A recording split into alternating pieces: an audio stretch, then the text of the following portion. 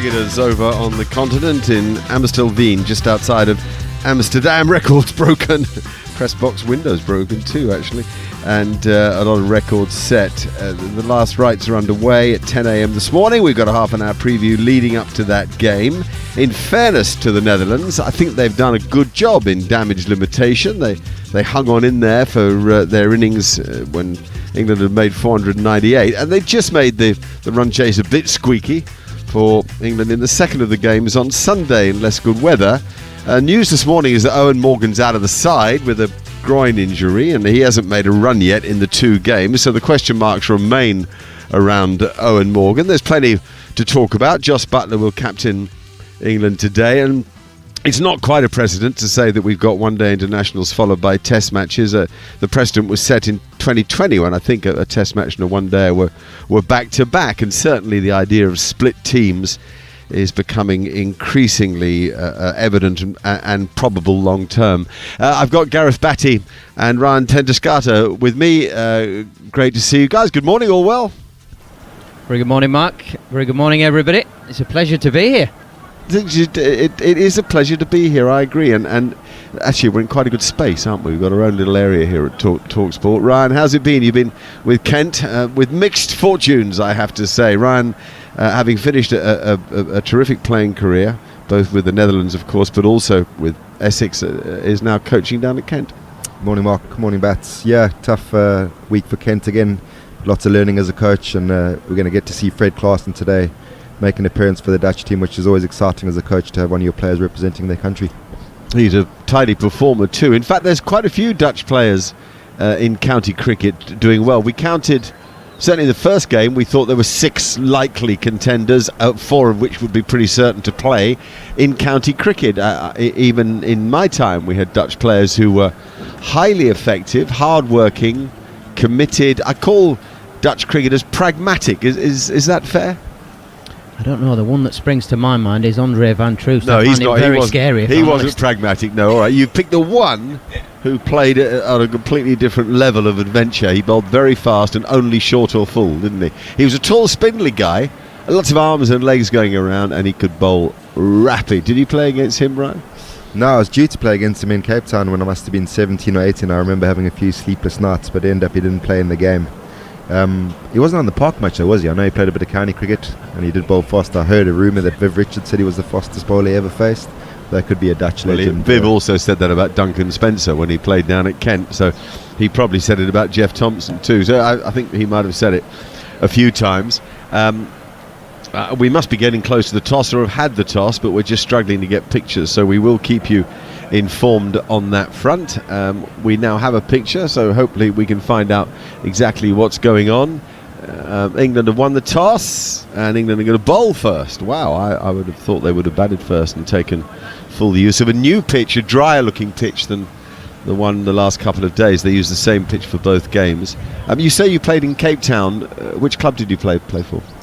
I played for Western Province Cricket Club in the end, and obviously I was at university in Cape Town as well, so 4 years playing for the university club. Nice, okay. Curran in for Morgan. One other change I think I can get now. Oh, David Payne in for Reece Topley. And we got a proliferation of left-armers bats, but none of them ready for the test team. No, and I think you would say that possibly take Sam out of the equation because he's a young man still learning his game and he's been out injured for a period. I think the left-armers that we have made their name predominantly in white ball cricket because of their skill sets. And the thing that we know that all the numbers that we passed around from analysts and so on and so forth suggest that angle from over the wicket is frightfully good in white ball cricket, and that is something that England have recognised.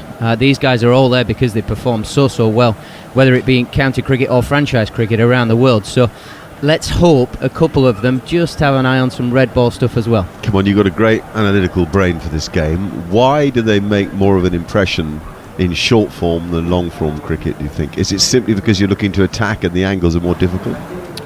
I think they have a very big upside in both forms of the game, because we know in county cricket, if you're a left armer and you swing it back in red ball, hit them on the shins, the umpires give them. Whether it's out or not, they just give them because of the natural angle.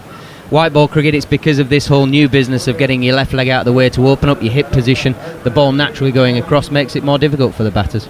quick one on the team. Jason Roy, Phil Salt, David Milan, Joss Butler, Liam Livingston, Moeen Ali, Sam Curran, Adil Rashid, David Willey, Bryden Cast, David Payne is the England side that's chosen to bowl first. So we'll see relatively new faces in action and one older face, David Willey. But Bryden Cast and David Payne, well worth watching. Sam Curran looking increasingly fit and able.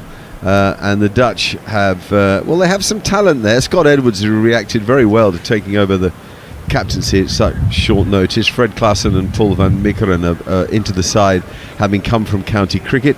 We know that guys like Max O'Dowd and Vikram Singh, and these are all pretty good players. Baz de Leede looks a nice talent too, to me, Ryan. Yeah, we've discussed before, and he's got all the attributes to be a fine all-rounder. I think the Dutch will be looking for a bit of output from him now. Talent gets you that far, and he looks the part, but he hasn't, certainly since I've been around and certainly since I've known him, he hasn't really put a match-winning performance together. It's sort of bits and pieces and always does all right in one of the facets. But I think it's time that he steps up now. He's got quite a bit of experience under his belt for a young man, and he should be ready to deliver his stuff. 2 games with bad beatings, but not without a good fight. What does that do for, dare I say it, the cliche Dutch courage? I think at the start of the series they would have had objectives they wanted to meet, and certainly putting up a competitive performance would have been the most important for them. What does it do for them? I think it gives them confidence going to this 3rd game. They hopefully can be better today. They can look to achieve more objectives along the way, push them even closer than they did in the 2nd ODI. But ultimately, much like England, it's a series to see what's out there, see who they can rely on in future, and see what options they have for their more important series, which are going to be things like the World Cup qualifiers in July. It's a really interesting one because this series for me is about growth of individuals. 2 teams playing, and cricket is a team sport, of course it is. But you need the growth of some individuals to see where that can propel the overall team moving forward in the next few months, that we know there's so much going on in the world of cricket for these guys. So each individual out there is wanting to put a marker down. He's wanting to sort of say, I'm right in the mix here, and my skills are going to be good enough to move us forward. News from Amstelveen is that England have won the toss and have chosen to field, or should I say bowl first. We always used to say you choose to field first, but I think you should say you've chosen to bowl first, because bowl is the obvious opposite to batting. Okay, well, on that basis then, let's explore that and go straight to the main subject of discussion around the one-day team at the moment, which is Owen Morgan. How can a captain, basically pick and choose? And he's had 2 noughts, he's only faced 8 balls in the 2 games, and now he's not playing because of a groin strain. He's had very little cricket anywhere in the last year. He desperately wants to play in the World T20 coming up in October. What do you feel, Gareth? I think it's a really difficult one because Owen Morgan is the reason why England got to number 1. He's the reason why England won the World Cup. His visionary views on the game and where he wanted to take English white ball cricket is for all to see. The one thing we do know about players when they get older, it's not just the here and now, it's what they've done leading up to that point. So has he been somebody that's looked after his body? Has he been somebody that's given it due diligence to extend his career once it gets to that point? And it's the reason why we're all sat here. You can't fight age, it's coming up on you. So the proof will be in the pudding in the next month or so, as to how much work he's put into his body in the previous 4 or 5 years, as to whether he can extend. And it might be his body that makes the decision for him. Okay. Okay.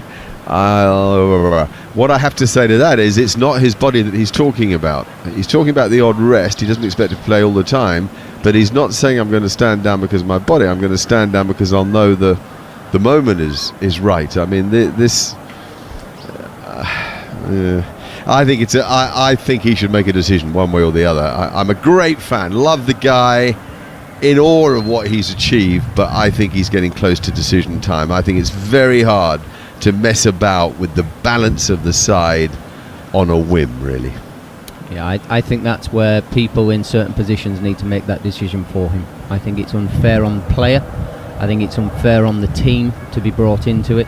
I think people are paid to be having certain titles at the side of their name. They're the ones that have to make these decisions and make it right by everybody. But the person's Rob Key, isn't it? And with the 2, well, with the one coach, I was going to say with the 2 coaches, but Brandon McCullum would be very useful in the conversation with Rob, because he's such a close mate of Owen Morgan, and I think everybody can see that fully fit, he's still a massive contributor to the team, and therefore they want him around for the World Cup, the T20 World Cup in October. I can't think he'll make 16 months' time in India for the 50 over World Cup, but I think it has to be Rob that makes that decision, and I think there has to be clarity. If Rob just came out and said, let's stop talking about Owen, he's part of our plans, leading our campaign to the T20, that's fine by me. I have no problem with that at all. But I think we need one thing or the other. I don't think we want Owen himself saying, I'll pick and choose a bit, which is sort of the...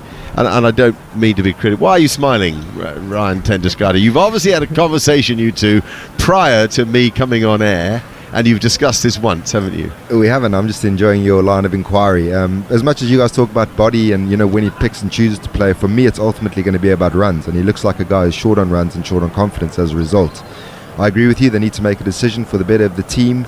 They need to maybe decide his influence, can it be delivered to the team in another capacity? Does he have to be part of the playing 11? Can he be there, particularly now that Matthew Mott has taken over? It was either a great time to cut ties with the captain and the coach at the same time, or you rely on the captain to drive what they've done so well in the last 5 years forward. Very good. Well, I wrote a piece 2 months ago that had him standing down as a player and taking over as coach, so I completely with you on that.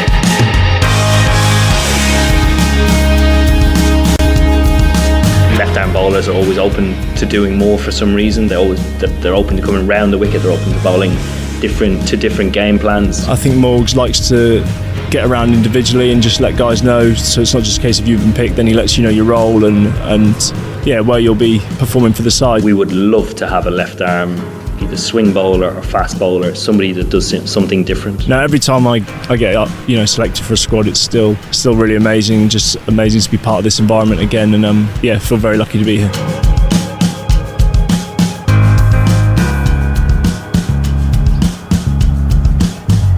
Well, David Payne has earned his one-day cap. A lovely moment for him. We were talking about left-armers a moment ago, and I'm sure England are going to find one. There's a proliferation in certainly high-class left-arm quick bowlers in the shorter format of the game. The Test side could do with one, particularly if Moeen Ali came back fit and eager to play Test match cricket, because he could land it in the footmarks. But that's another story. Apparently, groans from the sprinkling of English fans in Amstelveen with the news that they'd put Holland, or the Dutch, I should say, into bat.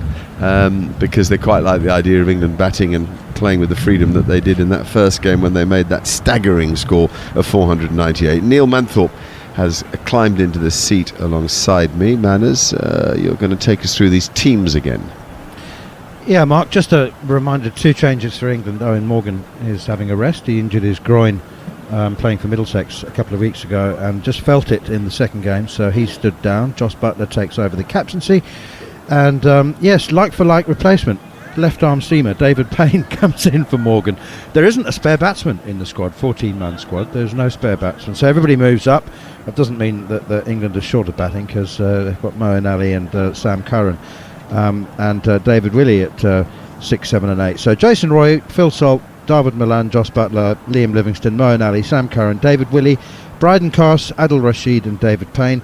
And for Holland, a welcome boost to the bowling attack with Fred Klaassen having made his way from Canterbury yesterday. So he'll lead the attack alongside Paul van Meekeren. They haven't played in any of the Netherlands fixtures so far this season. No place for Vivian Kingma and Shane Snater, and Musa Ahmed also sitting out. And Peter Salar, the captain, long-time captain, has reluctantly announced his retirement from the game after a long-standing back injury which he failed to recover from. So Scott Edwards takes over the captaincy, and opening the batting, Max O'Dowd, Vikram Singh, Tom Cooper, Baz de Leerde, Teja Nidamanuru, Scott Edwards, Logan van Beek, Aryan Dutt, Tim Pringle, Fred Klaassen and Paul van Meekeren. That Bryden Carse, Gareth, you said that we're at the stage where we're looking more at individuals in today's match, from both sides, to see how their progression goes, what their coaches and stuff are looking for going forward towards more one-day cricket, World Cups and the World Super League and all those things. Bryden Carse bowls heavy ball, doesn't he? He's the son of James Carse, actually, who I played against a bit who certainly thought of himself as a fast and nasty. He didn't always get it right, but he's South African born and can bowl fast, can't he? How do we operate when Wood's injured, when Jofra Archer's still in injury, and Bryden Cast comes right on to the front of your mind when you're talking about lads who bowl strong, quick balls. I wouldn't say he's out and out express as in consistently at 90, but he's that high and late 80s with a real hit the bat intent. He is the enforcer that he gave himself a bit of a name in an interview I read a couple of days ago, saying he wants to perform that role. He wants to do the Liam Plunkett role, bowling in the middle of an innings and getting people out playing pull shots and roughing a few up. And it's a really big opportunity for him because, there's a few injuries kicking around and the door is open. Can he kick it open and keep it open? And in the Netherlands side, are you picking anybody that you're especially interested in and keeping an eye on and think is bright for the future?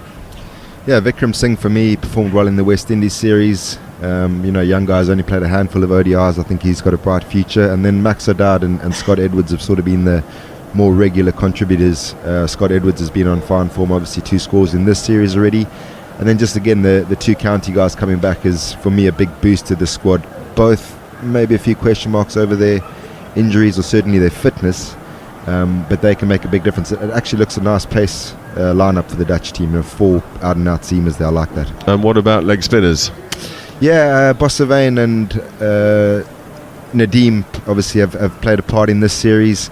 I think it might be a station too far for them. 2 young guys, on the back of that 498 in the first innings. It might actually be a good time just to draw them out of the action and let them learn their craft away from the game by watching and practicing a bit more. Do you think that's a fair call, Gareth? It is very difficult, isn't it? Particularly on a smallish ground, a flattish pitch against blokes like Butler and Livingston. Almost too hard to have picked them, or is it a learning process that's worthwhile? I think there's a balance, isn't there, from the coaching staff looking at it saying experience is one thing, but what sort of experience are we going to be giving them?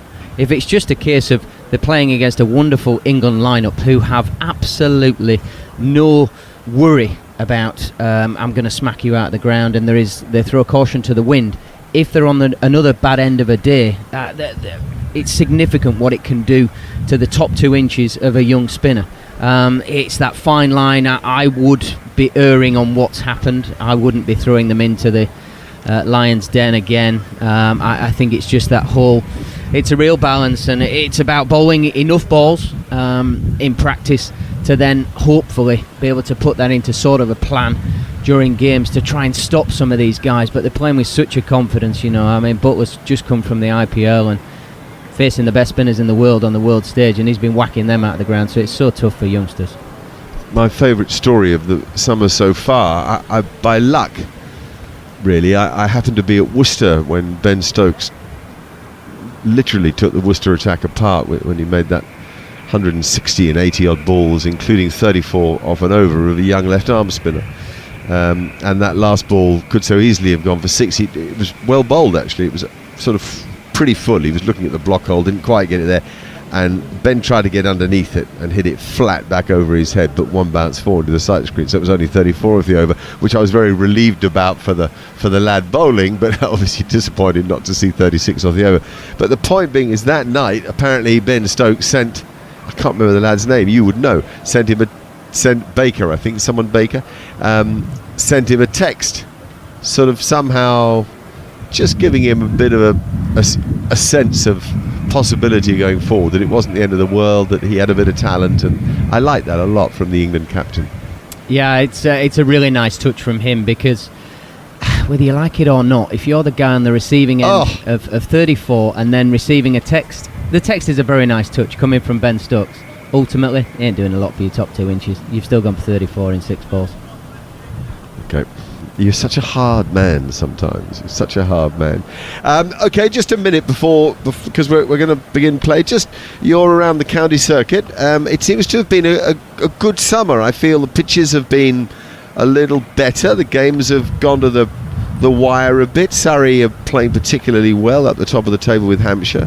Have you been more pleased with county cricket this summer?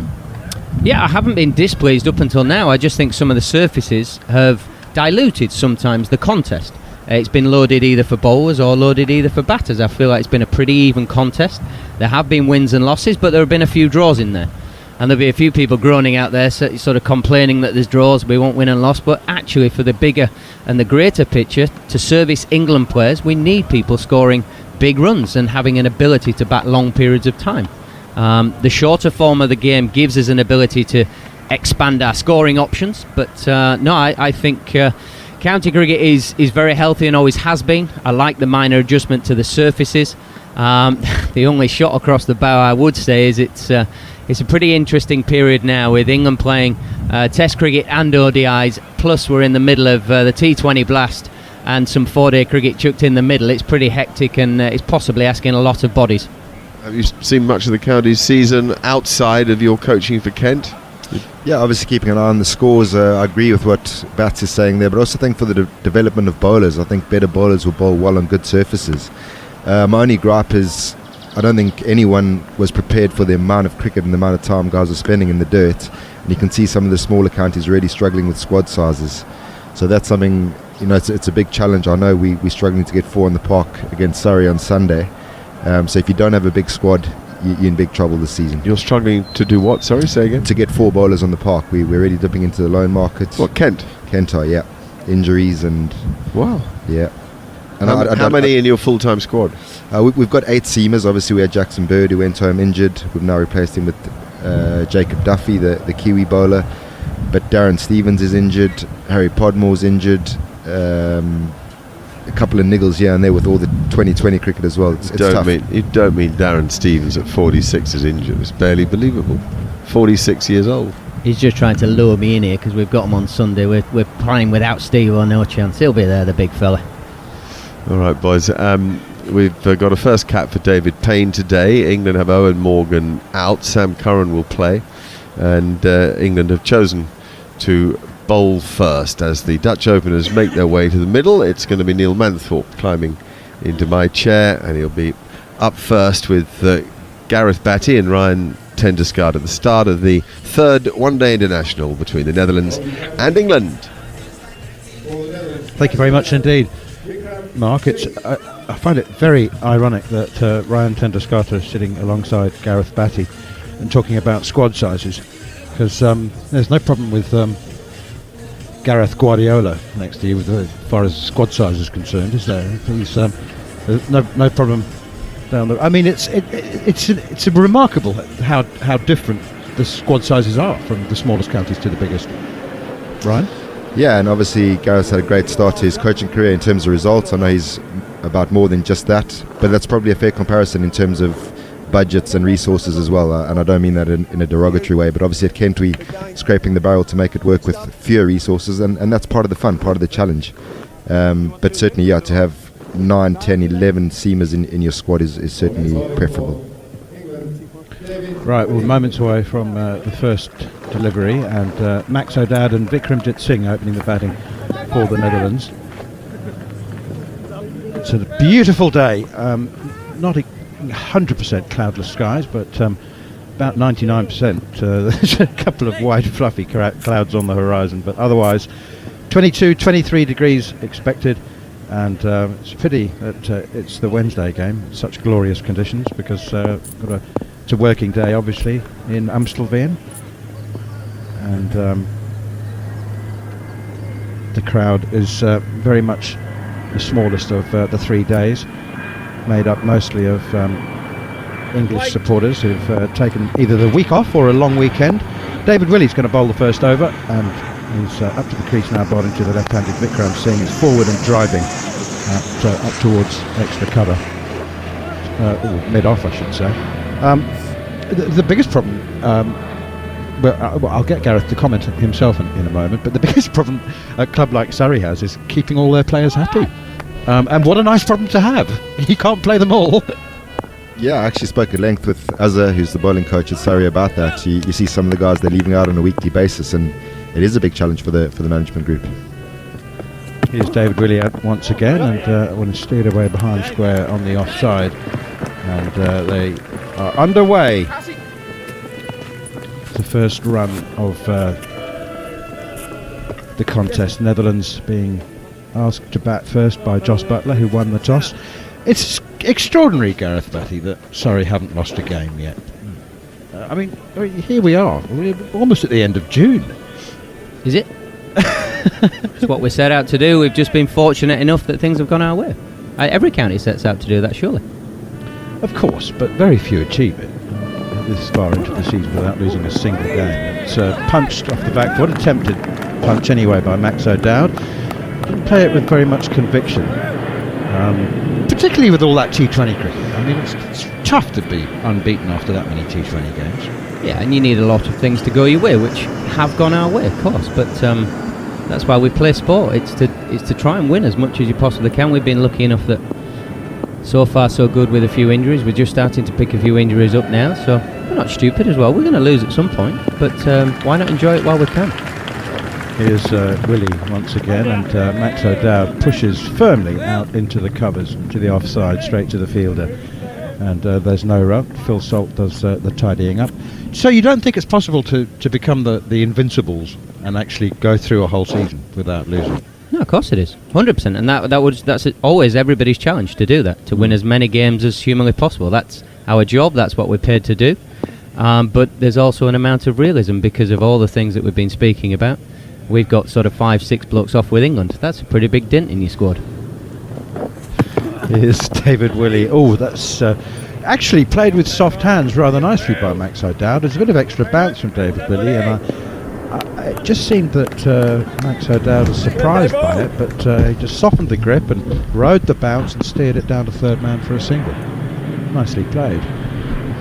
It's the first one that's had a little bit behind it. It looked a very sedate start for a fresh pitch. That one just rises slightly and, like you say, corrects with the hands and gets it down to third man for a single. Decent start, get through the first over. He'll be the first objective for the batters. Two slips in place for the left-handed Vikram Singh. That's full. It's drivable and just firmly pushed by Vikram Singh up towards mid-on. And there's no run. Netherlands 2 without loss. England won the toss, chose to bat first, and chose to bowl first. And there was groans amongst the travelling England supporters when that happened, because Gareth, after the 498 world record score in the first ODI, there's a few people were hoping they'd have another dip at 500. Yeah, I think England have taken the crowd out of it and gone with what they wanted to do. They wanted to have a ball first. They wanted to chase. It is the preferred option now for majority of sides in white ball cricket, whether it be ODI cricket or T20 cricket, to chase, to know what you've got to score. That first over from David Willett, the man that's on the move again back to his home county, not a lot of swing, and that's the one thing you would say, that is the thing that he searches for. He does swing the ball. Very clever bowler, and uses that swing to his advantage to challenge both the inside edge and the outside edge. So from a Holland perspective, that's a pretty nice place to be. David Payne on debut, first delivery, bang on target, just outside the off stump and pushed out towards David Milan at extra cover, and there's no run. 31 years old, David Payne. Always reluctant to use the term late developer, because there's many a sportsman who's developed perfectly well in the age of 20. It just takes a long time to get recognised. Here is David Payne, another left arm seamer. Oh, that's a super delivery. Did that just shape in a little bit and then straighten? Maybe I'm imagining it, but it's beaten the outside edge into the gloves of keeper Jos Buttler. Did that just shape in a little bit initially? Yeah, well, certainly the first one swung a lot, and I think that's a great follow-up ball. You know, when you see the first one swing like that, you got to play for your stumps, and he pushed that one just across him. I'm delighted to see David Payne get his debut as his third tour without a game, but he's just one of those guys on the county grind. Oh, lovely in swing here from David Payne, left arm over the wicket. Max O'Dowd pushes it up to mid-on, where Willie fields. Consistent performer. He's been a good white ball cricketer for Gloucester for at least close to 10 years, and he's someone who really, really deserves his go here.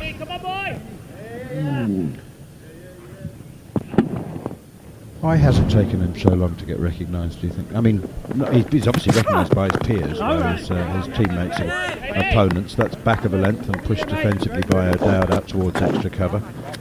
Liam Livingston tidies up. Yeah, I've just got his numbers up. He's played 66 List A games, 110 wickets at 24.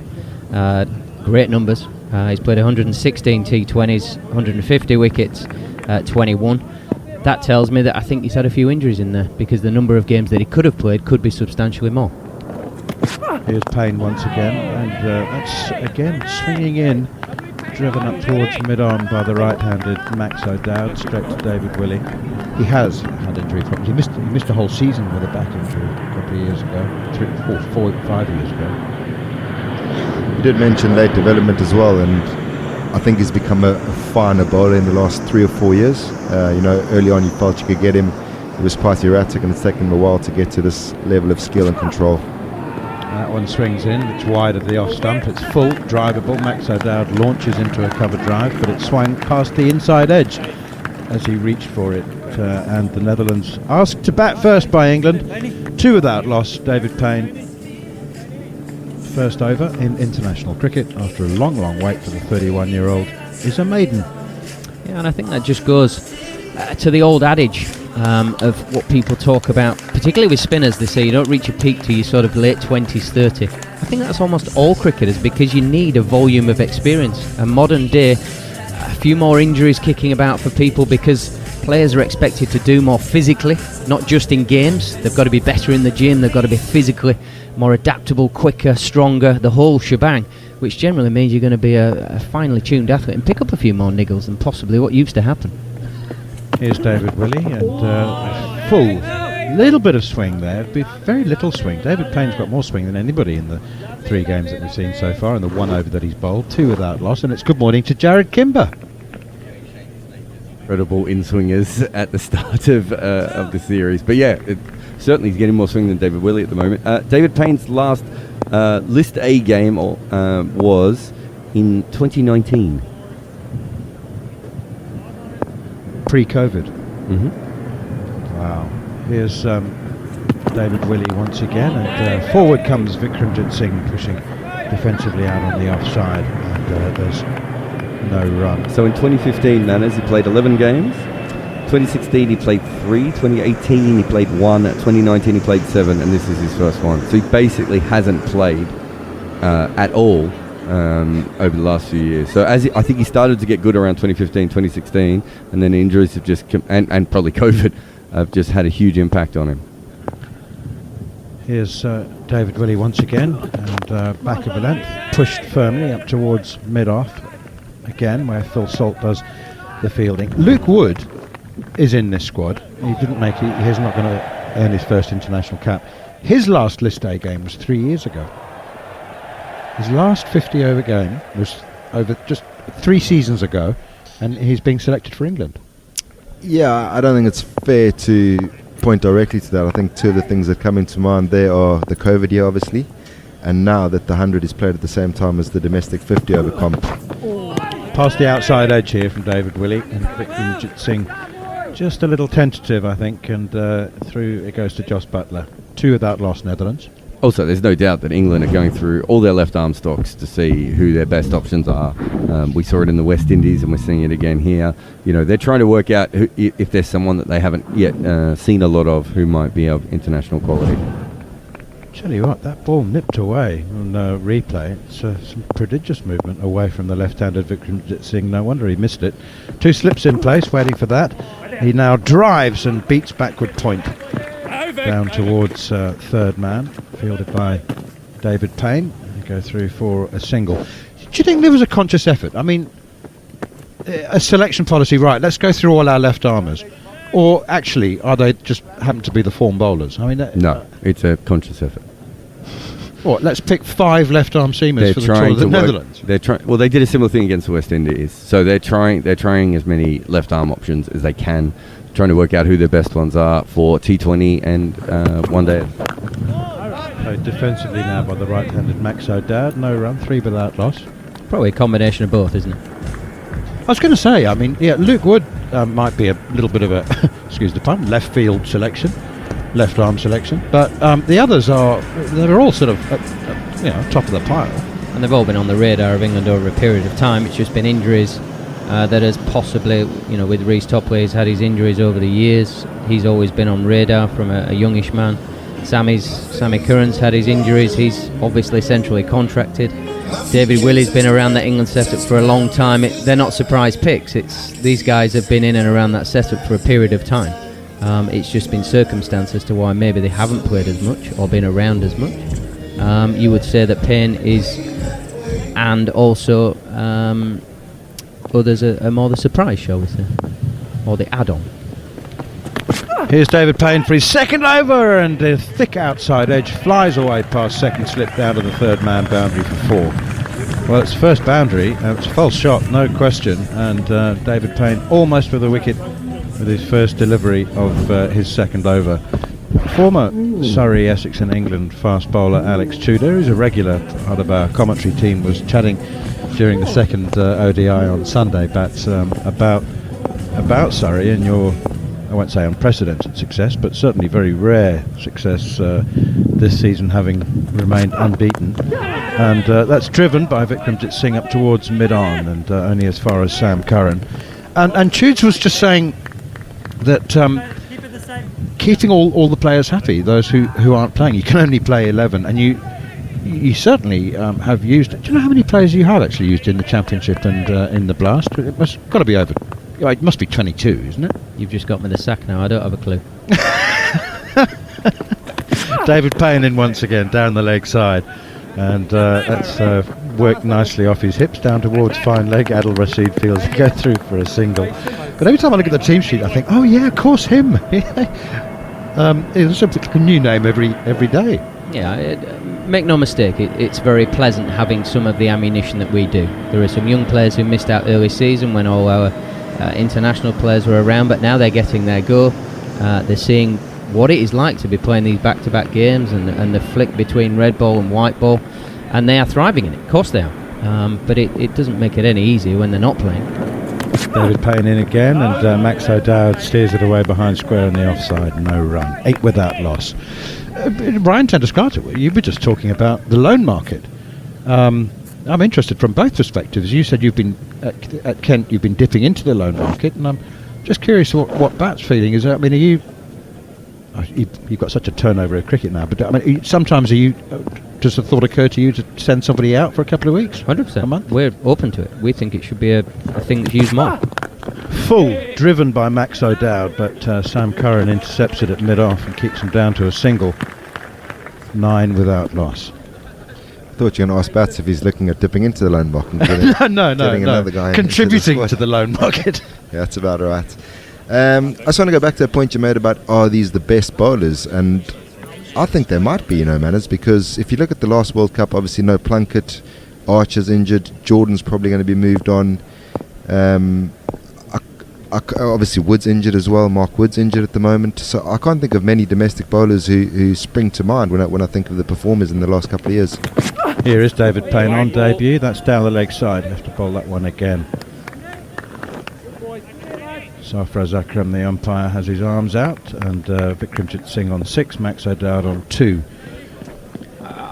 People have been talking about why so many injuries and so on and so forth. I think the very obvious thing that is staring us in the face and nobody dare talk about, COVID for 2 years. People haven't trained, they haven't had the work, they haven't been able to perform and do things like they would do pre-COVID.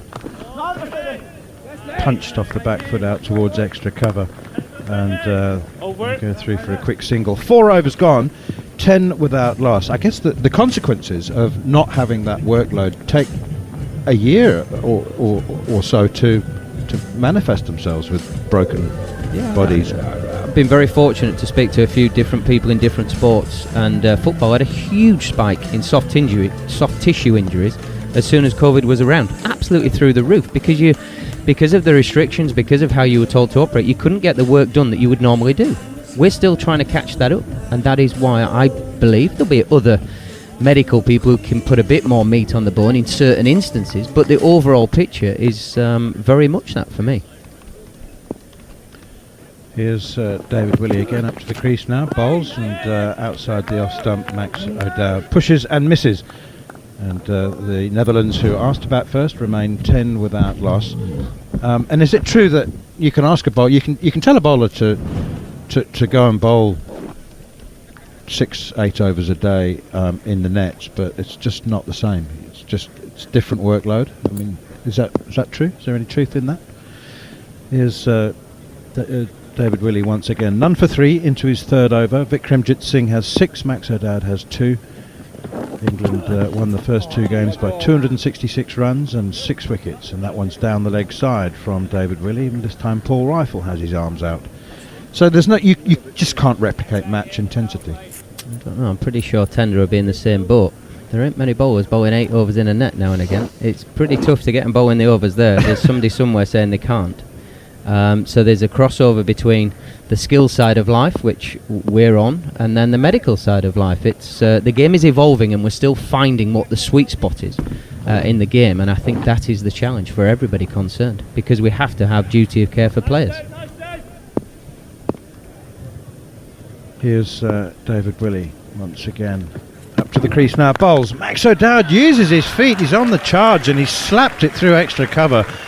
Like, that's a beautiful shot for 4. He's known as a nudger and a nerdler and an accumulator and an anchor and all of those sorts of things, but he's actually not short of shots. No, and I think he's read the play well there. The wicket's very slow. It looks like if he stands still and allow guys to bowl length at you, it's going to be quite difficult to score. So he's come down the wicket, made the pace in it, and a beautiful shot. A little bit uppish through extra cover. That gets the boundary count up and running. Into the 5th over, and here's David Willey. Bounces back of a length, hits him on the thigh pad, Max O'Dowd, and fielded at backward point by Livingston. The sweet spot's interesting, Gareth, because you still get the old schoolers say, well, we used to bowl 800 overs a season in my day, and you're bowling fit, that's all you need to do, bowl, which is obviously outdated. But then you sometimes get workload management from the medical side, which also seems to go over the top. The thing those old schoolers are not looking at now is these lads are diving on the boundary. They're not just letting it go for 4 or putting a boot down. Willie and Max O'Dowd pushes up towards mid-off, scamper through for a single, 16 without loss. I would pay good money to watch the T20 Blast at the minute. I think all the teams that we've played against, it's a fantastic spectacle, because you've got 22 guys running around on a field that are now athletes. There are very few lads who can't do the big dives, the speed to get to the ball, so on and so forth. The game is evolving, but unfortunately our understanding of the way the game is evolving is not quite up to speed. So how we manage these things is still is not an exact science at the moment, and that's what we're trying to find everywhere. That's worldwide, that's not just in England. Vikramjit Singh on strike on 6. That's short. Oh, and he's spliced a pull shot, and he's caught by Livingston. Dear me, he's David Malan, I think, has taken the catch. But again, David Willey for the second game in a row surprises Vikramjit Singh with a back of length delivery, and for the second consecutive game, Vikramjit Singh just didn't seem to be fully committed to the shot in many ways. Perhaps I'm doing an injustice to David Willey. Maybe it was a bit sharper than Vikramjit Singh. Did seem to be rather slow through the pull shot. It literally hit the splice of the bat and popped up to David Malan at short mid-wicket. First wicket for England. Yeah, I can't make my mind up whether this ball has rushed him or whether it's done him for lack of pace, because it's got him high on the bat, but he certainly didn't look, if you looked at his body position, he's sort of got that little bit of a shuffle back, a movement back to open up that leg side, and it's hit high on the bat. It's got in a bit tighter to him maybe, so he couldn't fully get his arms free. But I don't know, I'd be interested to see what Ryan thinks, whether it's actually pace that's done him or lack of pace. I think it's pace. It was 139 kilometres, not express, but the wicket has looked really slow and coming out the wicket slowly, and I think that one Willie's just put his back into it, and he hasn't read it coming out the wicket that quickly. Like you said, it almost hit the handle if the bat was that high on the bat, and it just leaps up. So for me, he's been done full pace on that one. 16 for 1. Tom Cooper comes to the crease now, a 35-year-old Australian, alongside Max O'Dowd, and David Willey has figures of 1 for 9 after 3 overs. Netherlands 16 for 1. This is the final of 3 World Cup Super League fixtures. England won the first 2 games by 266 runs and 6 wickets after a world record score of 498 for 4 in the first game at the VRA Sports Ground in Amstelveen, about 10 kilometres from Amsterdam. And even less from Schiphol Airport. Traffic does seem to be much quieter today. Maybe there's an aeroplane strike as well as a train strike in the UK. It wasn't quieter coming from Balham to here, I tell you. Absolutely bonkers. Took me an hour 15. Yeah, the 16 for 1. Here is David Willey again, full wide outside the off stump. It was so crowded on the train, such a crush that there was a short, light, I don't know, but she probably weighed no more than 45 kilos. She was next to me. At one point she looked up at me and said, "My feet aren't touching the ground." That's how tightly packed the train was. Oh, it was concerning, I tell you. Anyway, 16 for 1, 5 overs gone. Tom Cooper yet faced just 1 delivery. Max O'Dowd has 7. Jared Kimber, how was your train? The same. I mean, I wasn't weighing people with my eyes and making sure they were off the ground or anything, but yeah, it was very packed. That wasn't what I was going to talk about though, Matt. Vikramjit and the short ball. We saw him against the West Indies hook a few sixes, and I think that what England have decided is that he might be a bit of a compulsive player of the short ball. David Payne, forward comes Max O'Dowd, pushes it up towards mid-off, and there's no run. A compulsive player of the short ball. Yeah, so or a compulsive hooker. Well, he's not. I mean, that's a pull shot, isn't it? It's not really a hook. But I think what they're thinking is that he's going to play that. He's been out. Was it to David Willey in the last innings as well? Yeah.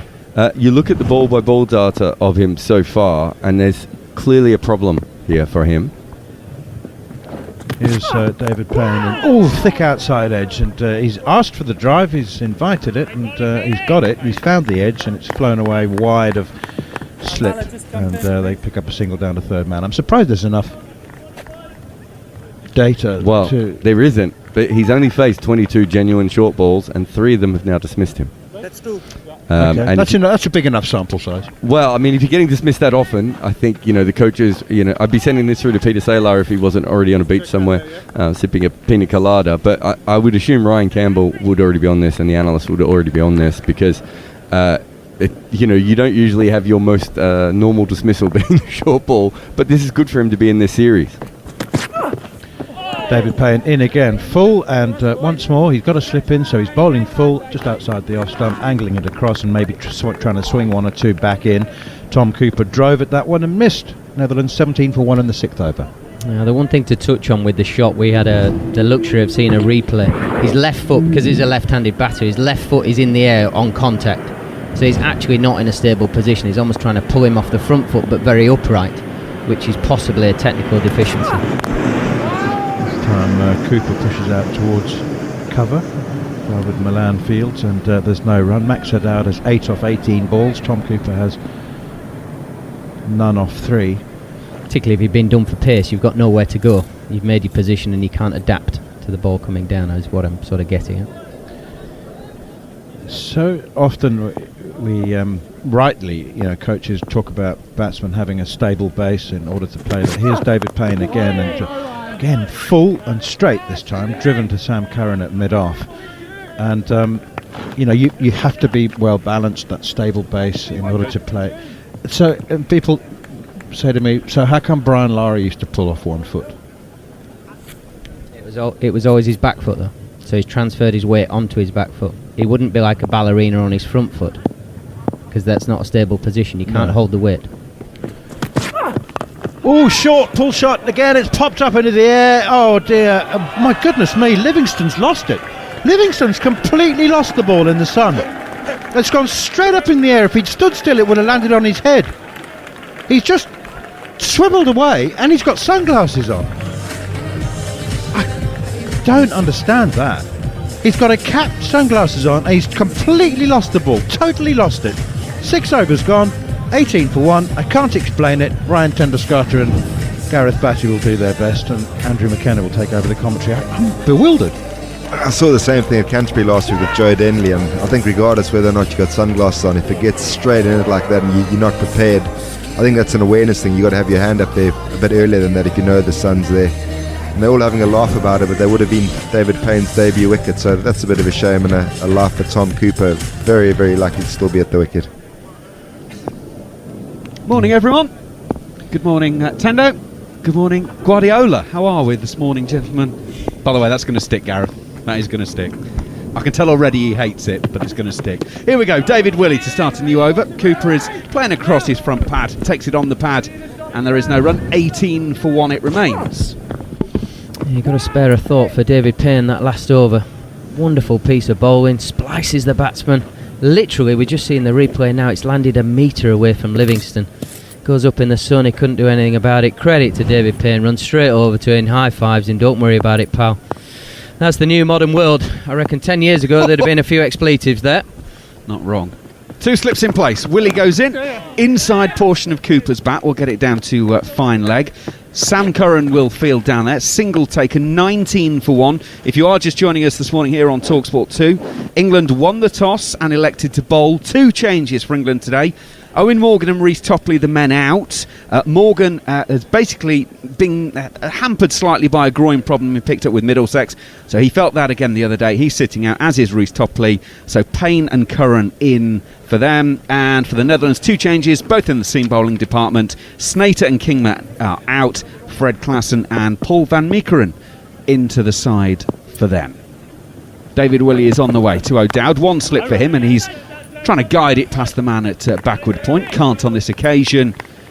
And there is no run. 6.5 overs gone, 19 for 1. I feel like England have been quite smart using this short ball. They've predominantly pitched the ball up, looking for some lateral movement, bit of swing maybe. We've seen David Payne nip one off the seam and David Willey. But then just every now and again a bit of chin music just to surprise. And it's worked on a couple of occasions. Willie in. O'Dowd is trying to turn this on the onside. Willie will gather in his follow through, and there is no run. A couple of clues at the wicket's a bit too paced as well. I know Tom Cooper plays a short ball fairly well, and that's rushed him, like you said. But even the first dismissal, he didn't have time to extend his arms, and I think you spot on. England have thrown it up there. Ball's coming out of the wicket slowly, and then the effort ball is catching the Dutch batters by surprise, and that's 2 chances in the power play. Hopefully they don't rue missing Cooper on naught, I think he was. Well, they've got a slip as one of the catchers, and the other catcher is at short extra cover on the drive for anything that just stops in the pitch and spoons up. Willie is in. O'Dowd is turning this on the onside, and it will go out to Salts at mid-on for a single. 20 for 1 here on TalkSport 2. I mean, if that is something that is a potential issue running through Netherlands cricket, they need to go back to the coconut matting, because when I was a kid I went out there for an under-7, I kept getting whacked on the head from everywhere. It was rapid. Literally, get some of that going and get your coaches pinging on that. You'll be smacking everybody out of the ground. Final ball of the over. David Willey's 4th. 1 for 11 so far. It's a drive ball for Cooper.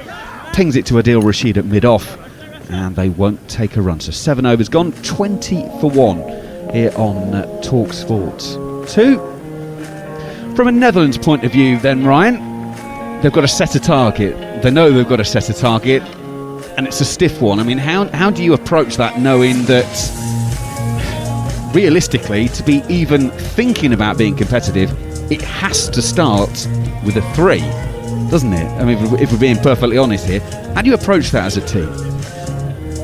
I hear what you're saying, but to be honest, I don't think it does. This wicket looks really slow. I know England batting lineup is ridiculous, but I think if you were, approaching this innings objectively, I don't think it does start with a 3. I think 270 looks like a good score on from what I've seen from the first 7 overs here.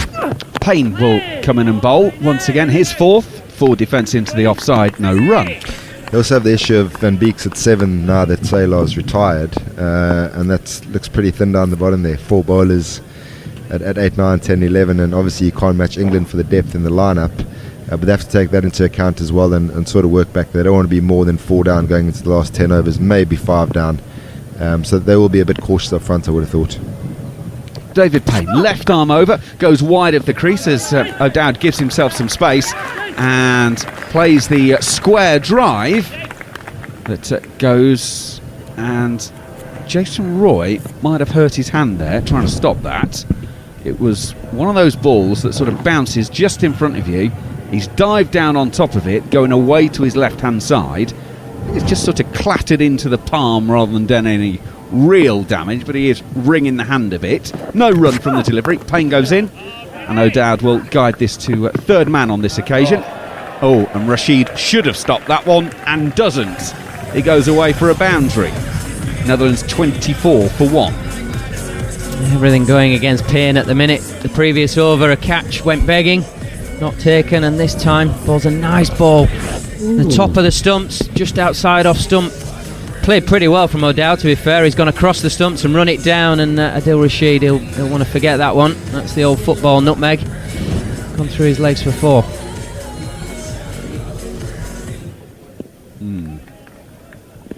24 for 1 then, halfway through the 8th. Here comes David Payne, number 78 on his back, comes in and bowls a ball that O'Dowd looks to drive. Milan is the man at short extra cover, and it's straight to him, and there is no run.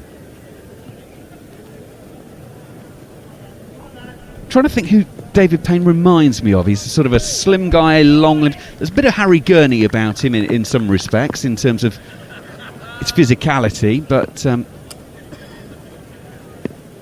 there's someone else. I can't put my name on it just at the moment. Oh, O'Dowd's had a little nibble at this one and immediately pulls his head back going, no, don't do that. It's gone through to the keeper, Joss Butler, and there is no run.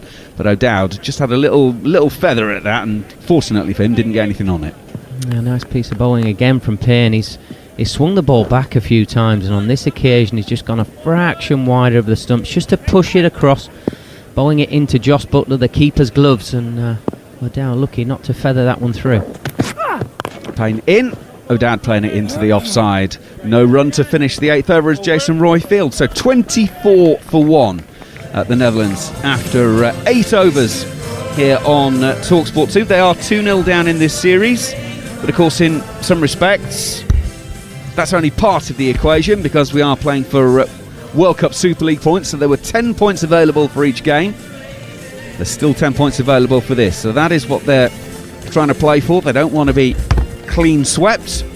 They want to get something on the board out of this. They were put into bat by England, and they're 24 for 1 after 8. The man to go, Vikramjit Singh, caught by Milan off the bowling of Willie. 6 from 13, that was 16 for 1. They probably should have had another one with the ball spooned up in the air by Cooper, but Liam Livingston losing it in the sunlight. And we will start the 9th over. Oh, David Willey has just been on-driven for 4. Shot of a high-class player. Cooper goes to 6. Netherlands 28 for 1. The boys have moved out. Harmy's moved in, but before we hear from him, we'll hear from Jared Kimber. Yeah, just want to talk about Tom Cooper. He has a phenomenal one-day average when you look at international cricket. But if you look right across the board in domestic cricket in Australia, where he's mostly made his name, he's always been a very good player. He's played 88 games for South Australia, and he averages 40. Willie is in. Cooper on the back foot, hits back to Willie in his follow-through no run. He's played a couple of games for Australia A, where again he smashed it. Netherlands right across his whole career, not just including one-day internationals, again averaging around 40. So a very consistent run scorer. He also played for Somerset in 2015, played 8 games, made 100, averaged 60. Unlucky not to get a call back, I would have thought. But a very, very good career. Just been unlucky. He'd never been in form at the right time to get a call up for Australia. But that's probably been Netherlands' game, because they've been able to use him so much over the years. David Willey is on his way. It's a slower ball pushed up there. Oh, Cooper's timed the cover off of that one. Through extra cover for 4 all along the ground. That's a beautiful shot. 32 for 1. Cooper's into double figures with 10 from 11. Yeah, half volley from David Willey. He's just tried the knuckleball, I think it was. Tom Cooper has gone, held the pose, and then gone again. Yep, knuckleball.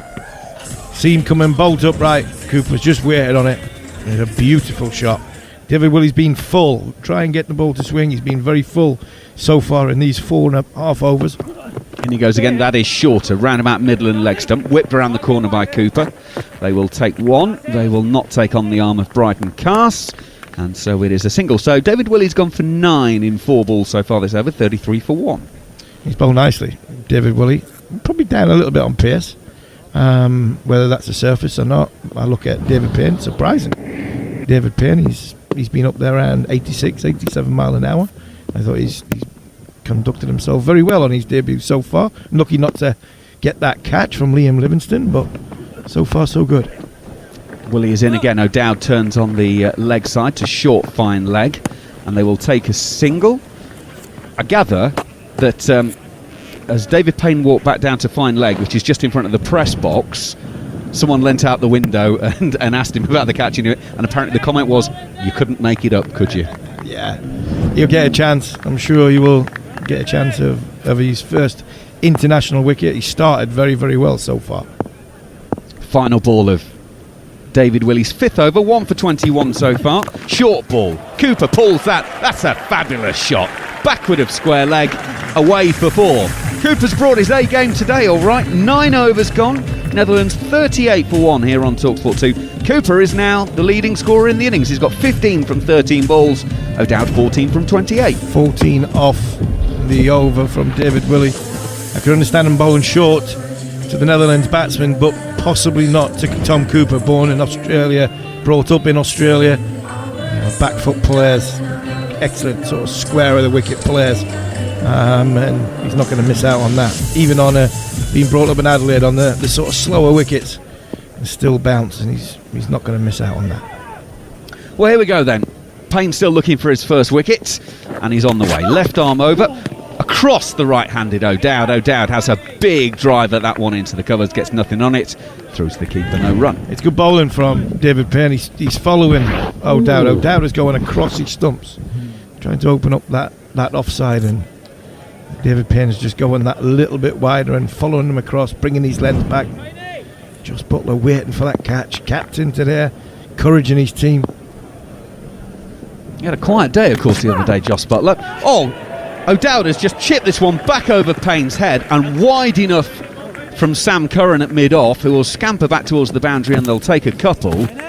But that one just looked like it was just going to loop into the air, but O'Dowd got it near enough to the middle of the bat, although there wasn't much timing, that it's safe, and they take 2, 40 for 1. Yeah, it's a couple of times now O'Dowd's done this, just plinked it, not sort of quite hitting through the line of the ball.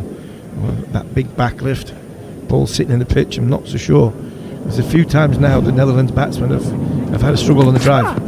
Payne in, O'Dowd on the pull, bottom hand comes off the bat. He's got enough on that one through mid-wicket. Willie's going after it, but he won't get there, and it's a 4. 2 and 4 from the 3 balls so far sent down this over. The Netherlands 44 for 1 as we are halfway through the 10th. Yeah, good start from the Netherlands. Anything short, they're having a go at. A bit agricultural from O'Dowd. See that big bat lift. David Payne just bringing that length back a touch, and no fielders outside the circle on the leg side. Just has to get it over the 30-yard circle, and it's 4 runs. I was just saying, Jos Buttler's 150th one-day international for England on Sunday. Didn't bat and didn't do a great deal. So he's captain today for number 151. He'll be looking for a little bit more maybe. Payne in. Oh, O'Dowd has gone a decent way across his stumps there. Takes him on the thigh pad. They'll take a leg by, but it pitched outside of leg stump, so nothing in terms of... It's one you don't want to rob. It's one you don't want to rob. It's missed everything. You see O'Dowd, he's not wanting to show anything. He's just pushing his thigh pad down. No, we've clocked you. We've seen it. You've got a little bruise in the morning, pal. Yeah, we've all suffered that. Payne in. Oh, that bounces. Cooper is looking to play that into the offside, and that's probably gone over the top of his bat by 10 centimetres. It's just gripped in the surface. It has. It's holding in this surface. Cross seam. Cross seam stood up. David Payne, 85 mile an hour.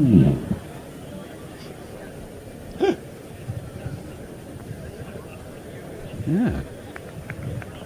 All of a sudden, Cooper was like, what happened there? Final ball of the first 10 next. Payne goes in, and Cooper plays it back past the bowler. Not a huge amount of timing. Although, having said that, Sam Curran will pull it back in 4 metres inside the rope, but long off. And so that is the first 10 done and dusted. 47 for 1, the Netherlands. After that opening 10 overs, Cooper's 17 not out, O'Dowd 20. The man to go, Vikramjit Singh, caught by Milan off the bowling of Willie for 6. That was 16 for 1. Bit of a disappointment actually. Vikramjit didn't fully get going, having now seen him for, this is the 6th match that I've seen him.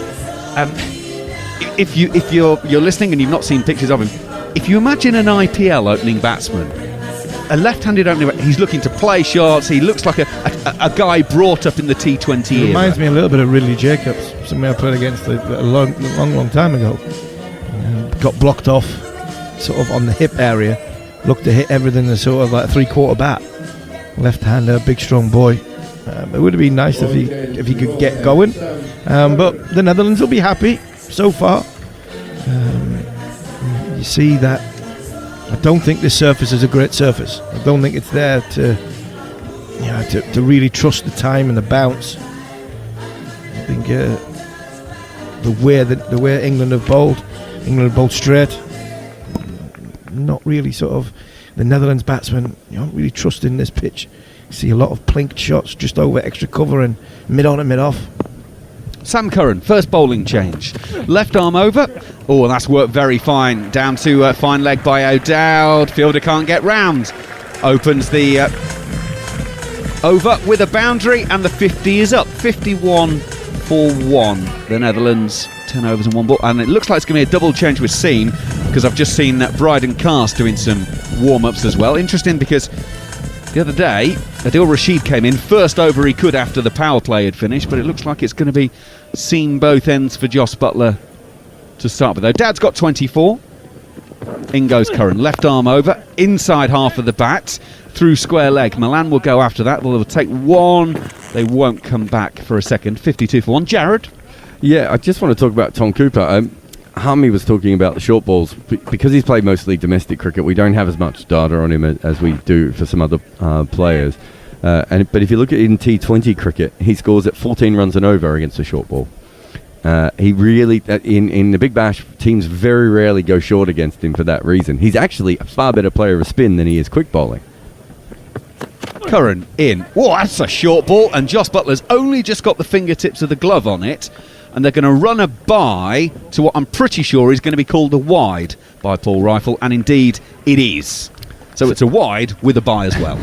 So Cooper averages 90 against spinners in one-day internationals and 35 against seam. So it tells you he much prefers the spinners.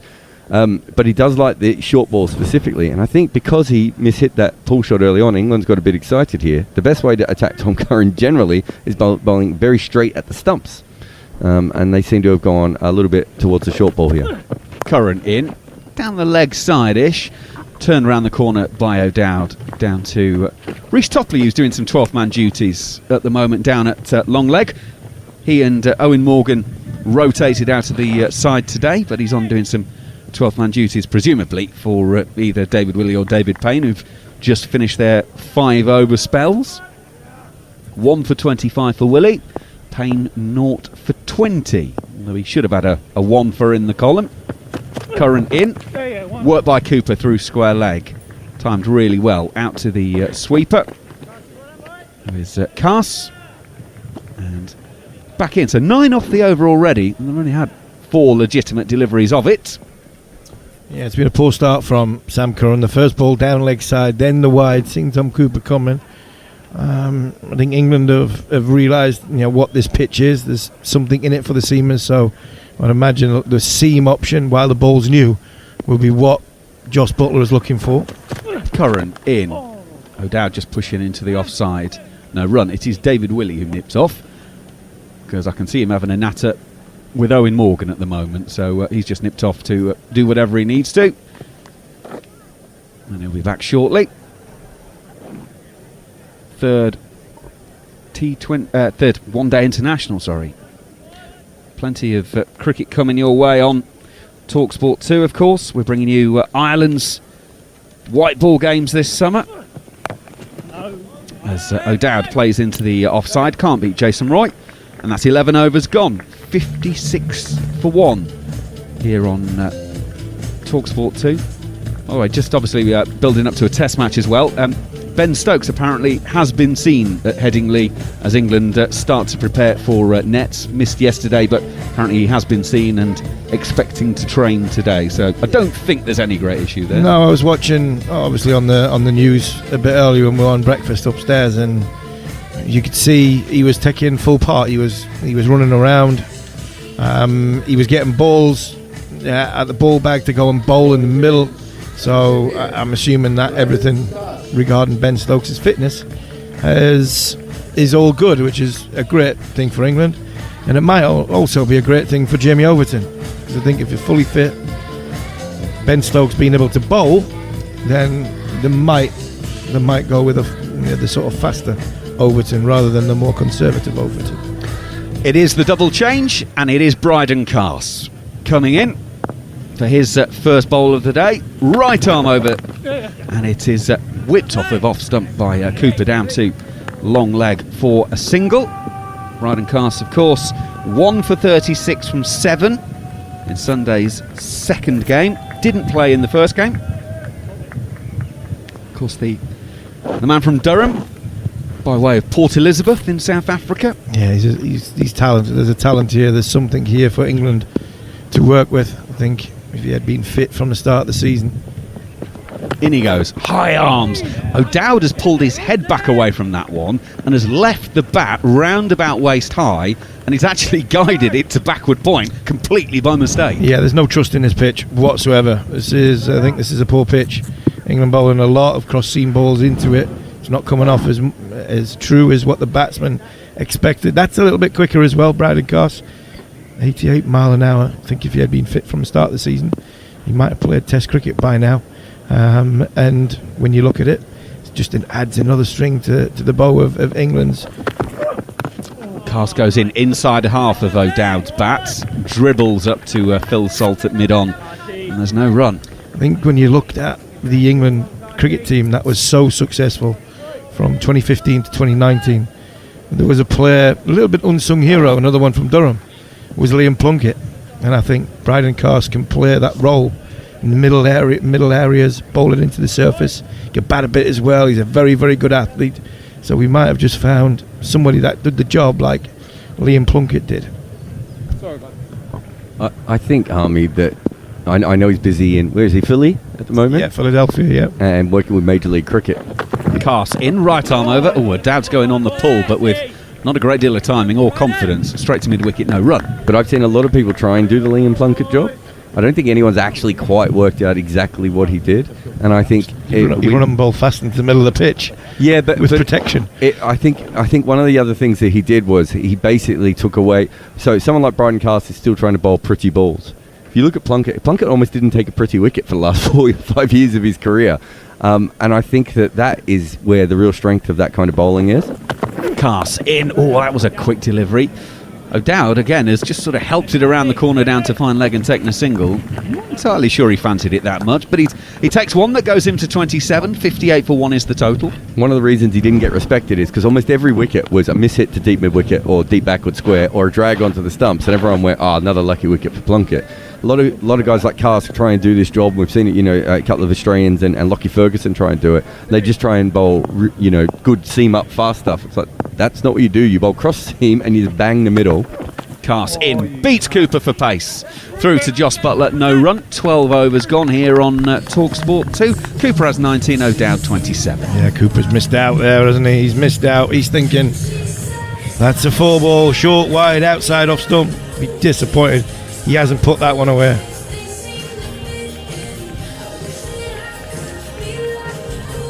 Well, I know a colleague of ours, Rory Dollard from the Press Association, huge fan of Liam Plunkett, almost a one-man campaign to get Plunkett into the England squad at times from Rory. So, Rory, if you're listening, we're carrying on your work for you, talking about Liam Plunkett. Yeah, he was a valuable member of that England cricket team, that white ball team that went on to so successful in the 50 over format of the game.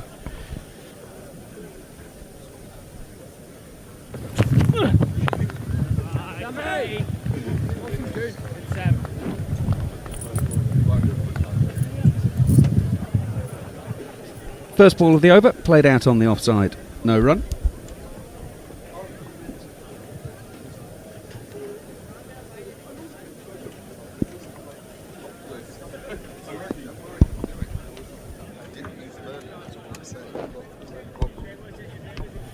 Mark Nicholas will take over the comms.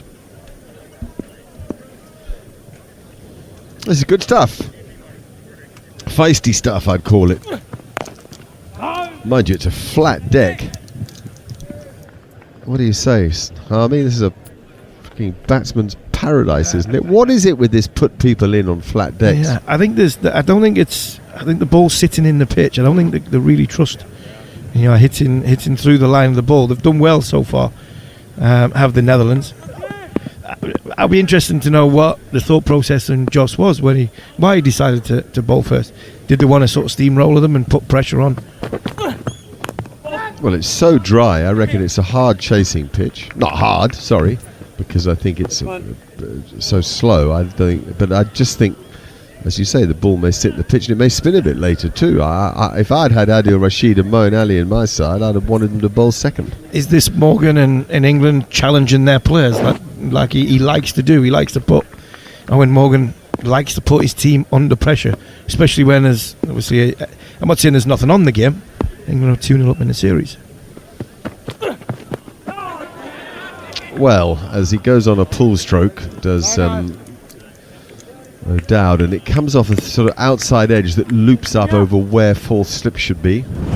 And the ball before, we were busy talking, I apologise, we were busy talking, the ball before was defended out onto the offside for a single.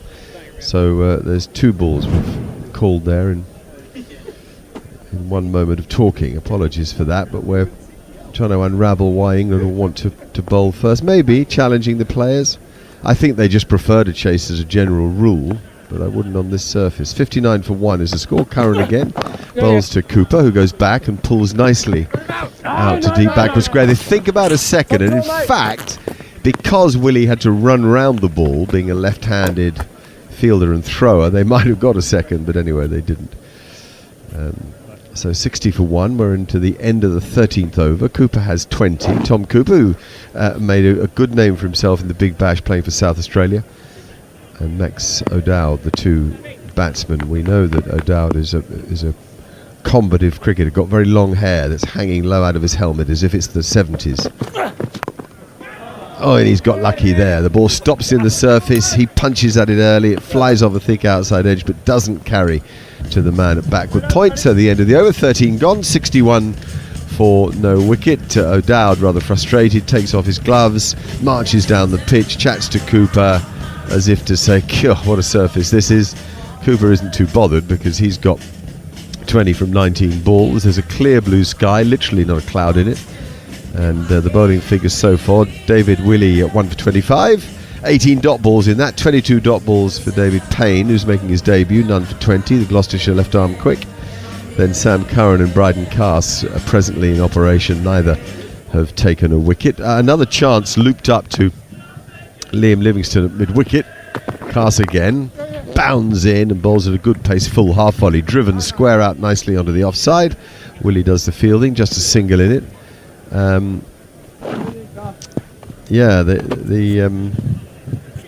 batting's been good. I like the way they've gone about their task. I don't think they're overawed by England. No, I agree. I think I just think they're not trusting the surface, and I think O'Dowd is getting himself blocked off with the left arm as he plants. His back comes from behind him, and I think he's struggling to get the sort of line and the arc of the bat to attack the ball. That's a great stroke. Quickly into position with his bat up, he can hit down on it, the pull stroke, back he goes and hits it powerfully in front of square, and that's where his early backlift and hold is so good, Steve. Yeah, and I think that's the perfect line for him.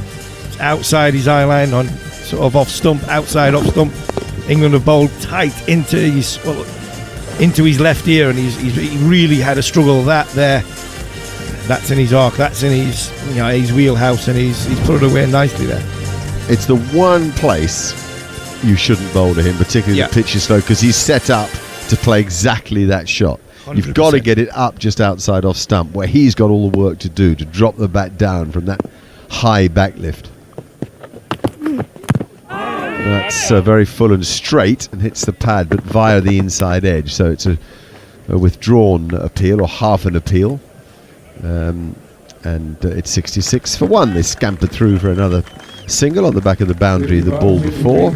Television replays the delightful handing over to cap. Mark Alleyne, one of the assistant coaches, giving David Payne, a fellow Gloucestershire cricketer, his cap.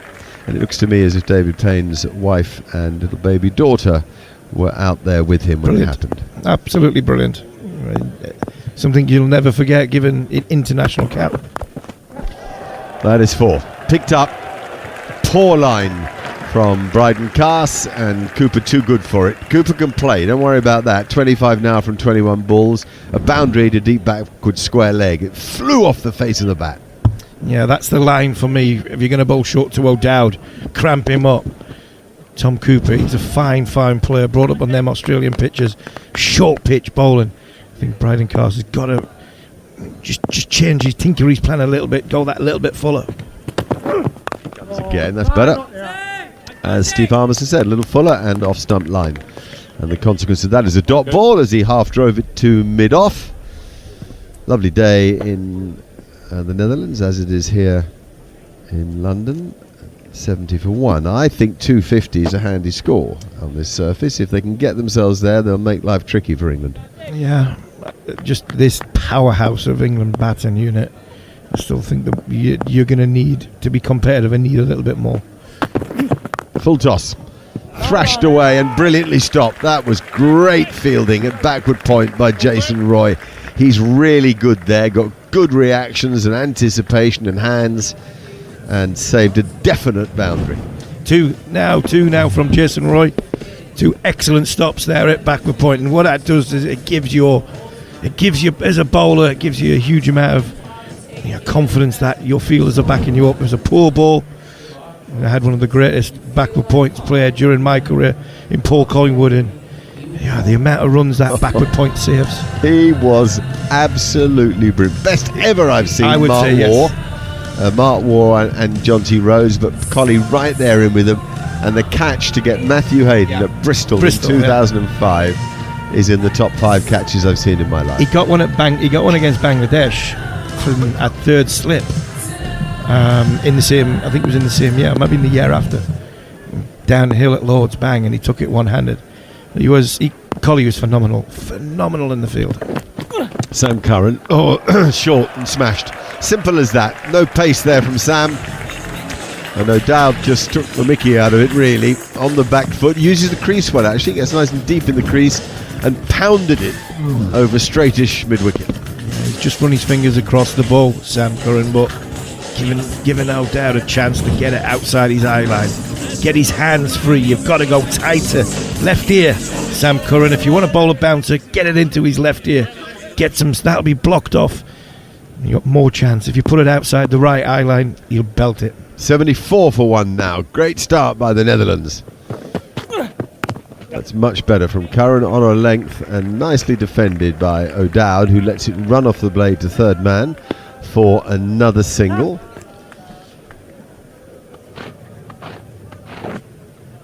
O'Dowd now is 38 from 50 balls. Crowd's built up a bit. It was really only a handful of spectators first thing. O'Dowd 38 from 50 balls and Cooper 25 from 23 balls. A breeze, a zephyr I suppose you'd call it now, beginning to come across the ground just to help cool the players. The temperature in the early mid-20s at the moment. Sam Curran, number 58 on his back, runs away from us. And that's a super stroke from Cooper as he makes something of nothing really. It was just a good length ball, and he used the power of his bottom hand to punch it through the extra cover area, found the gap, and Livingston did the fielding. Kids go in free. I think school finishes at 12:30, so they're letting kids come in for free. So that'll be another nice gesture from the Netherlands. Kids out there watching some of the best players in the world. Curran again, and he tries the bouncer again, and he surprises Max O'Dowd, who paddles it down to a long leg, but without much control. In truth, it doesn't carry to the long leg fielder. One wicket fell to a short ball today. There was a pretty ordinary stroke by Vikram Singh, but then another one should have fallen. Cooper should have been out immediately trying to play the pull stroke, but Liam Livingstone pulled out of a catch at mid-wicket because he was blinded by the sun. But really, I obviously wasn't there, involved in the moment. It's banged into the pitch and defended on the front foot by Cooper. There's no run from it. Really, Harmy, I would have thought a fielder with a lob ball like that should find a way to get his body turned away from the sun and catch that. He just didn't bother. He just watched it. Yeah, 100%. And he had sunglasses on as well. So you'd think I thought it was somebody as good as Liam Livingston could have made a better attempt. Yeah, I mean, he had nothing to do with it at all. It was lobbed up like you would throw a ball to a child, teaching them to catch. And he just turned away from it, disdainfully. Bouncer from Curran flies through, called wide now by Paul Rifle, the umpire.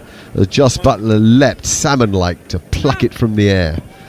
That's the most aggressive ball that Curran's bowled. He's obviously sick of being pulled. He's sick of Tom Cooper coming at him. He's a yard out of his ground. He's taken guard a bit out of his ground and then comes at him with a big stride as if to say, you're nothing but a medium dobber. I'm going to pound you. Takes guard again now. Taps the ground twice. Then again. Here he comes. Yes. Oh, now a little back and across this time. Change of tactic and works the ball off his body nicely to straightish mid-wicket, who can't do much about it. He dives, does Adil Rashid, but he doesn't collect. So it's a single.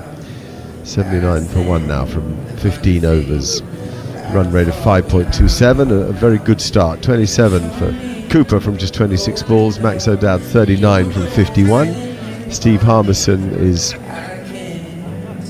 vacating his seat in a pair of sawn-off jeans. Did you buy them like that, or yeah, you bought them like that? There you go. And Ryan Tenjaskata comes into his seat alongside me. Nice start by your boys. Yeah, very good. Very slow up front. It just seems like England have sort of reversed their tactics. Well, Bryden Carspell's full and wide, and there's a drive attempt by Cooper. He's a very wristy player, and he missed that attempt, and it went through to Joss Butler. Yeah, very full ball. And just going back to my point, I felt that England started, pitching the ball up, and then the odd short ball, which caught the Dutch batters by surprise up front. And now it looks like they almost targeting majority short balls with the odd one pitched up. It looks a slow wicket, and I think you just need to be patient as a bowler. Yeah. Bryden Cast coming in at a good lick here. Hopper to skip, and he bowls, and it's defended on the back foot quite firmly into the ground, and it bounces high, and Cast had to leap and stop it going back over his head for a couple, which he managed to do. Young, fit guy, a lot of them around in English first-class cricket at the moment, bowling at a decent pace. None of them express, but all hard pitch hitters, which is more the way the Australian seamers are brought up. Or brought up, I should say, not bought up. And there's nothing there as Cooper tries to cut a ball just back of a length and goes to backward point, but there's no run. Why have England switched to suddenly bowling short when they kept it tight, bowling full? I think the wicket-taking opportunities are probably there if you bang it in short, and they've shown a few times that the Dutch guys have been caught off guard and haven't played it particularly well, but with that comes a lot of run-scoring opportunities. So that was my point about being a little bit patient. I think if you just hang in an area here, you'll eventually force the mistake. Nice run, well done. It wasn't timed to mid-on, and he knew that. And the great thing is when you don't time it, it gets the field slower, and as long as you both go immediately, you should make a single, and that's exactly what they did. Yeah, they really have gone short, and yet most of the boundaries have come from short balls. So I don't know whether it's risk and reward. Maybe it's an attacking option they've seen. Don't think it's one I'd use. 80 for 1 in the 16th over. Bryden Carspell's a rubbish ball down the leg side. Attempted slower ball. He apologises to his captain, Joss Butler, who has to go and collect it way down the leg side. A wide is called. I think it triple bounced to Butler. There's one bounce, two bounce, three bounce. One to forget.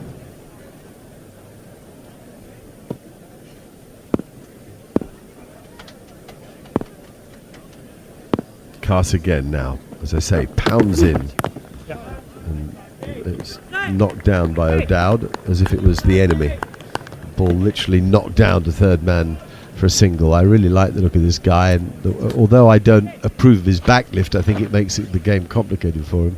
I really like his approach and attitude. He has 40 now from 52 balls. He's got a run of scores in ODI cricket of late. He spent a bit of time in New Zealand in the winter, or our winter, trying to make it there, and played a lot of second team cricket for Auckland. Oh, ouch. That really hurts. That's beaten the bat and hit the inside thigh, I think. It certainly crashed into flesh. And I could feel the sting of it. End of the over. 16 gone, 82 for 1. Netherlands put into bat by England, who won the toss. It is Owen Morgan's thing, you know, we like to chase.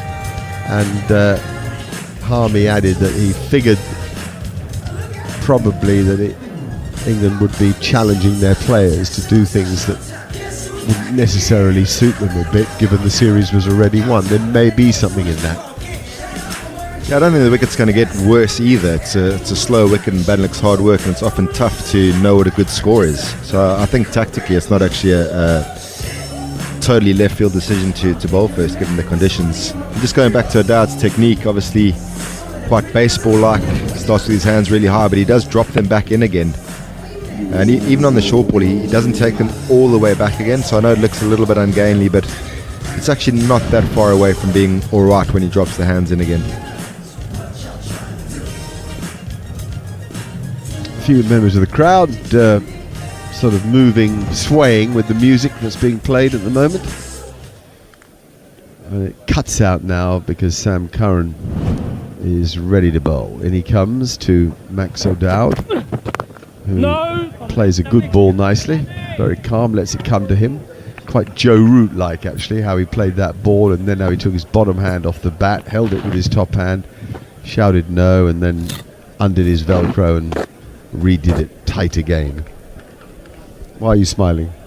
Yeah, you're right, and the influence of the top players in the world obviously affect guys playing at the associate level a lot more, and I'm laughing because I've seen a lot of guys imitating Steve Smith of late. Have you? Oh, that's out, is it? Oh, no!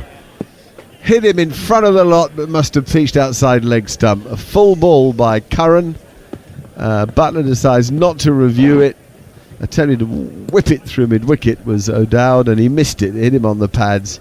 I'll wager it was hitting middle and leg, but that it pitched outside leg stump. No review. I thought I saw leg stump there. I'm going to be interested to see how far this is outside leg stump. Oh, wow, I think that's close. What? That's absolutely out. Yeah, I thought that Fancy straight away. Not reviewing that. Well, me too. I called it. That's a lovely push out to mid-off, but for no run off a full ball. I called it as out the minute I saw it, and then saw the fact that the umpire said no and Butler said no, and thought, well, maybe they're right and I'm wrong. I'd love to see a Hawkeye replay of that. I wonder if we will. Oh, we do. Well, it's saying it pitched just outside leg stump by like a millimetre. The seam is almost almost half the ball did pitch in line with leg stump, but the other half was just outside, and that's what they're going on. There's an under-edge pull stroke to no avail, is rolling back down the pitch, picked up by one of the fielders. Well, we've just seen it in full mo again, and it looks so out to me.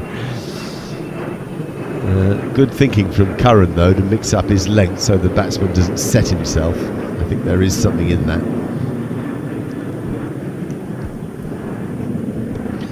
See, Curran's hitting the low 130s. I'm interested to speak to Bats about where he is with his fitness. I know he can bowl quicker than this, but he's obviously short on overs.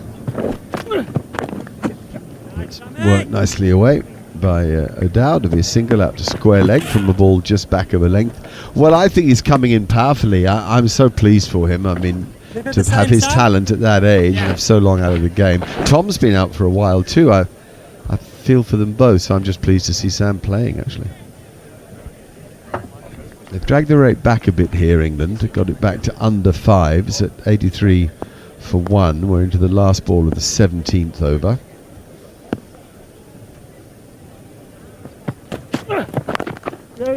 Nicely played off the back foot to mid-on, who's back all the way back. I don't know why no one's hit it over mid-on, but anyway he is. So there's a single, and Reece Topley and I think it might be Luke Wood is the other guy bringing the drinks onto the field of play. So we're going to have a break here with the Netherlands going quite well, 84 for 1.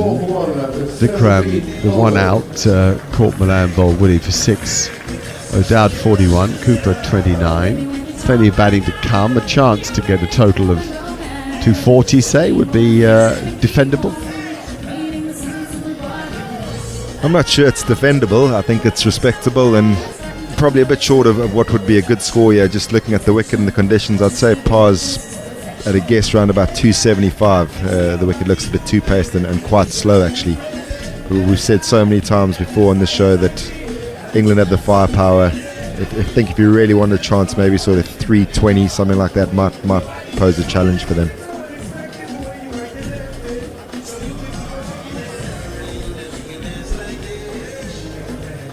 Well, it may not be defendable, but what I meant by that was it would be a score that would give you a chance. It may be that the opposition are too strong with the bat, and that's fine. But I think if you get up to 240 on a pitch like this, you know, you've given yourself an opportunity. 250 maybe, let's say.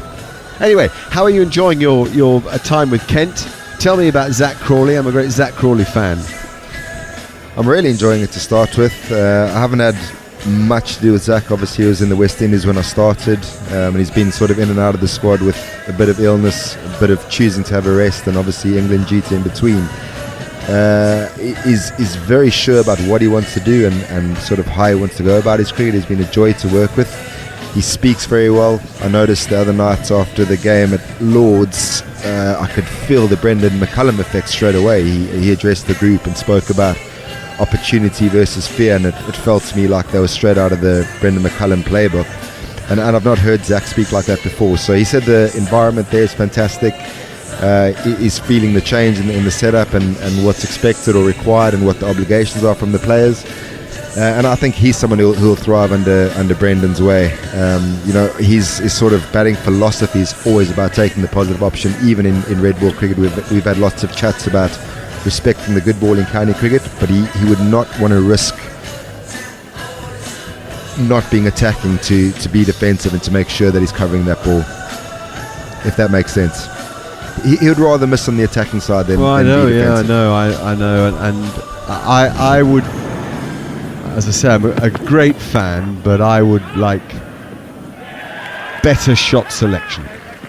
I think you have to understand that there are times in the ebb and flow of cricket where you have to let the game come to you rather than go chase it.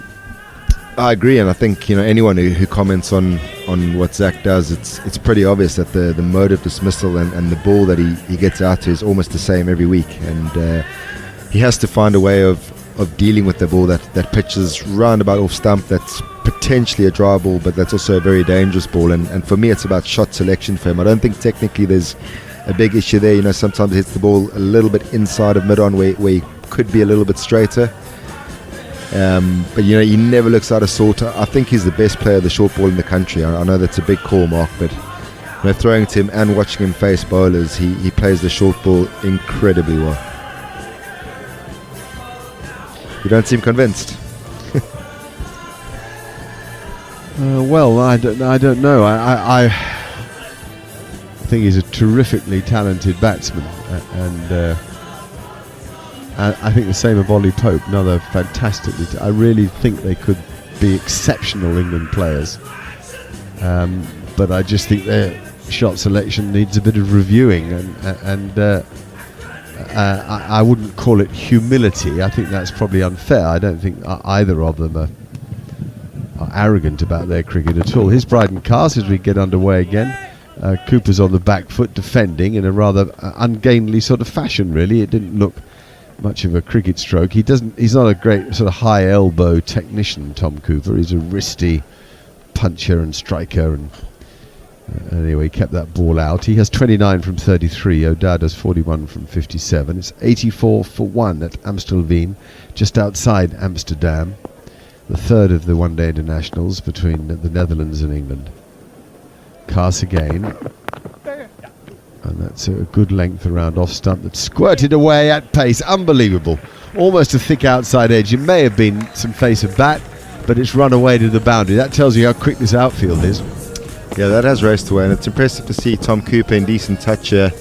He's obviously fallen out of favour in Australian cricket, and he wouldn't have had much cricket coming to the series. Only arrived in the country a couple of days before this series started. So to see him get up to pace so quickly is obviously great for the Netherlands and impressive on his part. 33 now to Cooper. It's a good partnership, this. And England go to the short ball again, and Cooper ducks under Cars's bouncer. He's been a bit varied in his lines and lengths, has Cars, but he's been given this mid-innings role a la Liam Plunkett, where they want him to come in and hit the pitch hard and shake him up a bit and look to take wickets. And it's a role I think he enjoys. At least the interview I read with him suggested he enjoyed it. I suppose if you're new to the England setup, you won't say I don't enjoy it. No, you do as you're told. Then he comes again, and forward goes Cooper, slightly off balance, and sort of chases after the ball with his feet, but then steadies himself a bit, and Cast does the fielding of his own bowling. Really, that was exactly the ball. If you were sort of saying what the England management want, they wanted to hit the pitch on that length, which is a good length. It might be a foot short of what we might call a test match length, but it wasn't far off it. And it hit the bat really hard too, thundered into the splice. Here's Carts again. Oh, that's high. Is it handsome or is it out? It's out. Very good catch by Liam Livingstone. He had to steady himself and make sure, because he was running to his right side and his body was facing away from the play, but he's got excellent hands. He takes the catch, and Tom Cooper goes. England have done it with the tactic working. Hit the pitch hard, keep looking to take wickets, and they've got one. Yeah, nice catch moving away to his right, and atonement for the mistake or misjudgment earlier with the sun in his eyes. It's no consolation for David Payne. He could have had his first ODI wicket, but a very good catch, and the policy and the tactic has actually worked there.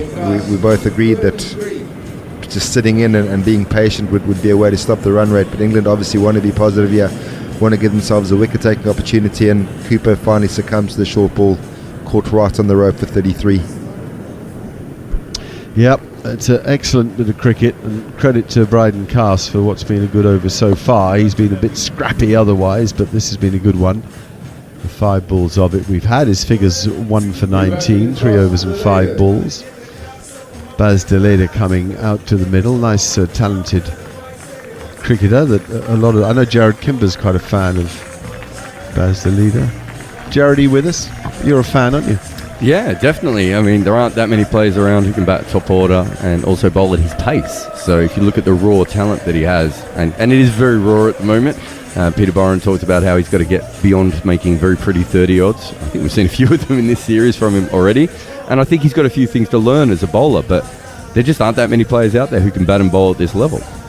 Tony Gregg used to say, mate, it's a greater crime getting out for 30 odd than for naught. Well, you can we hear him. Yeah, well, I think you can explain away the naught because no one's set. But once you're set regularly and you're letting it go, I think he just needs more experience at the higher level. Playing against England, the West Indies, Pakistan, these sorts of series are going to help him. And also he'll be found out a little bit, won't he, Tendo? Like the teams will start to work on that, so he's going to have to work back. But purely on a talent base, I think there's a lot there to work with. Yeah, tactically and composure-wise, he's good enough. O'Dowd's on strike because the batsman crossed and goes back and works it leg side, lets it come to him. He's playing the ball nice and late now. He looks very comfortable actually. It's a good return from Livingstone out on the boundary. It was a good catch. So an excellent over from Bryden Cast. It resulted in a wicket. 18 gone, 89 for 2. A word from Tendo, as I've just heard him called. And here it'll be Neil Manthorpe.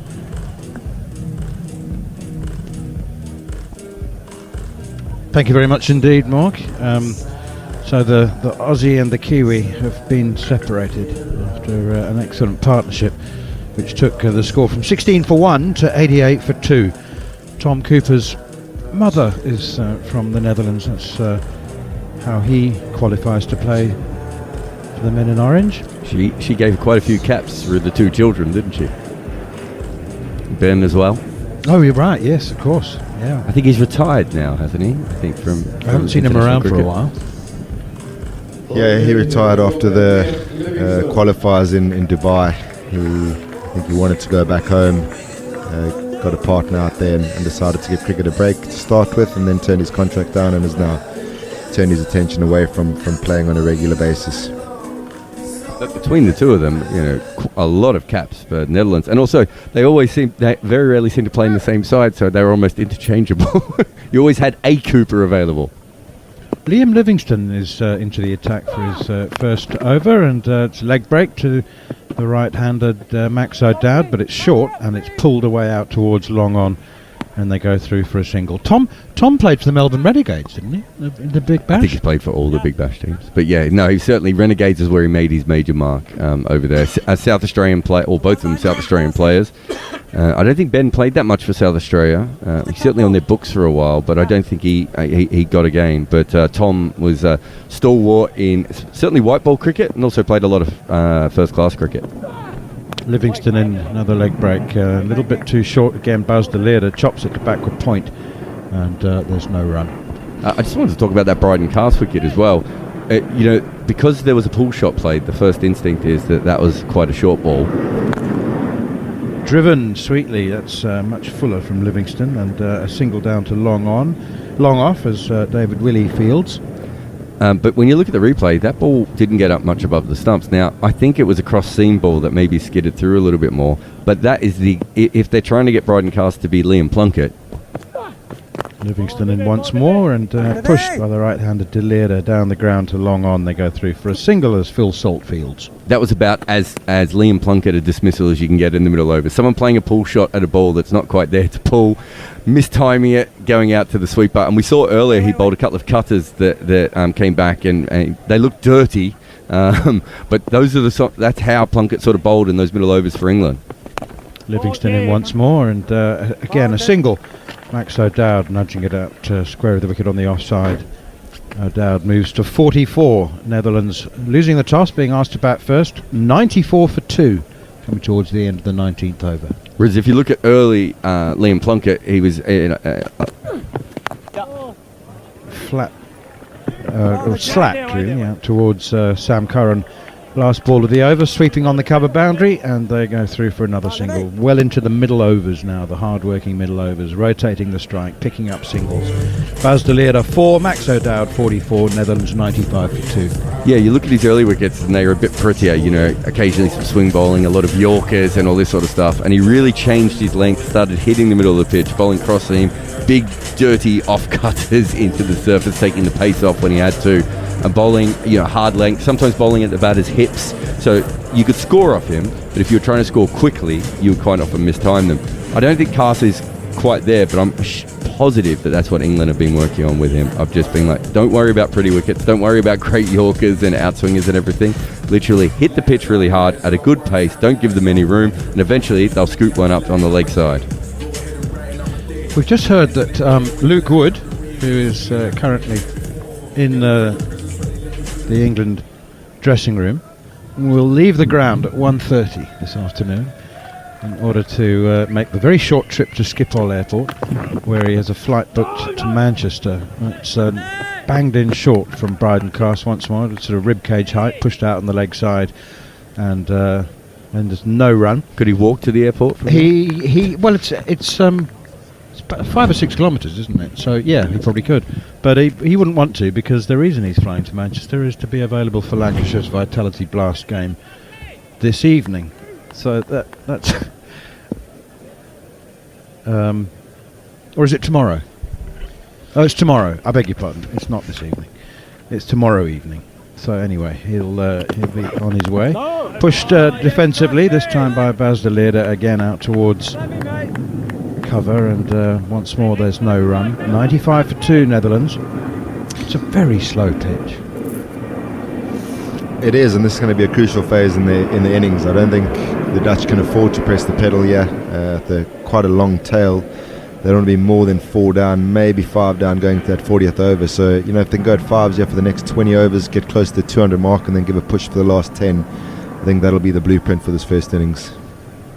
It's Baz de Leerde once more. Bryden Cast bangs it in short outside the off stump, and There's no run. It's left alone by Baz de Leerde. Liam Plunkett thrived on those on that role, didn't it? The sort of the enforcer, bowling dirty in the middle overs, just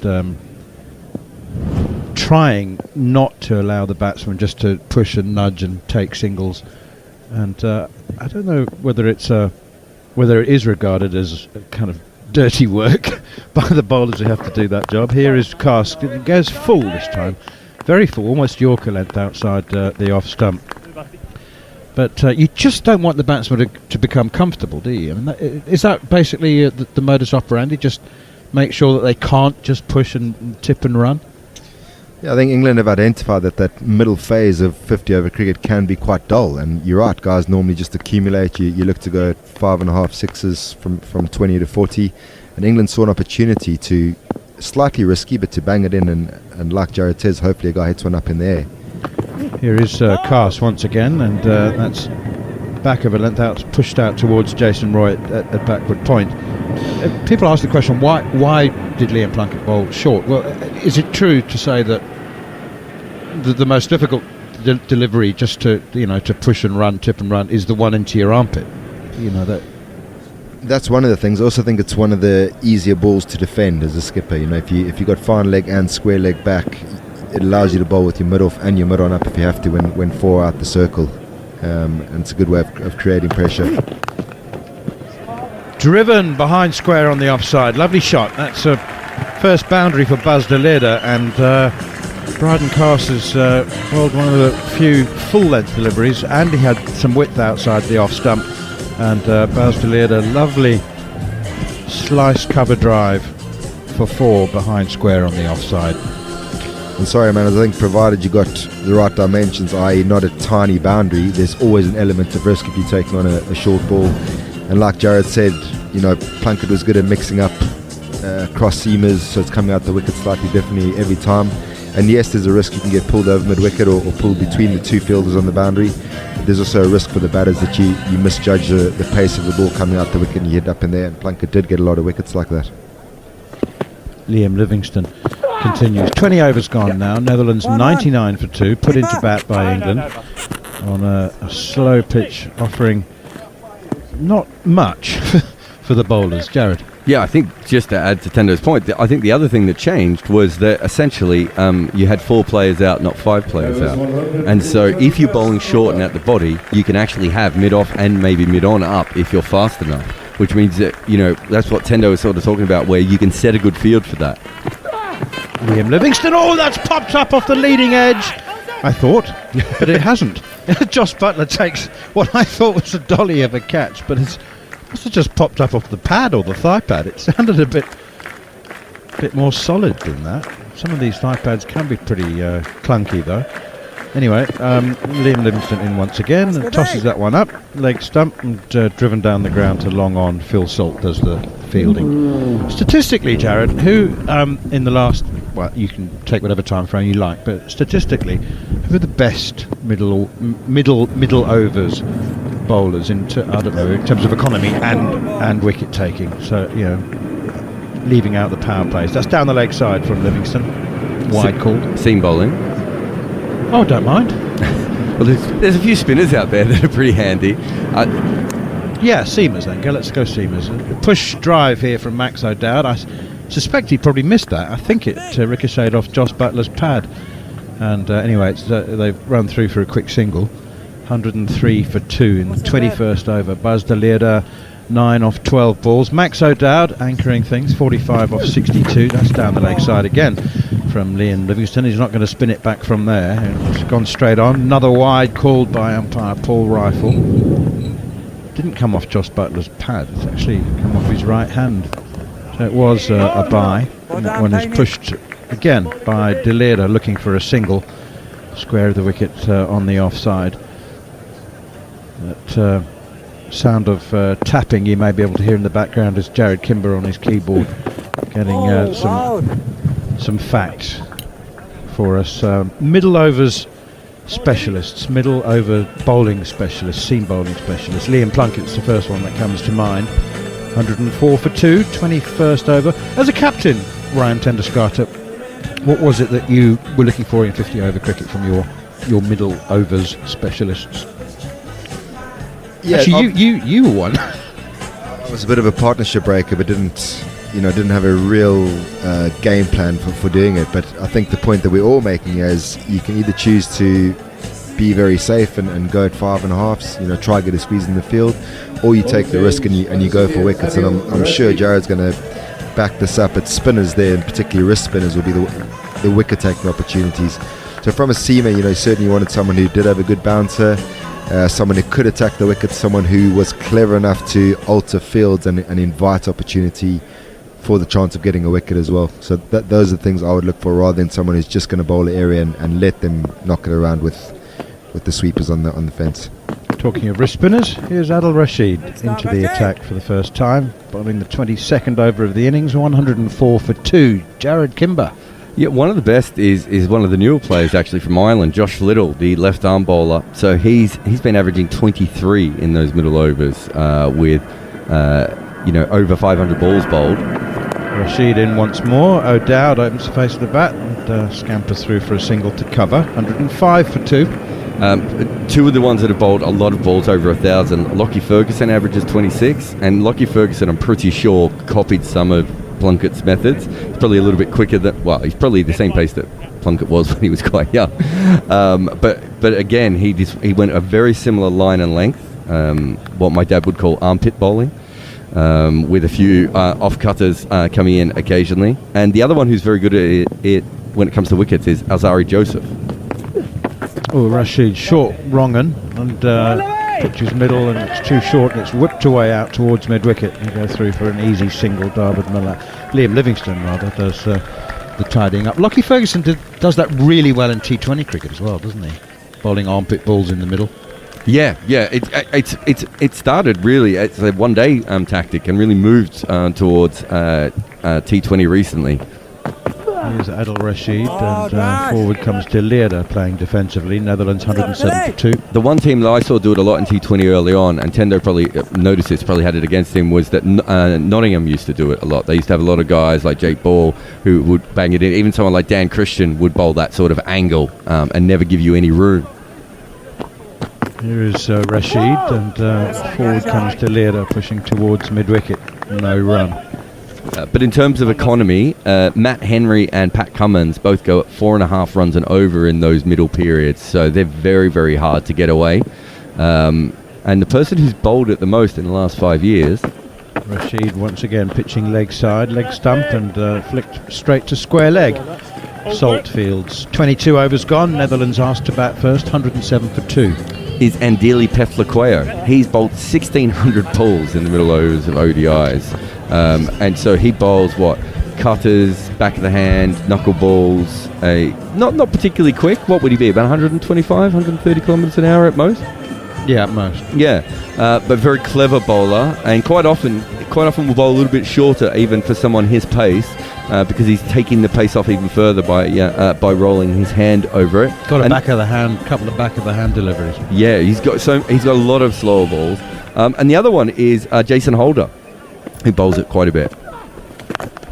Liam Livingstone continues now with the leg break, which is steered by De Leerde out to the cover sweeper for another single.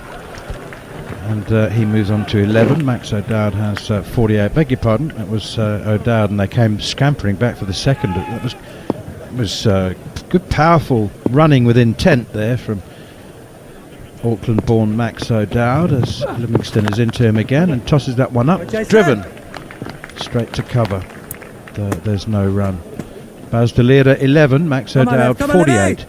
109 for 2 in the 23rd over. Here is Livingstone again, short, wide and cut, square of the wicket out on the offside, and they go through for another single. Gareth Baddy and Steve Harmison have joined me now. Well, me very briefly. Andrew McKenna will take over from me in a couple of overs' time. 110 for 2. An off spinner and a fast bowler, obviously. That one is again slapped out towards cover, and it's beaten the sweeper. Good shot from Baz De Leerde, You're so used to the batsman just pushing the ball in the middle overs that it comes as a welcome surprise to see them actually hit it. But the question to both of you then, the middle overs, is that somewhere that you enjoyed bowling? Did it feel like the dirty work? I think it's changed, hasn't it? With the fielding restrictions changing nowadays, I think it's a different rule. That one is pushed straight to cover, no run. We're seeing 14 for 2. We see Livingston operate here, predominantly bowling his leg spin, even though he's sort of predominantly an off spinner, I suppose. But he's bowling with a slip in, trying to take the wicket. Bunted with the bottom hand down to long on here, last ball of the over. 23 overs gone, Netherlands 115 for 2. So I think as it's changed from a spinning point of view, it was very much the old school would be, right, can you bowl your overs at 4 and over or of a run rate or late threes, and you'll do your job because you will pick up a wicket because somebody will do something silly. Now Steve's role was totally different to that. Steve would have come in to take wickets. So his role probably in the modern game hasn't changed. But he could bowl 90 miles an hour. The little short fat guys that try and twiddle them out, you've got to be a bit smarter about how you may do it. Just a little bit smarter. Yeah, I did enjoy bowling in the middle. It was a little bit of a free wheel and going hard at batsmen. Rashid in, pushed up to mid-on, no run. And my job was to take wickets. I used to like bowling then. I used to like bowling the sort of 42nd and 44th over. Here is Rashid. Wrongan pushed out towards mid-on. That's very specific. Yeah, it was more when people were coming at you, and in the olden days, it was a bit different. The last 4 or 5 overs when batsmen started to get going.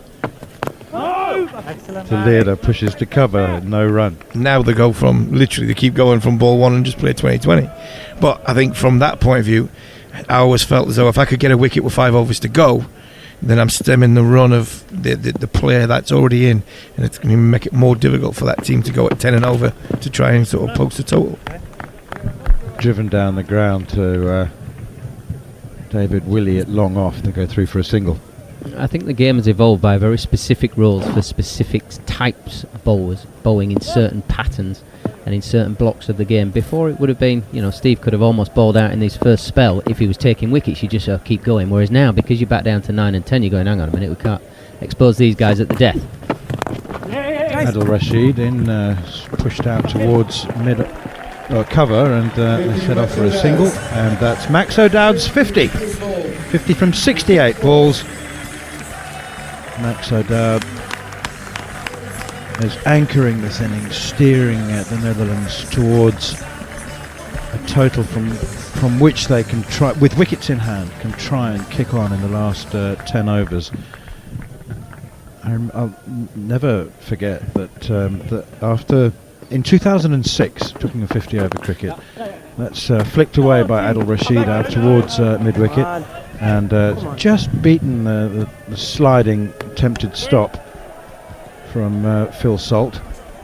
But in 2006, when Australia made 434 against South Africa, and South Africa replied good score, with that. They must have won it. 438. No? Oh.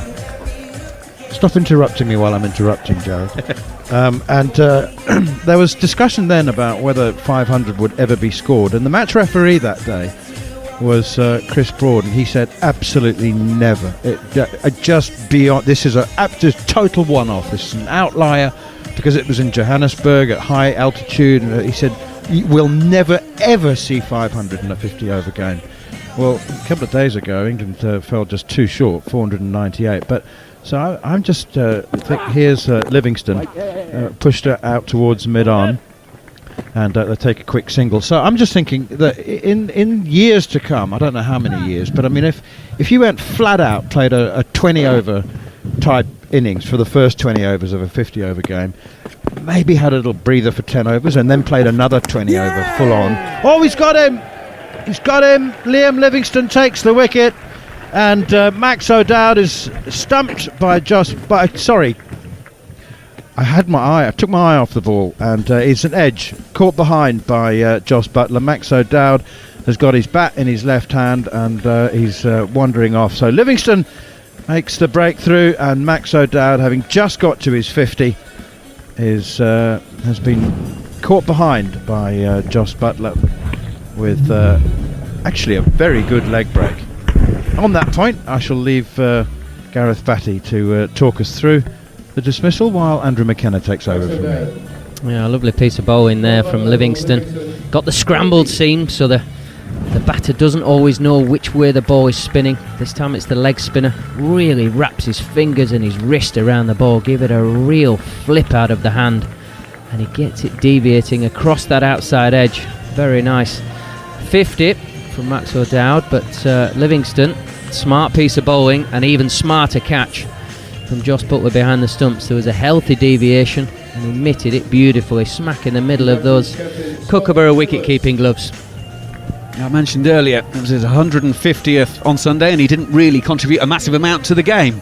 Wasn't needed to. This occasion, he's standing up and takes the edge, and it brings Scott Edwards, the Netherlands wicket-keeper batsman and captain, to the crease, who is in very, very good form. Had a half-century against the West Indies, and in 2 innings against England so far, 72 not out and 78. And he coming in at 119 for 3. I wonder if Josh Butler will go to seamers against Edwards, a very, very competent player. Spin. It is turning.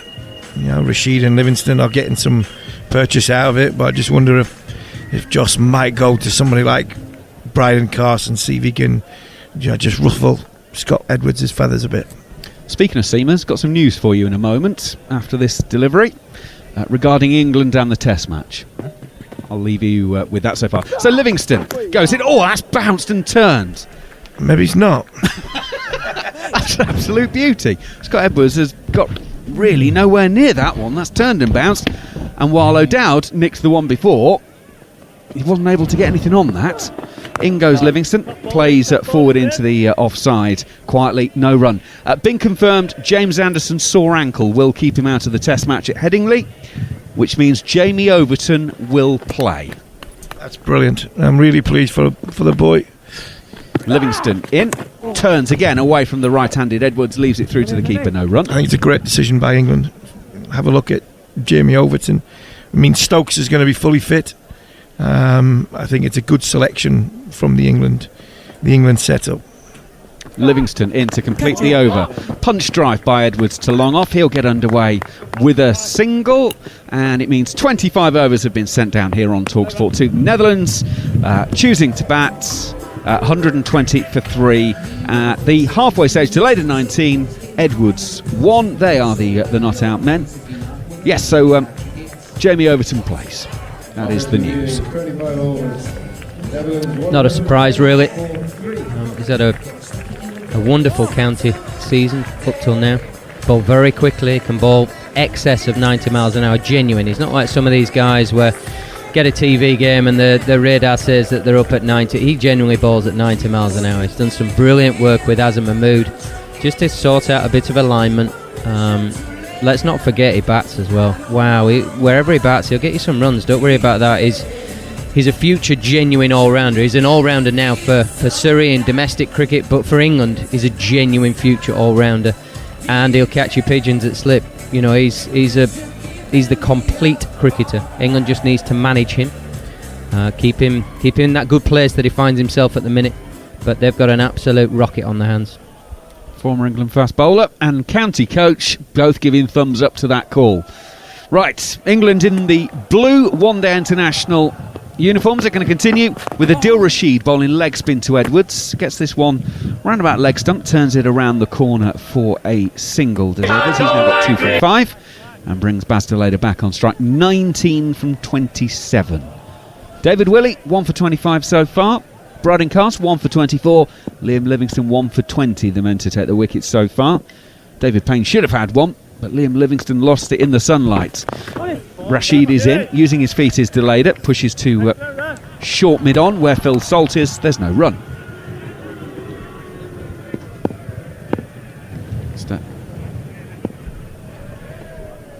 Pause at the end of his mark from Rashid. Now in and he comes. Deleda just playing a little bit around the front pad, but pushes it out on the offside quietly enough. No run. They're complementing each other very nicely, Rashid and Livingston. And by that I mean the ball is arriving in slightly different ways. Rashid is drifting the ball in quite considerably. Well, in he comes again. Oh, that one's a big loopy one. Outside of off stump, Deleda drives to long off where Willie will field. Just a single taken, 122 for 3. So with that drift from Rashid now we're seeing, apart from that last ball that was outside off stump, he's bringing the stumps into play. He's bowling more sort of leg stump line. It's because he has a wonderful googly, the ball that turns back into the right-hander. Livingston's operated a bit more around off stump without that sort of drift in and trying to challenge the outside edge more, outside off stump. Rashid on his way. It's the googly that turns back into Edwards, turns to square leg. Sop will do the fielding, single. It's also different ways of playing it as well. Deleda staying leg side of it, opening up the offside, where Edwards is standing basically outside of stump, and he doesn't want to miss one because he's in front of all three. Final ball of Adil Rashid's third over then, 0 for 9. Slip in place, Moeen Ali is waiting if there's an edge, and Deleda will push into the offside. David Milan and Jason Roy will converge on the ball, but they've managed to sneak the single. So at the end of 26, it's 124 for 3. The Netherlands, England putting them in earlier on. This has already been mentioned. There was a little bit of a groan around the ground when that happened because the England fans in, I think we're thinking today could be a 500 kind of day. We're back to the conditions that we had for Friday's first game in terms of the sunshine, and rather than the dampness we had on Sunday and the 2 3/4 hour delayed start that we had before Sunday's first ball due to the water getting under the covers on an adjacent pitch, not the actual playing surface, it was the adjacent pitch.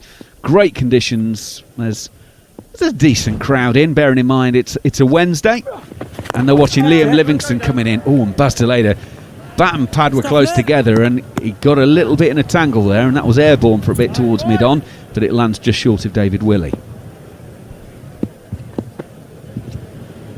Livingston. Deleda gives him some space to the leg side and plays to long off for a single. Quietly, 125 for 3. You just feel the game's in that bit of a holding pattern at the minute. It's a slowish surface, so the Netherlands not wanting to take too many risks to the ball turning away from both right-handers. Livingston in. On the reverse is Edwards, and he's played it well to get it backward of what was originally point, because he was, as Harmy mentioned, standing a long way across his stumps. He had to reach a huge way down the leg side and still flick it around, and they will come back for a couple. Livingston didn't quite come out right, that one. That's a really good shot. Yeah, I think you'd actually seen him coming. I think Liam Livingston's thrown it down leg side because I think he's seen Edwards go early for the reverse sweep. Disappointed that David Payne didn't stop it, backward point. Livingston goes in, bounces and turns a little bit. Deleda beaten through to the gloves of Joss Butler. 5 more this side. Don't get too close.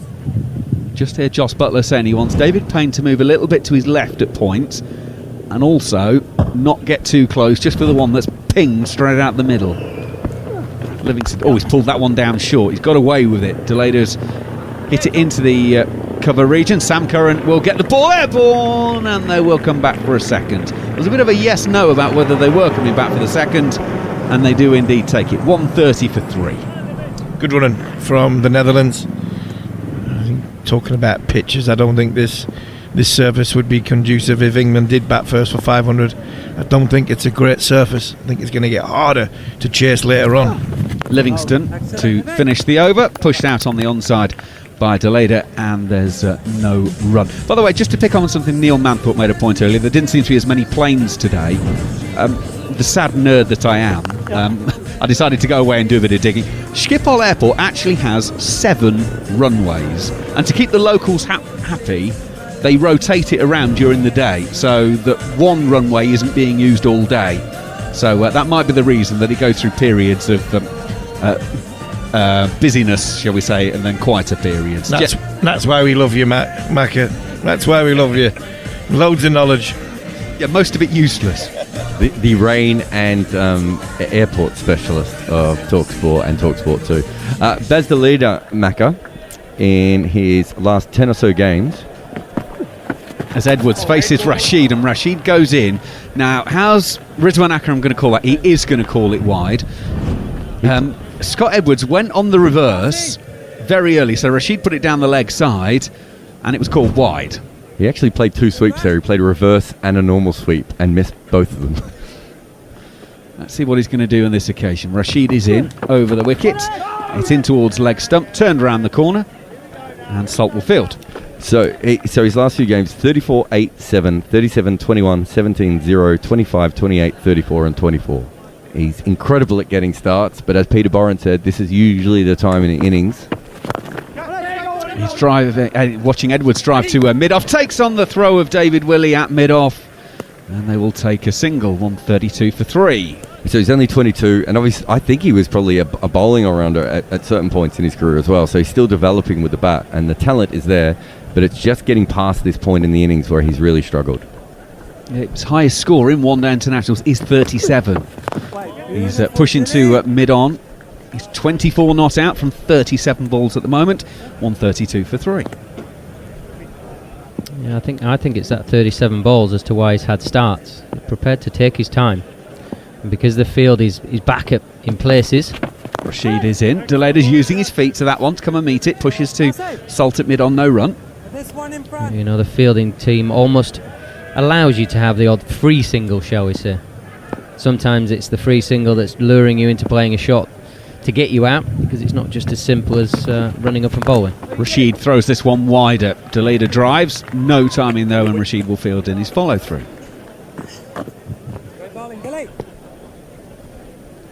Two from the over so far, and one of those from the wide from the first ball. So this is the final ball of the over, the 28th. Rashid goes in. Delader uses his feet, comes down the pitch, pushes to the left-hand side of Phil Salt's at sort of a wide mid-on, and they'll take a single, 133 for 3, so we're 2 overs away from 30, and as Goffrey was saying on Sunday, the old maxim was double 30 overs to get you an idea. Well, at the moment, that would mean Netherlands posting somewhere in the region of about 275, with the run rate currently at 4 3/4 here on TalkSport 2. Yeah, the one thing that might go against that is this surface seems to be an energy sapper. By that I mean Rashid's bowling beautifully here, but the more he tries to get on the ball, so the more energy he puts into the surface, it's almost like less is coming out at times.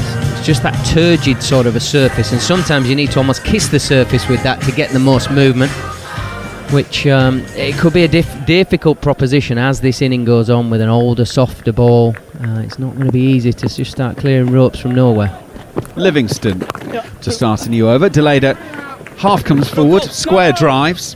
Sam Curran will field on the cover boundary, and it'll be just a single. Netherlands 134 for 3. The other point, as Ryan Tendescata was making earlier, with the retirement of Peter Saylor, who is an all-rounder, they brought in a bowler to replace him, so the Netherlands are one less in terms of batting depth. So therefore, if England could get a couple, they'd be much nearer the tail than they might have been on Friday or Sunday. Livingston in. Edwards, back foot punch to the cover sweeper. Sam Curran takes a single, 136 for 3. Yeah, the flip side of that is, though, if you can be workmanlike with the bat, you've added some ammunition with Klassen, very fine bowler, and Van Meekeren, that we've seen lots in domestic cricket in England. Livingston comes in. Oh, it's a leading edge from Delader. He's looking to push that to mid-on.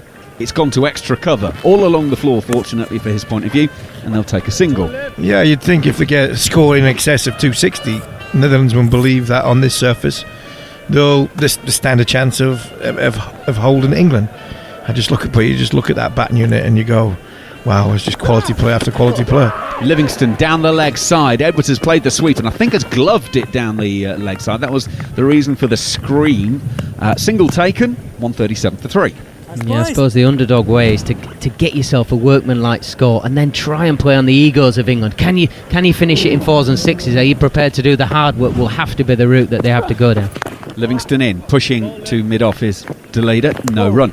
Well, we have seen over the course of the 2 games that certainly Sunday's pitch started to get very tired, and the longer the game went, the harder it was. Pushing out on the offside is Delader, and will take a single to complete the 29th over. So that is 138 for 3 here on TalkSport 2. So it might be that they actually feel that if they can get to 260, whatever, that will actually be the equivalent of 285, 290. And, well, hey, you never know. You've got something on the board. Yeah, and then they'll try and dominate England in the power play. Good luck with that. Yes, exactly. Well, when England put 498 on the board the other day, I've got it in my head that they were 67 for 1 after the first 10. So, actually, England were a decent amount below, I think, what they probably would have been talking about in the dressing room beforehand. Jason Roy, of course, was out 9th ball of the innings with the score 1 for 1. Of course, I'm sure what Jason was telling everyone, without him doing that, then the others might not have made their runs. But anyway, Deleda will turn Rashid on the leg side. That looks like Luke Wood on the pitch. It is indeed doing a bit of 12-man duty. If you haven't heard, he's going to be departing in an hour and a bit's time, actually, so we can get back to play for Lancashire tomorrow in the Blast. So he will be scooting off. He's got a bit of a run out, bit of a shame he didn't get a proper game, if you like, in this series. Rashid is in. Edwards is taking this and sweeping to Luke Wood. Out on the square leg boundary and a single taken, 140 for 3. Try, Jace. So to leader 29 not out from 45. Edwards 10 from 12. And Deleda settles in. In goes Rashid. Bowls him the leg break, pushes into the offside. No run on this occasion. 40 for 3 it remains. Boys have moved out. Ryan Tenderscott has moved back in alongside, and nice little partnership developing here, Ryan. As Rashid comes in, Deleda comes down the pitch, pushes out on the onside, no run. Yep, the Worms just starting to tail off a little bit, but it's important that they do stabilise the middle overs here and get a partnership, and they're certainly doing that. Like Jared alluded to earlier, this is the danger zone for Deleda, though. Lovely 29, but he really needs to kick on here and get a big score. Rashid is in some air on that one. Deleda gets the opportunity to put his hands through it. David Willey will do well, though, on the long off boundary. Stops it. Can't prevent 2 being taken. 142 for 3. Deleda to 31. He's in that kind of danger zone now, isn't he? 31 from 48. He waits for Adil Rashid. And the final ball of the over. He meets it nicely, plays it quietly. Down to Sam Curran, who is now stationed at long on. And a single taken. So that is 30 overs. 143 for 3. So the general maxim, double it from here, but I'll give you a rough guide. So after 10 overs, there were 47 for 1. After 20 overs, 99 for 2. 143 for 3. After 30, so they put 44 on in that middle 10 for the loss of 1 wicket. Right? Yeah, obviously the wicket of Max O'Dowd is good string of scores together against the West Indies, 39, 51 and 89, and then 2 half centuries in this series. He's been the stabiliser at the top of the order, giving them a chance, giving them a platform. And Deleda's nicely poised here. If he can bat himself through these next 10 overs and set himself those last 10, he could be around about the 60 mark himself, you would have thought, yeah. Striking at 65 at the moment. But a great opportunity to get a big one, yeah. Livingston to continue. Deleda doesn't time that at all as he's looking to play into the offsides. No run. England have used 6 bowlers, 4 seamers. Willie, Payne, Curran and Cars were then the 2 changes. Before Livingston came in as bowler number 5, as that one's just driven quietly into the offside for a single. And then Adil Rashid, which means Moeen Ali not used yet. They've gone for the 2 wrist spinners before Moeen. Adil Rashid was used as soon as we got out of the power play in the second game. They held him back today. Oh, Livingston gives that one a little bit of air. Edwards drives nicely, though, to mid-off. Well, long off. David Malan will field. And they will take a couple. 146 for 3. Yeah, Musa Nadeem and Vikram Singh, the only 2 left-handers in the squad. So it makes sense that they've gone for the wrist spin in this instance. Livingston. So it looked like it was heading down the leg side, but it grips and turns, and it ends up round about middle and off there. Edwards pushes back down the pitch, no run. Just wonder if the Dutch are ruining the fact that they haven't gone in with the wrist spinner here. Looks like it is gripping nicely, like you say. Livingston pushed back down the pitch by Edwards, no run.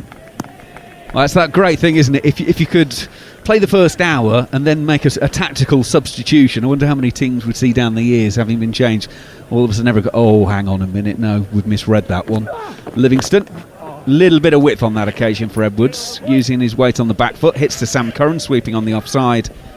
And it's a single taken, 147 for 3 here on TalkSport 2. Delayed 33, Edwards 13.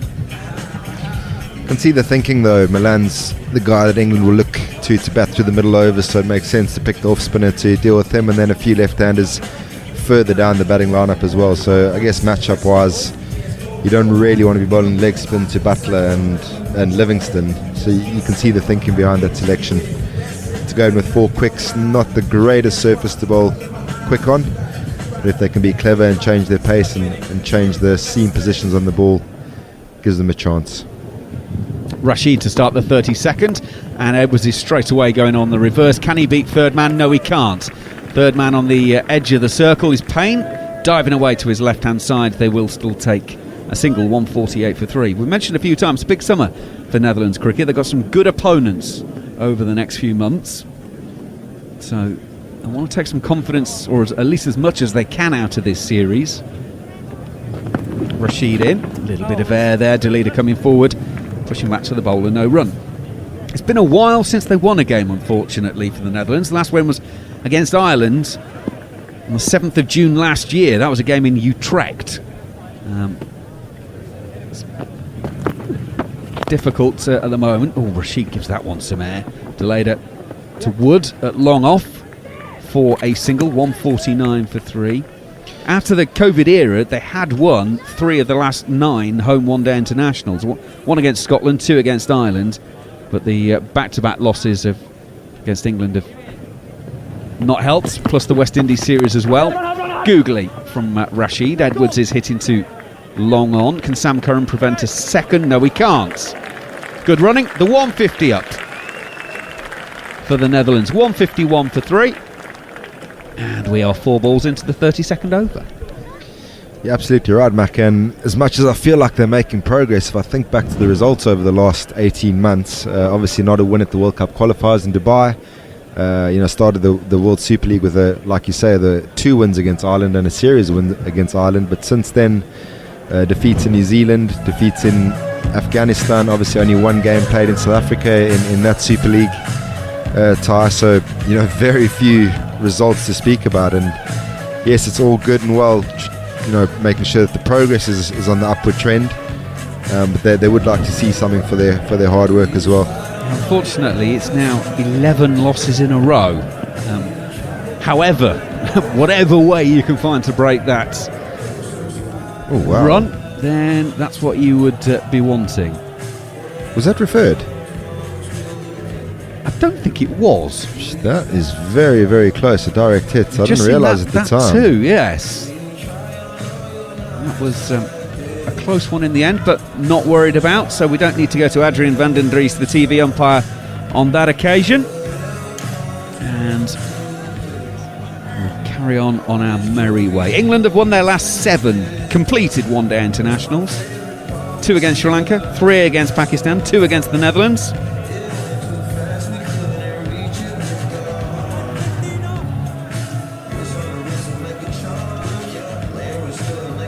11 matches they've played since the COVID call-offs in Paarl, back in Paarl and Cape Town in December of 2020. England have won 8, lost only 2, and there was 1 no results when they took on Sri Lanka in Bristol in July of 2021. All right, slight pause in play. Nadir Rashid comes in and bowls down the leg side. Did that brush anything? Yeah, no. Rizwan Akram, I thought he was going to signal leg bite. He doesn't. He signals wide. So Rashid will have to bowl that one again. 153 for 3.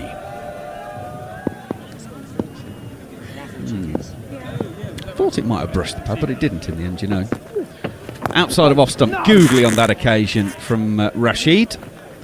Carr to short third man. And they will take a single. 153 for 3.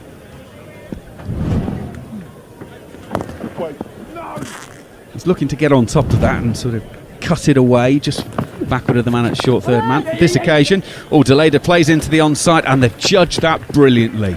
David Milan is not far away from that ball at all. They've just dropped it in. Yes was the call straight away, and they will take the single. 32 overs gone here on TalkSport 2. Netherlands 154 for 3, Deleda 35, Edwards 16. Some more thoughts from Ryan Tendescata, and Mark Nicholas will pick up ball by ball. Just dead better there onto square leg, and very good running from the non-striker, the captain Edwards. Realised that Deleda is just getting tied down a little bit and helps his mate out there with a well-judged single. Deleda, is poised to go big. He's just got to stick to the game plan, not get phased by the amount of dot balls he's soaking up at the moment. I think he's doing a great job for the team. They're going to be near the 200 mark with 10 to go, and I think that's a great platform to really push on and get a decent score here. Deleda on strike to Livingston. Goes forward and actually thinks about the single as he pushes it square on the offside, and then sends Edwards back. Edwards actually backed up quite a long way and felt there might have been a single in it, but they were wise not to go in the end. And now he thrashes it really with his wrists as much as anything. There's a fumble by Sam Curran, but he gets away with it because it's a quick recovery, pick up and throw. But a single came from it. 155 for 3. Yes, half time, Nicholas. He's an over late. Apologies to the commentators before me. That's a lovely stroke, on driven, finds the gap onto the sort of mid-wicket area. Lovely, just really waited for that very straight ball and leant on it at half volley. When you're playing spin, you have to be at the pitch of the ball to be sure of scoring freely from it. Edwards is in good touch, played well in both games so far. Tall, slim man, slightly unshaven, waits for Livingston, who lobs one up to him, lands it well in his white-framed shades that he bowls in. There's a single from a push out onto the offside. And more than unshaven, it's a beard now. It's a young beard, thin at the sides, fuller around the chin for Livingston. That's a good leg break, a bit quicker and flatter, but it's pushed for a single out onto the offside. He's pretty accurate with these leg breaks. A darn good cricketer, this guy. I've got a great mate who knows his cricket, who says, why can't he be a test player? Can't you turn that talent into test cricket? Well, all of a sudden, even the test side looks quite hard to get into, particularly with Harry Brook waiting in the wings. Lovely over of leg spin completed by Liam Livingston. 159 for 3 from 33. 17 left. Deleda has 37 and Edwards 19. What would you settle for here if you're in the dressing room? Tendo, what are you thinking here? 17 to go. Yeah, I reckon close enough to 40 off the next 7. That's run the ball, and then you set your sights at maybe 8 and over for the last 10. It won't be easy, so that gets you 280. So I reckon they'll be thinking 270 years is probably a very good score. But very. Yeah, I think they can do it. Still 7 wickets in hand. Edwards, like you say, 270s in the first 2 games. Deleda spent a lot of time with the wicket now. To go to 8 and over, you don't have to thrash it. It's only one boundary every over if you can rotate the strike in between. Quite a long tail, but still a couple of guys that you can get a boundary. You give yourself a great chance if you're only asking to get 7 or 8 of the last 10. It's interesting that I'm setting my sights lower than you, and I think that's simply history. I think you've played in the modern game where you all set your sights very high. I think England will squeeze quite well on this pitch. I think it might not be so easy to force at the end there. We'll see. Sam Curran, after 4 overs for 22 and a break, is back into the attack. You're right there, Mark. The game's changed so much. We chased 195 last night, and just in the breakdown between innings, I was chatting to the batters, and guys were sort of happy to go 13.5 to 14 for the last 5. It just shows you, in the past you want to manage it and make sure it's under 10s. The best bit of thinking, I'll come back to it after this Sam Curran ball. He bowls now to Deleda, who just knocks it down out behind square using the pace of the ball on the offside, and he gets a single for it. The best piece of thinking is this business of how many boundaries do we need, and when you simplify it, actually we only need a boundary and over, because as long as the other balls get 5 singles, there's 9 and over, but and that's how you work out the catch-up process too, isn't it? Yeah, exactly. I mean, and I guess that's why 13's a round number in a chase, because it's essentially 2 boundaries. 8 there, and then 4 singles and a double gets you 13. And that's a similar stroke from Edwards down to the third man for a single. Yes, it takes away the stress of feeling. There's a tendency, as soon as it's 12 and over, you immediately think you need 3 boundaries and over. You don't. And the mindset's changed so much as well. We lost off the last ball yesterday, needing 6 off the last ball. So just to show you what a fair calculation it was, we missed the 15 over mark by 1 run, and we end up 5 short. So just who are the best sides out there? 161 for 3 here in Amstelveen. Nice push forward from a ball of a good length by Bas de Leede, and in comes the throw, but it was a messy one, and there was no threat. In fact, it doesn't look as if Bryden Cast has got the best arm, to be honest with you. That technically, the experts will tell him that he's not throwing the ball right there, and the inaccuracy of that return might be the reason that proves it, or the thing that proves it. The leader now has 40 from 60 balls. Edwards 20 from 22 balls. Oh, he chipped it. It's safe. Just loops over square leg's head. They even managed to come back for 2. My goodness, that's a fortunate couple. Yes, who's good out there? In the county circuit, I'd say Somerset spring to mind straight away, mainly because they bat so deep. Someone like Overton will come in at 9 for them. You got Rudolf van der Merwe down the order, and obviously some fine players at the top of the order as well. Banton, Smeed, Rousseau, at the moment I think is the best white ball player in the country. The score suggests the same. So a team like that, and sorry, I've missed Tom Abel there, who sort of manages the innings through the middle, batting at 3 or 4. So they're very strong. Surrey are obviously very strong this year. Again, a lot of depth in their all-rounders. All their bowlers bat a little bit as well.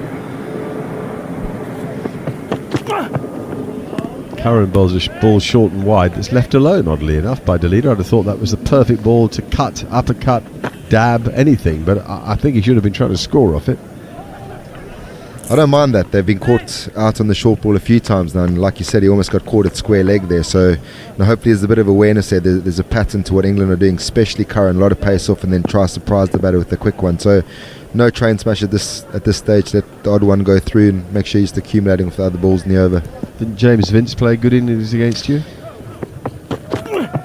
Now they go on the pull stroke, and he hits it well, but straight out to the man at deep square leg. So only a single coming from that last ball of the 34th over. 166 for 3, de Leede 43, Edwards 20. Yes, Vincey.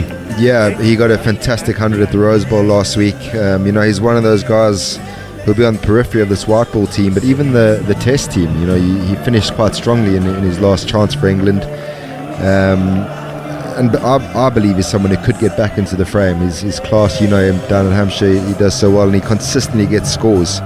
So where he fits in here, and someone made the point earlier about Owen Morgan, if you look at the guys who could potentially be competing with him, who are not even in this squad, there are guys who are piling the pressure on, and James Vince for me is definitely one of those guys. They keep showing us a picture of a man in the crowd. It must be Tim de Leede, is it? Is it his dad? Yeah, I figured. He was a good player. Yeah, it's his dad, his sister and his mum sitting over there. Big strong man. Tim played in the pre-professional era, I'd say. A very loose way of playing cricket we did back then, but still heavily involved in the game. Coaches, he runs a little sports shop in Netherlands as well. Here we go then. Adil Rashid into the attack with his leg breaks, lobs one up. Forward comes Bas de Leede, pushes it out to mid-off for a comfortable single. Yeah, the Vince argument goes on and on. I better not talk about it because I'm accused of being one-eyed. I just see the talent and I'm astonished that it isn't used. But anyway, that's the way of the world. We all have different views on these things. Lovely cricket ground this. Big, huge trees. I don't know what they are, oaks or planes or whatever they may be, behind one end of the ground. Actually, the breeze has picked up a bit. It was a zephyr earlier. It's now a bit more powerful. A premeditated reverse sweep allows Adil Rashid to bowl the ball much shorter and a little straighter, and so Edwards didn't make anything of it other than hitting it straight to the fielder behind point, though effectively I suppose he was square leg for the shot that was played. Edwards waits again, and again he lobs it up in the air. Down the ground goes Edwards with a lovely crisp strike of the cricket ball. One bounce, 4, nothing that Phil Salt out at mid-on could do about it. Straight as an arrow, that one. And I was going to say that he sweeps and reverse sweeps his go-to, but Ryan Campbell was always in his ear, making sure that he wasn't one-dimensional, that he has other options. You're hitting the ball through extra cover and hitting the ball straight, and that's a nice timely boundary. There's just a bit of a squeeze on there, and the Dutch need to start moving soon. Little sweep stroke, just a single. Well, I can tell you, Tendo, on Scott Edwards, he sweeps 20% of the deliveries he faces from spinners in one-day internationals, which is as high a percentage as I've ever seen. George Munsey is probably the only guy who's close from Scotland, and he scores 40% of his runs from sweeps. Drive off an inside edge, squirts out to mid-on, deep mid-on for a single, so they're ticking over without nailing it at the moment. 173 for 3. So as analysts, we usually think if someone sweeps at 5%, they're a sweeper. So to sweep 20% of your deliveries is, uber.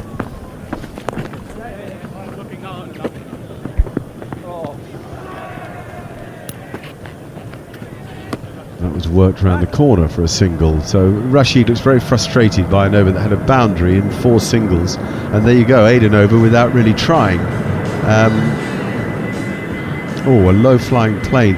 You know that Schiphol Airport, they're very disciplined. What's the word? They're very strict about what can come in and when, and what type of aircraft, big and small, because of how low it flies in a residential area. So, anyway, there was one low one for sure, coming in over the cricket ground at Amstelveen.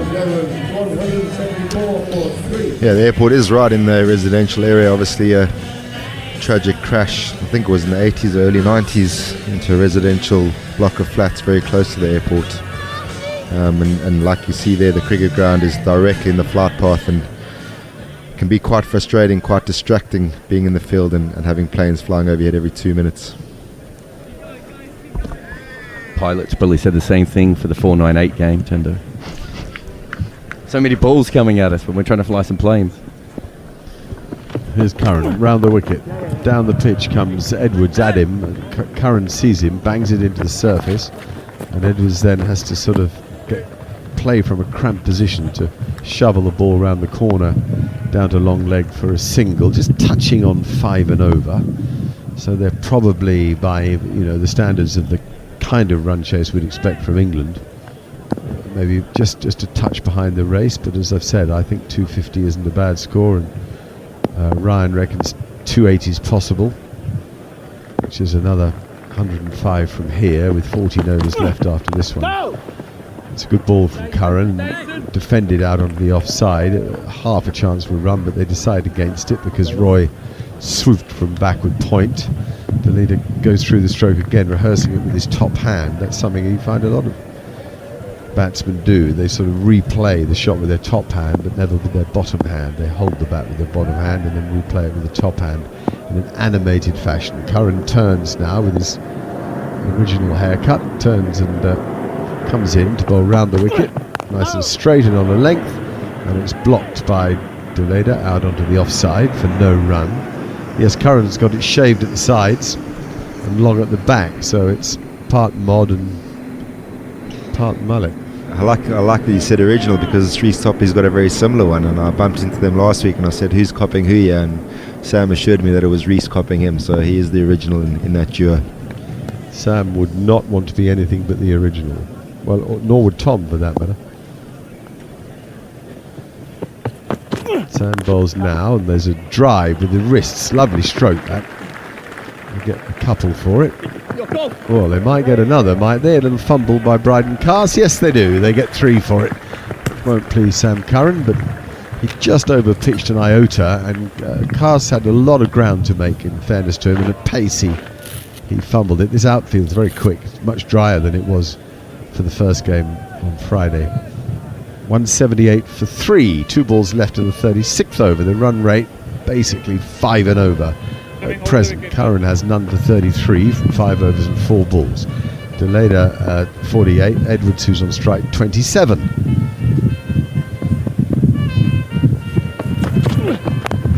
Curran bowls a good ball and off stump from over the wicket, switching to over. It's run out onto the offside in that gap that you find in one-day cricket at square cover, because they have the guy behind point and then a more orthodox extra cover, so there's no point fielder. Easy single, takes the run rate to 5 and over, exactly. It'll be Baz Deleda on strike, 2 short of the 50 against England, the world 50 over champions, so a real feather in his cap if he can pull it off here.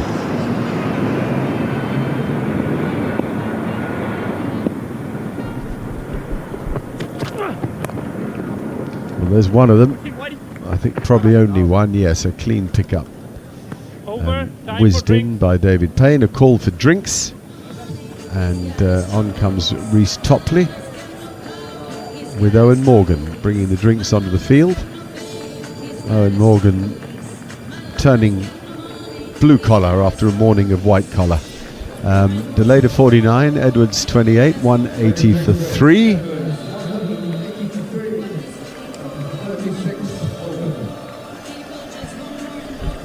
Just looking at the batting card, Mark, there isn't much to come. I must be frank about that. Nida Madura's obviously got a few runs in the previous series, but he's more of a bowling all-rounder, and Logan Van Beek is someone who hits a clean ball, but he certainly is a bowling all-rounder. Maybe good for 20 or 30, but these two want to take it deep. Edwards has accumulated brilliantly a run of ball 28, and Deleda's even picked up his strike rate now, and he's nicely poised here. Reliably informed by Jared Kimber, this is his highest list A score, and hence obviously his highest ODI score as well, and he's one away from a well-crafted 50 against a good England side. Our man on site, Ryan, has been talking to some supporters at the ground, and after we hear them, it'll be Neil Manthorpe.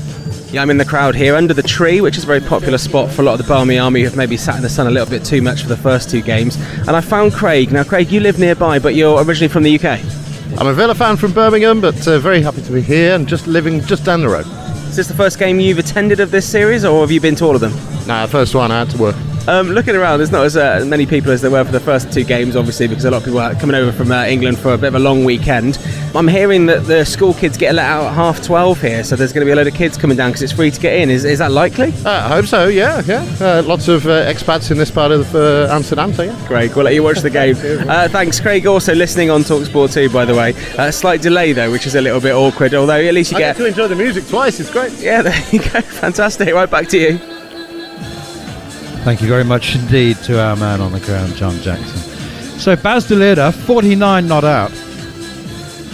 Scott Edwards, 28 not out. Jared Kimber's been crunching the numbers for Baz Deleda. And these are his best numbers. If that's what you're looking for. I was going to say this is a double career best, List A and international. Yeah, 37 was his previous best. We had Peter Boren talking the other day. We all know he can bat. He lines up really well. They're batting him at number 4 in this series. There's no problems there. He just hasn't been able to get past that hump. But he's still quite young. And like a lot of all-rounders quite often develop a little bit slower, don't they? Because they have to do twice as much of the work. How many List A games has he played? I'm sorry, I haven't got my reading glasses on. No, I just had it in front of me, actually. Because he has played, this is his 9th game. How does he not have a 50? He's got a lot of 20s and a lot of 30s. Maybe this is the day that you are able to attract him an agent and start flogging him around the... I've already talked to an agent. There's an agent watching him today who's thinking about taking him on.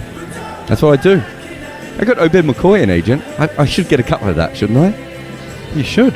It's drinks at the VRA ground in Amstelveen, and a few people have contacted...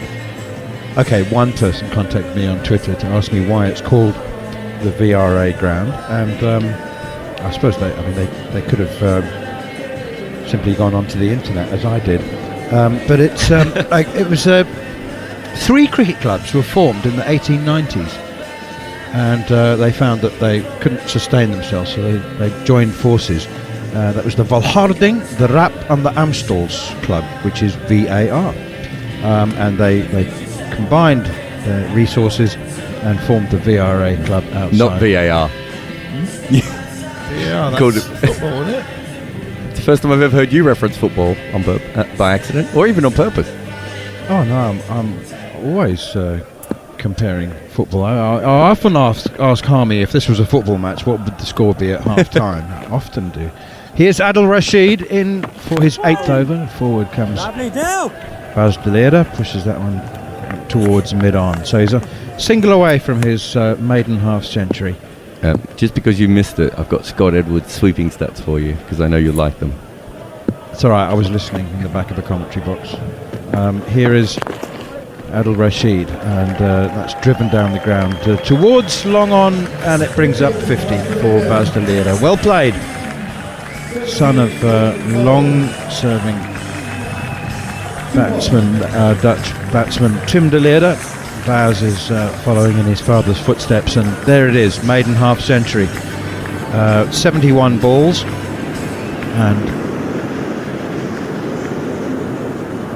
he's just hit the 2-4s, but he's run hard. He's worked hard for these runs. Adil Rashid spins the ball from his right hand into his left and then blows on his right hand. Out of habit, not out of necessity. And this is the wrong one, I think, and Scott Edwards pushes it up towards mid-on. I heard you say, Jared Kimber, that if a batsman sweeps 5% of the time that he faces spinners, then he is regarded by you lot as a sweeper. And Scott Edwards sweeps 20% of the time. That's ridiculous. And here he is sweeping a totally inappropriate delivery, which was almost a half tracker, but he went through with the sweep shot anyway. My follow-on question was, who's the world record holder, the highest sweep percentage? Does anybody in today's game sweep more than Scott Edwards? So the last time I checked, it was George Munsey. Here's Rashid again, and that's punched off the back foot straight back to the bowl. And that he is a prolific sweeper. The Scottish opener, a former wannabe professional golfer who came back to cricket very late. Incredible hitter of the ball. A lot more power in his sweeps than Scott Edwards. It's pushed down the wicket comes Baz de Leerde and clips it out towards mid-wicket. They're almost incomparable, aren't they? I mean, as sweepers. Yeah, Scott Edwards is a dabber and a dinker and a paddle sweeper. Whereas we were at what's the ground in Durban? Kingsmead. At Kingsmead, I almost saw him reverse sweep the ball out of the ground, George Munsey. So a completely different level of sweeper. George Munsey was over 25% for a while. I think because teams have worked him out, he's now driving a little bit more. That's both sweeps, right? All three. Reverse and orthodox. Well, all four, technically. What slog sweep? Does that include switch hitting? No, it does include switch hits. It includes reverse sweep, genuine sweep, slog sweep, and also paddle sweep. Okay. I put them all in the one go because it's essentially the same shot. You're just hitting it to a different area. Yeah, exactly, and with different power. So Baz de Leerde, as you said, lots of 30s and 20s. In fact, his previous 6 scores behind this one were all in the 30s.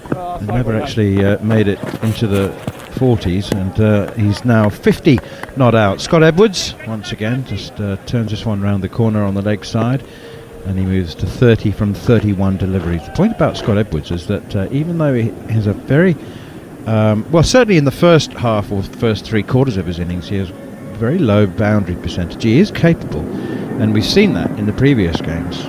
Even at England's record 498 for 4, he finished 72 not out, and was hitting a couple of sixes towards the end of his innings. But for much of the time, he builds an innings with small bricks, just little singles here and there.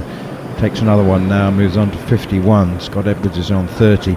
For much of this innings, if we're brutally honest, Steve Harmison, it's been perfunctory, really. I mean, we're going through the motions a little bit. You know, you just have always had this sense that the Netherlands are just trying to get to the 40th over without being hurt too much. Yeah, obviously they're trying to get a workmanlike score somewhere close to 250, 260. Bryden casts in with the full pace delivery outside the off stump, which Scott Edwards launches himself at right on cue, just as I said that he's a nudger and a nerdler. Yeah, it was a free hit. Ball before was called no ball, so he's gone to try and open up the leg side and shovel it. I think Wise a good sweeper. The way he holds the bat, I think, is good for the sweep shot. Not really that good for going big down the ground. Here is Bryden cast once again, and that is pushed straight back defensively to the bowler. Would you say, Harmy, that previous shot was just about as pure a slog as you could possibly get? It was village green, swing yourself off your feet stuff. Village green, agricultural, got a free hit, and he's gone to try and heave it over, sort of leg side mid wicket.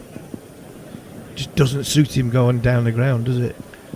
I mean, he literally has almost swung himself off his feet. Here's Bryden cast once again. Short, that's much better pull shot from Scott Edwards. He hasn't got enough of it to reach the man at deep mid-wicket, but they have gone through for two. Liam Livingstone is particularly good in the deep. He's got a very powerful arm. It's not often spoken about, is it? Because people talk about his power hitting and his ability to bowl accurate leg spin and off spin.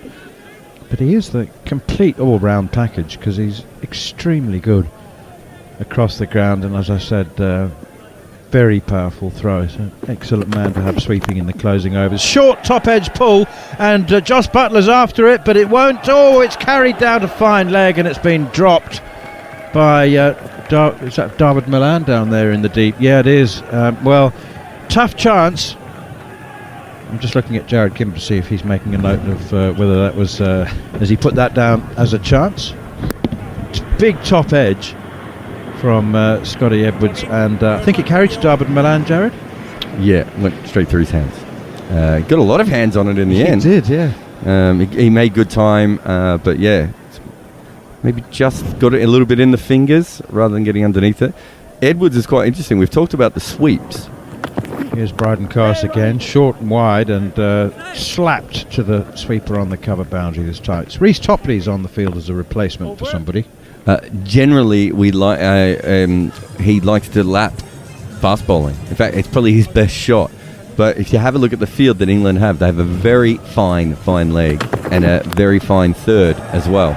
And that's to stop him playing that particular shot. In that case, they almost got him out with a pull. I think that's why he's trying the pull. He's probably trying to hit it to deep backward square where there's a gap. Yeah, Bryden Cast went for the short ball, and to be fair, in international cricket, that should have been taken. David Milan will be disappointed. England will be disappointed. Been quite sloppy in the field.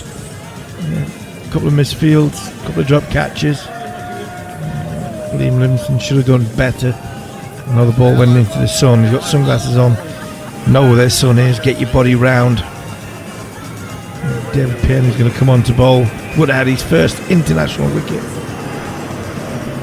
He would have had his first international wicket had Liam Livingstone not lost an absolute dolly of a catch in the sun in his opening spell. David Payne, 5 overs, no maidens, none for 20. He was extremely tidy. Do you think England might have, I don't know, tried to force the pace a bit more? Maybe bowled a few more overs with the new ball bowlers. David Payne is in. It might have been a little cutter, or it just got stuck in the pitch a little bit. Or I think it was a cutter, wasn't it? Yeah, he just run his fingers, down the side of the ball. Yeah, you look at it spun. So Livingstone and Rashid are getting some spin out of it. Could they have kept going with the seamers? Quite possibly. I think if they took the two catches that they were offered to them, it's a different game. Here's David Payne again, and Scott Edwards pulls this one from a good length actually. I think he just premeditated that one, and they go through for another couple of runs. Edwards scoring nicely, the new Netherlands captain, 37 from 38 balls. Question for you again, Jared Kimber, on the subject of sweeping. When a batsman plays the lap against a fast bowler, which is effectively a sweep of sorts against of fast bowlers. Do they get included in his sweep stats? That's a bouncer from David Payne. Very nicely bowled, and Scott Edwards takes evasive action, ducks underneath it. No wide called by Paul Rifle, so that's a dot ball. No, because I'm only looking at him versus spin anyway. Oh, because I'm not too worried about that. If it was Mel Loy, and there's a throwback name, maybe you'd be looking at the percentage of times he would sweep a quick bowler. AB de Villiers swept quick bowlers a little bit as well, didn't he? Yes, quite a bit actually. Short ball again from David Payne, and is that a slower ball bouncer? No, it's not. Okay, it's 82 miles an hour. It's quick, well directed. You get one for the over. The only reason I ask is that Joss Butler's taken it round his ankles. Yeah, that's the ball now, isn't it? The ball's gone soft. I think he was lucky in the previous ball to that not being a wide down leg side. I think he might have got away with another one there. Here is David Payne again. It's full and straight, pushed out on the onside. Do you think he got away with a couple in that over? Yeah, I think he's got away with a couple in that over. I think his balls, 3 and 4, could easily have been called wide. I've been impressed by David Payne. I think he's done well. He's got a bit of pace, 85 mile an hour plus, and he's got a good lack of pace as well. Good change-ups. Yeah. Here is David Payne once again, and is pushed out towards cover, fielded by David Milan, and there's no run. I mean, we shouldn't be in any way surprised, and I don't think you are surprised by the fact that he's looked so accomplished, and he's been doing this for 10 years, and his numbers are excellent. Yeah, he has. He's been excellent. It's the old adage, isn't it? If he had been more of a fashionable county, would he have played more? Would he have been in the sort of selectors' minds more if he had been playing at one of the bigger counties? But he's done a brilliant job for Costa over the years, and I've been very impressed by his debut. He's hit the ground hard. He's given a chance to swing first up. Change-ups are excellent. Bryden Carse in to start the 40th over of the innings, and it's into the rib cage and pulled away by Baz de Leerde for 4 behind square on the leg side. That's a really good pull shot from Baz de Leerde. Moves on to 55. Short ball again. England adapting the short ball policy, trying to hit the middle of this surface. De Leerde just helped it round the corner. David Milan's having one at the minute. He's been in the game quite a bit recently in the field. Not all going his way. He dropped one down at fine leg, a top edge pull shot by Scotty Edwards. This time punched out towards mid wicket by de Leerde and fielded by Adil Rashid. Scott Edwards 37, Baz de Leerde 55. The Netherlands are 196 for 3. So if they can score 70 or 80 off the last 10 overs, then that's it's more than acceptable. It might even ask a question or two of England if they're chasing 270. Lost a couple of early wickets. Probably not. They are a batsman light, of course, with Owen Morgan not playing today. That's dropped defensively, but for a single. Intelligent cricket from Baz de Leerde. Just drops his hands, soft hands, steers it behind square on the offside, and able to trot through for a quick single. Yeah, it's workmanlike from the Netherlands. Can they get a workmanlike total? 260 I think would be bare minimum from this point. They'd want more than that, but bare minimum would be 260 against this fantastic batting unit England have. Oh, hello, slower ball gone wrong from Bryden Carse, and it's slack pulled. Full toss, and in fact it was a high full toss, well above waist height, and it's a no ball, and it's been pulled down towards long on. Actually very well played by Scott Edwards. Slower ball, is it just, or did it slip? I mean, it was well up, it was chest height. Yeah, I think it's just slipped. His timing's all wrong. Great strike. They're not easy to hit, no, those, they're are not. they? That's a great strike. That's hit the middle of the bat. So free hit Scott Edwards, last time he played a village slog, and he's repeated it. There was a little bit more style and substance to that one. He's actually tried to play a legitimate slog sweep, whereas he just slogged at the previous free hit that he had. And he's missed them both. Yeah, he's missed them both. Not been good, the free hits for Scotty Edwards. How much did he miss that by, honestly? A long way. A long way. Good bowling by Bryden Coss. But he has missed it by a long way there. He wasn't even looking at the ball. He had his head in the air. 202 for 3. Here is Bryden Coss, and open face of the bat. Nicely played by Edwards, steering it down to David Payne at third. And they go through for a single. 203 for 3. The Netherlands approaching the end of the 40th over. Scoring rate just over 5 and over. You would think that, I mean, England even against a considerably strengthened Netherlands bowling attack, which has seen the additions of Fred Klaassen and Paul van Meekeren. Here's Bryden Carr. Oh, top edge pull shot, up into the air it goes. Adil Rashid's getting underneath it. He doesn't drop it. And the 4th wicket for England. And Bas de Leerde's excellent innings of 56 comes to an end. Short ball from Bryden Coss does the trick. De Leerde went for the shot, the pull shot, legitimate one as well. Nothing wrong with the shot choice selection though. I think was he beaten for pace? Just think he was beaten for pace. Beaten for pace. Beaten for pace, top edge, straight up in the air. Adil Rashid, he's not gonna miss that chance. He had to make a little bit of ground. Ended up on the floor, but a good innings by De Leerde. A good bit of bowling by Bryden Coss and a timely wicket for England. Well, he's got himself a career best, Bas de Leerde, and he's making his way off now for 56 from 78 balls with 3 fours. We were all quite impressed a month ago when the Netherlands took on the West Indies, when Teja Nidamanuru, who's the new batsman, scored a fine 50, but just a few minutes ago, before he left the commentary box, former Netherlands captain Ryan Tenderskade was telling us that Nidamanuru is regarded as more of a bowling all-rounder. Well, yeah, he only bowled 1 over in the previous game that he played in. 1 over of, I have to say, it looked pretty fluffy off-spin.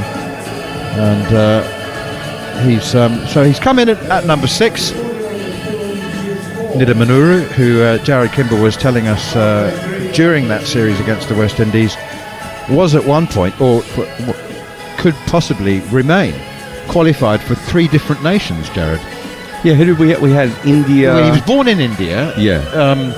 Lived in New Zealand. Domestically, so professional cricket there. Played cricket in England and, was it Scotland as well, I think, or Ireland?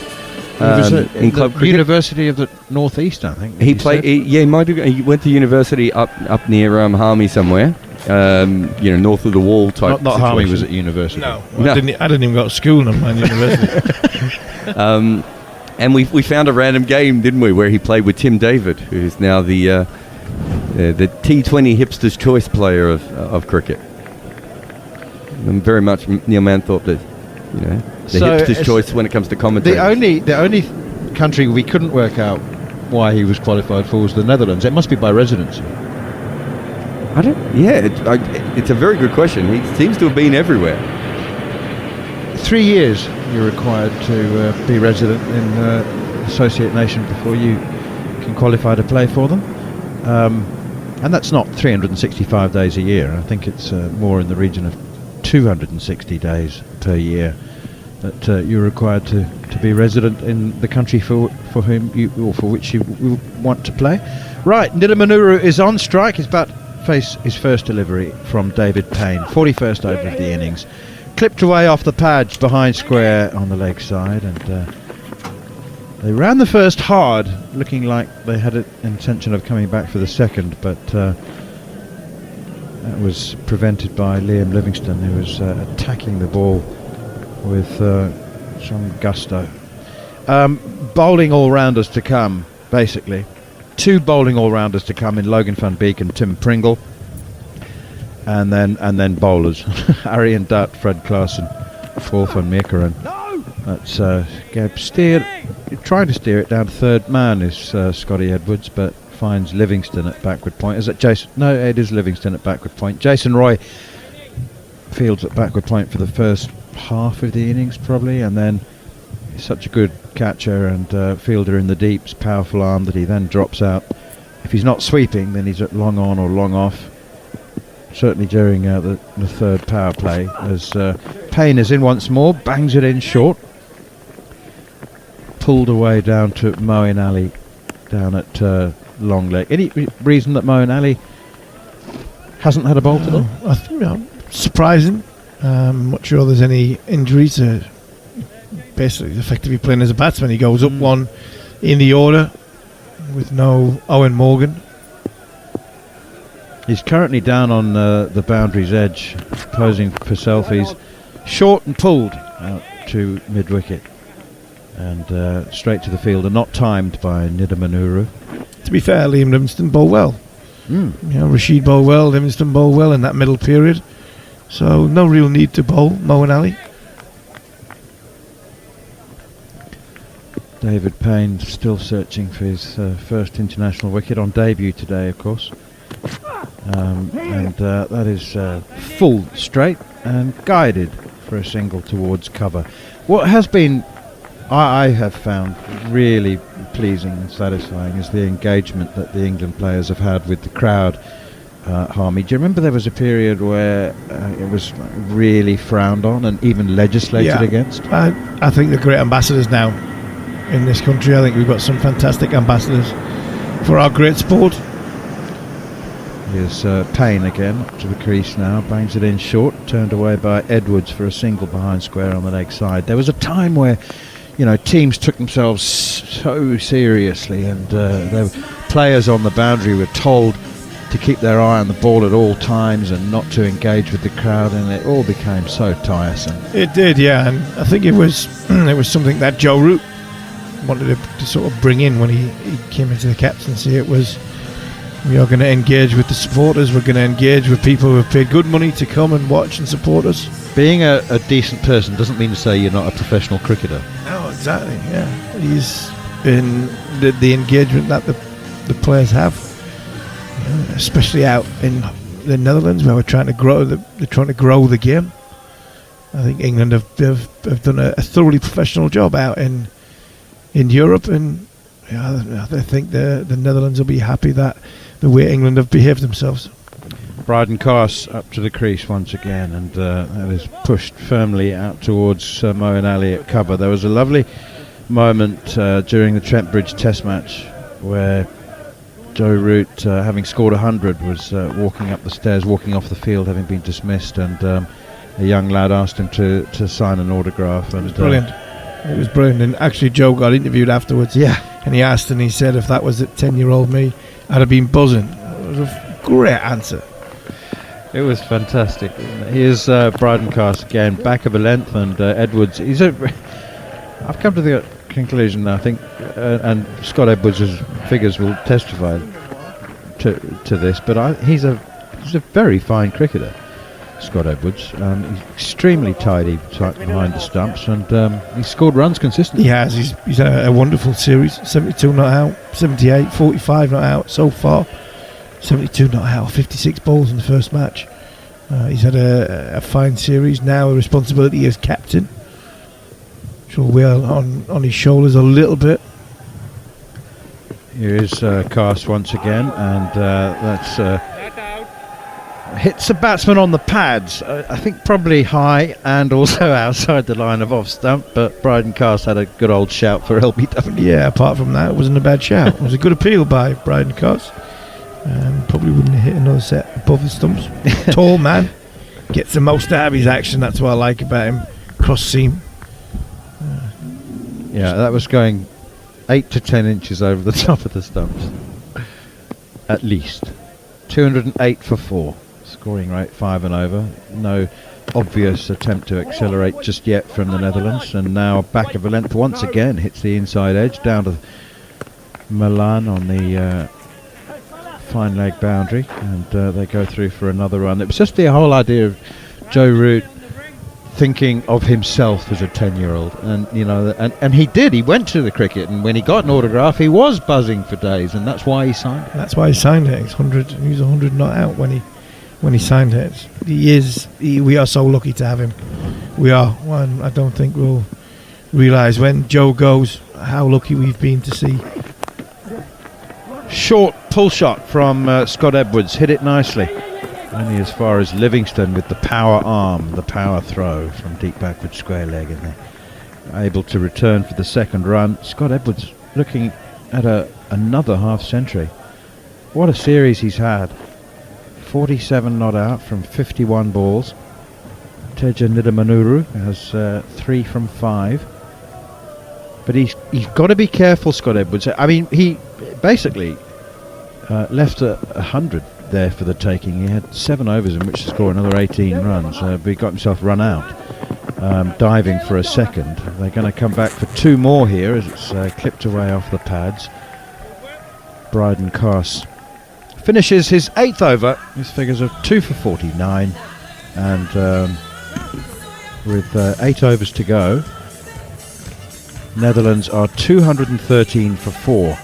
In the third of 3 one-day internationals in the World Cup Super League, qualification for next year's 50-over World Cup in India at stake. I think England have less than halfway through their scheduled matches. I think they've probably done enough. You've got to finish in the top 7. India, the top 8 qualify, but India qualify as hosts anyway. So to be certain of automatic qualification, you need to finish in the top 7 of that league. And the Netherlands are definitely certain that they won't qualify automatically. Yeah, they're not qualifying for the early part. So they do get a second bite, though. There's a secondary qualification tournament which takes place in Harare at the beginning of next year. The bottom 5 teams in this Super League. Oh, there's a wrong one from Adil Rashid and a very confident LBW shout. Paul Rifle says not out. Adil Rashid immediately nods at Josh Butler. The moment he saw the inactivity from the arms of Paul Rifle, he immediately just kept going to Josh Butler and was nodding adamantly, saying, review it. It just looped, didn't it? It looped out. Director, here said umpire. We have a players review for LBW. By All-field decision is not out. Has it hit him in line? Is it just outside the line? Can we go to front? Possibility of a little bit of height. It's the voice of the third umpire, Adriaan van den Dries. Such a lovely accent. Hopefully he has to go through. Oh, hit him on the back leg. I don't know whether he's hit it or whether the bat's hit the ground. The bat's hit the ground, man, and I think that's what swayed Paul Rifle. Isn't that, surely that's crashing into middle of the leg? Yeah, I think Paul Rifle's thinking he's hit it. And I think it was bat hit the ground. So a simple decision, we would Still think. waiting on outrage. Well, okay, we've established that it's a fair delivery. Has Adil Rashid picked up his first wicket? It's hit the back leg. Okay, yeah, the bat's definitely hit the ground. No question about that. Massive, massive spike. There's a spike when the ball is next to the bat. We can go back on field, please. Hang on, you can see Paul, a gap. You can stay with your decision. You can single now. You can see a gap between the bat and the ball. That's a shocker. That's an absolute shocker. You are kidding me. The spike was the bat hitting the floor, surely. But there was still a spike, a mark, but when the ball was passing the bat, but the bat was still in contact with the ground. And you could... I'm looking around, I need some confirmation. Am I seeing things? Yeah, I could see a gap, Harmy, between the bat and the ball. Yeah, I could see. I thought the spike was the bat hitting the floor. Very bizarre. That is peculiar. That is... Oh well. Ours is not to judge. Not always, anyway. Ours is simply to report. And the next delivery... I mean, yeah. It's just... It would appear there was a clear gap between the bat and the ball. Adil Rashid tries another wrong one, and it's whipped away by Nidamanuru out towards deep mid-wicket field by David Willey. And they go through for a very straightforward single. The bat hit the ground with such force that it took a chunk out of the pitch. But as the ball was passing the bat, there was a gap. There was a spike on the screen, but it wasn't the ball hitting the bat, it was the bat hitting the ground. Nonetheless, let's move on. It may not be a match-changing moment, just a moment of curiosity. Adil Rashid, none for 36 from 8.4 overs. Got 2 balls left of this over. He's in once again. That's a leg break, and Scott Edwards pushes it out towards cover, fielded by Jason Roy. And they go through for a single, and that's 50 for Scotty Edwards, the new captain of the Netherlands side, following the retirement of Peter Seelaar, injury-induced retirement. Unfortunate that for Seelaar, but he has been playing for the Netherlands since he was 15 years old, and it's a career to celebrate. Almost 20 years in Netherlands colours. Down the wicket, stumped, got him. Rashid's got his man. Down the wicket came Nidamanuru to a leg break, comfortably beaten outside the off stump, and a routine removal of the bails for Jos Buttler, who has a small celebratory high five with the bowler, and Adil Rashid finishes his 9th over with 1 for 37. That comes more straightforward than that, Steve Holmes. No, absolute beauty from Adil Rashid, throwing it above the eye line. Dutch batsman comes out of his crease. Jos Buttler's not going to get an easier stumping than that. Nidamanuru, he has to go for 4. Netherlands are just teetering a little bit here. 215 for 5. This is the situation, exact situation they didn't want, with a couple of very much bowling all-rounders to come, and then 3 out-and-out bowlers who aren't much good. This is the situation they were trying to avoid.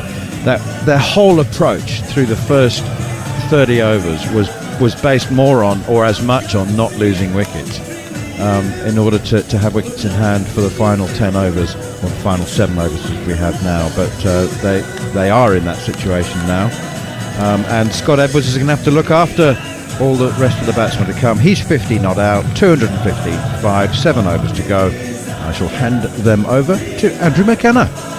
Cheers, Manners.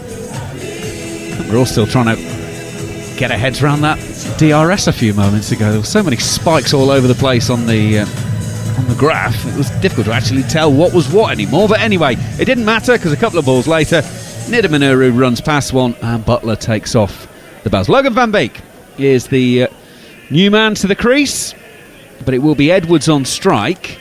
50 not out from 54 balls, and England are bringing back David Willey. 1 for 25 for David Willey so far. Got the first man out, Vikramjit Singh, caught by David Malan at mid-wicket when he had scored 6. First wicket going down at 16. So David Willey back into the attack.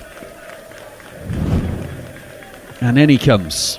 Oh, and Edwards is beaten outside of off stump. Left arm over, and it's just angled across him. And there's no run on this occasion. And just my very quick mental arithmetic, Scott Edwards is averaging 200 in this series at the moment. 72 not out, 78 and 50 not out. No, he's batted really nicely. He has. He's held this Netherlands batting lineup together with spin very, very well. Swept, reverse swept. I think he was probably waiting for that as a slower ball, deceived by David Willey's pace. David Willey in on this occasion outside of off stump, dabs down to third man, fielded by Payne, and they take a single. By the way, at the interval, Peter Seelaar, the man who has just announced his retirement as the Netherlands captain, will be joining us for a chat. Neil Manthorpe will be speaking to him, so delighted to say that he is still on the ground and obviously still involved, but his back problem just got the better of him, which he realised on Friday evening. Didn't take part in Sunday's game and announced his international retirement there and then. Well, he's got one more duty to speak to Manners at half-time in the innings.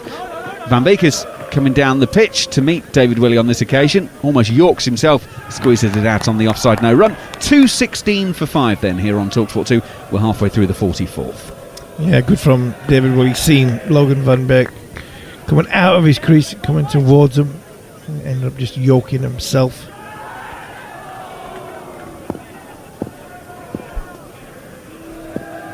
Willie on his way once again. Past the umpire. Bounce beats Van Beek on this occasion. Trying to, again, sort of guide it into the offside, round about the point region, but bounces past the outside edge of his bat and through to Josh Butler, no run. 1 for 26 for Willie.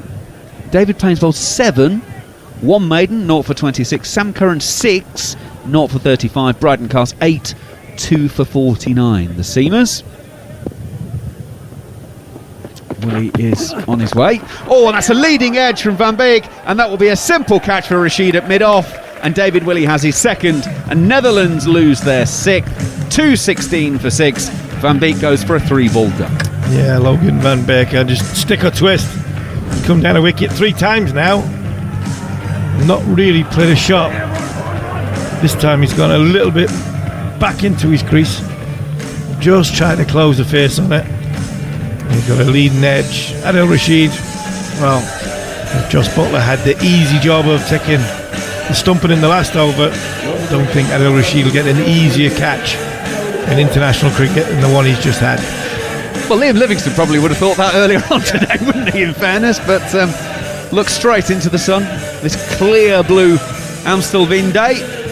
But Adil Rashid did the job, holds on this occasion. And unfortunately, the breaks have come up somewhat. 203 for 3 has become 216 for 6. And Tim Pringle is the man coming in at number 8. Tim Pringle, man playing only his second game for the Netherlands. As I mentioned the other day, on Sunday, when he played his debut, we couldn't actually find him having played a first-class game of cricket, including list A. So this is somewhat of a step into the unknown. He does have the pedigree of being the son of Chris Pringle, the former New Zealand international, but in terms of actually been there, done it himself, not so much so far. They did cross with the ball in the air, so Edwards is on strike and pushing Willie up to short mid-off where Moeen Allen fields no run. 44 gone then here on TalkSport 2, 216 for 6. Pringle will be on strike. And, well, really, it's now a case of try and get Scott Edwards as much of the strike as the Netherlands possibly can. Otherwise, this innings may just implode in on itself and collapse in a bit of a heap. O'Dowd made 50, delayed a 56. Edwards now 51 not out. Unfortunately, none of the others made double figures. Vikramjit out for 6, Nidamanuru 4, Van Beek a 3-ball duck. So that's how they've got to 216 for 6. And Rashid will start his final over, and Pringle edges just wide of Moeen Ali at slip. And they do manage to scamper through for a single, so Pringle is up and underway. Edwards is back on strike, therefore, and Gareth Batty has replaced Steve Harmison. Yeah, Adil Rashid going through all his tricks. And a couple of very good googlies in the last couple of overs. This one, the big leg spinner, just evaded Moeen Ali. Waiting deep in his crease is Edwards, off the back foot, out to the cover sweeper. And it will be just a single. To be fair to Moeen Ali, that last one bounced just in front of him, so it wasn't a chance. But he's gone back in for the new man, Pringle. Bats in glasses. And in goes Rashid. Googly again, waits for it. Pringle plays that well, actually, down to short fine leg, and they will take a single to bring Edwards back on strike. 219 for 6. Yeah, they're his glasses. They're the steel rimmed, almost round, sort of Harry Potter style, aren't they? Yeah, I mean, because of the New Zealand connection, the Daniel Vittori comparison is a very easy one to make, probably a bit of a lazy one. Edwards whipping Rashid to mid-wicket. They take one. They won't risk taking on the David Willey arm, and rightly so. Single taken, 220 for 6. Yeah, it's unique. You don't see many guys wearing glasses nowadays. They generally get contact lenses or the laser stuff. And he looks comfortable in them. Started pleasantly. Pringle got off strike his first 2 balls. Looks as though he's read Rashid from his body positions. He's created the gap to get off strike. Rashid then, he's got 2 balls left of his work with the ball, and in he goes, and Pringle is playing that one back towards the bowler. I think he was aiming sort of to push wide mid-on, ended up taking the outside portion of the bat and ends up just dribbling back down. But there's one ball left of the over, so Pringle needs to make sure that if he does get a score off of this, it needs to be an even number, really. So Edwards is on strike to start the 46th. 2:20 for 6 then. Rashid for the final time. Googly. And Pringle plays it into the offside, but with no real timing. So that's 10 overs for Adil Rashid in the can. 1 for 41 for Adil Rashid today. Yeah, Rashid, world-class performer on all stages in white ball cricket, well, even Test cricket. He really is the real deal. The surface possibly the undoing for him today in that wicket column. Just slowish, sluggish surface that the Netherlands players could almost watch him off the pitch. They could adjust and change their mind on shot selection, but nonetheless 28 dot balls in his 10 overs. Brilliant bowling from Adil Rashid. Yeah, it's been an interesting 3 days for Adil. 0 for 59 from 10 in the first game. He was the bowler who bowled the maximum of 9 in the rain-affected game on Sunday. He took 2 for 50. David Willey will start the 46th, takes the outside portion of Edwards' bat down to third man. They take a single, 221 for 6. So in terms of runs conceded, today was the best for Adil Rashid with 1 for 41. But the 2 for on Sunday, the most in terms of the wickets. How's Willey going to bowl to Pringle? Just bringing in a couple of the players that bit closer. Try and keep Pringle on strike. 2 from 4. He waits, bat raised, and is playing back down the pitch to the bowler who fields in his follow through, no run. Yeah, I'd say as much as anything for Adil, it's getting his summer up and running. He's not played a huge amount of cricket in the last period of time, so it's good for him to get some overs in. You would think from an England perspective that's why he was the one to use those 9 overs in the first game. He's certainly a massive part of England's armoury for the next 6 months. David Willey, left arm over to Pringle. I think that's off the toe end of the bat down to third man. I'll scamper 1. Payne gets the ball in the air back to Jos Buttler. It is only 1 there for 222 for 6. Well, I'll repeat something that Goffey said when he was with us on Sunday. Obviously, there's been a lot of talk about Adil Rashid potentially in the Test match side going forward with Brendan McCullum. And Goffey said, well, if you want to play Tests, you need to play for us. And you've only got to let me know if you want to play, because they've got a couple of games at Scarborough coming up shortly. And Goffey said, I wouldn't mind having you in the lineup for those games. So the offer is most definitely there from both England and Yorkshire to Adil, if he wants it. David Willey goes in short as Edwards takes a step down the pitch to meet him, sets himself for the pull, will only find Sam Curran at mid-wicket. It's a single. Edwards goes to 55, 223 for 6. Nicely tried, Darren, but I don't think you'll be getting him at Scarborough, my friend. We shall see you up there without Adil Rashid, I'm sure. Well, yes, exactly. I think a lot of people would like to see Adil Rashid back in the red ball part of the game, but you know, that's a decision he's made for whatever reasons he's made, so he'd have to completely alter his thinking. Willey is in, Pringle is pushing to mid-on and will beat mid-on, so it will be Moeen Ali going virtually all the way to the boundary. My apologies, it's actually Rashid going down to the boundary, and they will take 3 in the end. Good hustling from the 2 batsmen. 226 for 6. Yeah, nicely played. A firm punch down the ground, just beating the diving Sam Curran at a very wide long, and he's more like a straight mid-wicket really. Adil Rashid, after his 10 overs, having to put the big strides in to cut that one off. I might be hearing things, but I'm sure I heard through the stump mic one of the batsmen say he hasn't got an arm, as if to say, right, we're taking the extra one here. Willey is in. Oh, it's played into the offside by Edwards, just wide of David Willey. David Willey picks up in his follow-through, turns, throws at the non-striker's end and misses. That would have been out by 4 yards if he'd hit.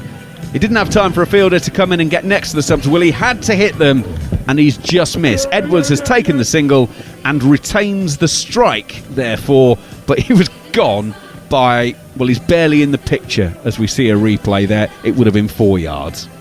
Yeah, he's obviously wanting to retain the strike, but that reminded me very much of a youngster that plays a good shot and says yes, even though it's going straight at the fielder. It was a bit suicidal run. Was hardly in the picture. When you go to the side on camera, just starting to come into shot when the ball was passing the stump, so it was gone, and it wouldn't have needed a review from the umpire. I mean, in fairness, he might be thinking David Willey's not getting that, and in an associate level cricket maybe they don't, but David Willey was down, turned and threw that almost instantaneously. It was a fabulous piece of work. It just needed the direct hit to actually round off the set, if you like. Yeah, it was very good from David Willey, but that is what we expect. You pull on the England shirt, that is what is expected.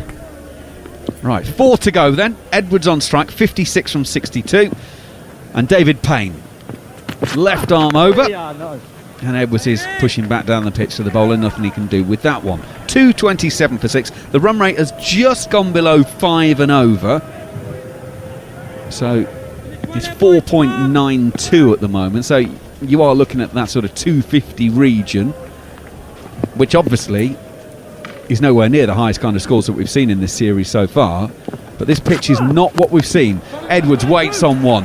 It stands up into the leg side, and Edwards hammers it around to mid-wicket. Salt will do the fielding, and they will come back for a couple. Edwards goes to 58, 229 for 6. Yeah, Payne just pulling his fingers across it like a left-arm spinner would do, just pulling his fingers across to the offside, trying to bowl a cutter, making it tough for Edwards to drag it into that into that leg side field.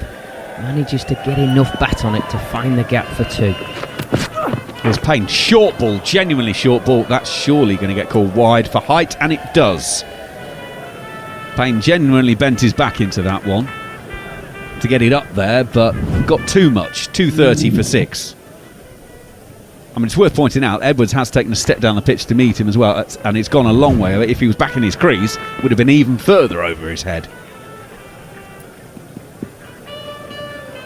Payne sets off, and again Edwards is coming to meet that. Oh, he's got a glove, then off the helmet, he goes down the leg side. Joss Butler goes to pick it up, and it spins past him, and they're going to scamper through, and I think it was glove then helmet, so it should be runs, and it has been given as 2 runs.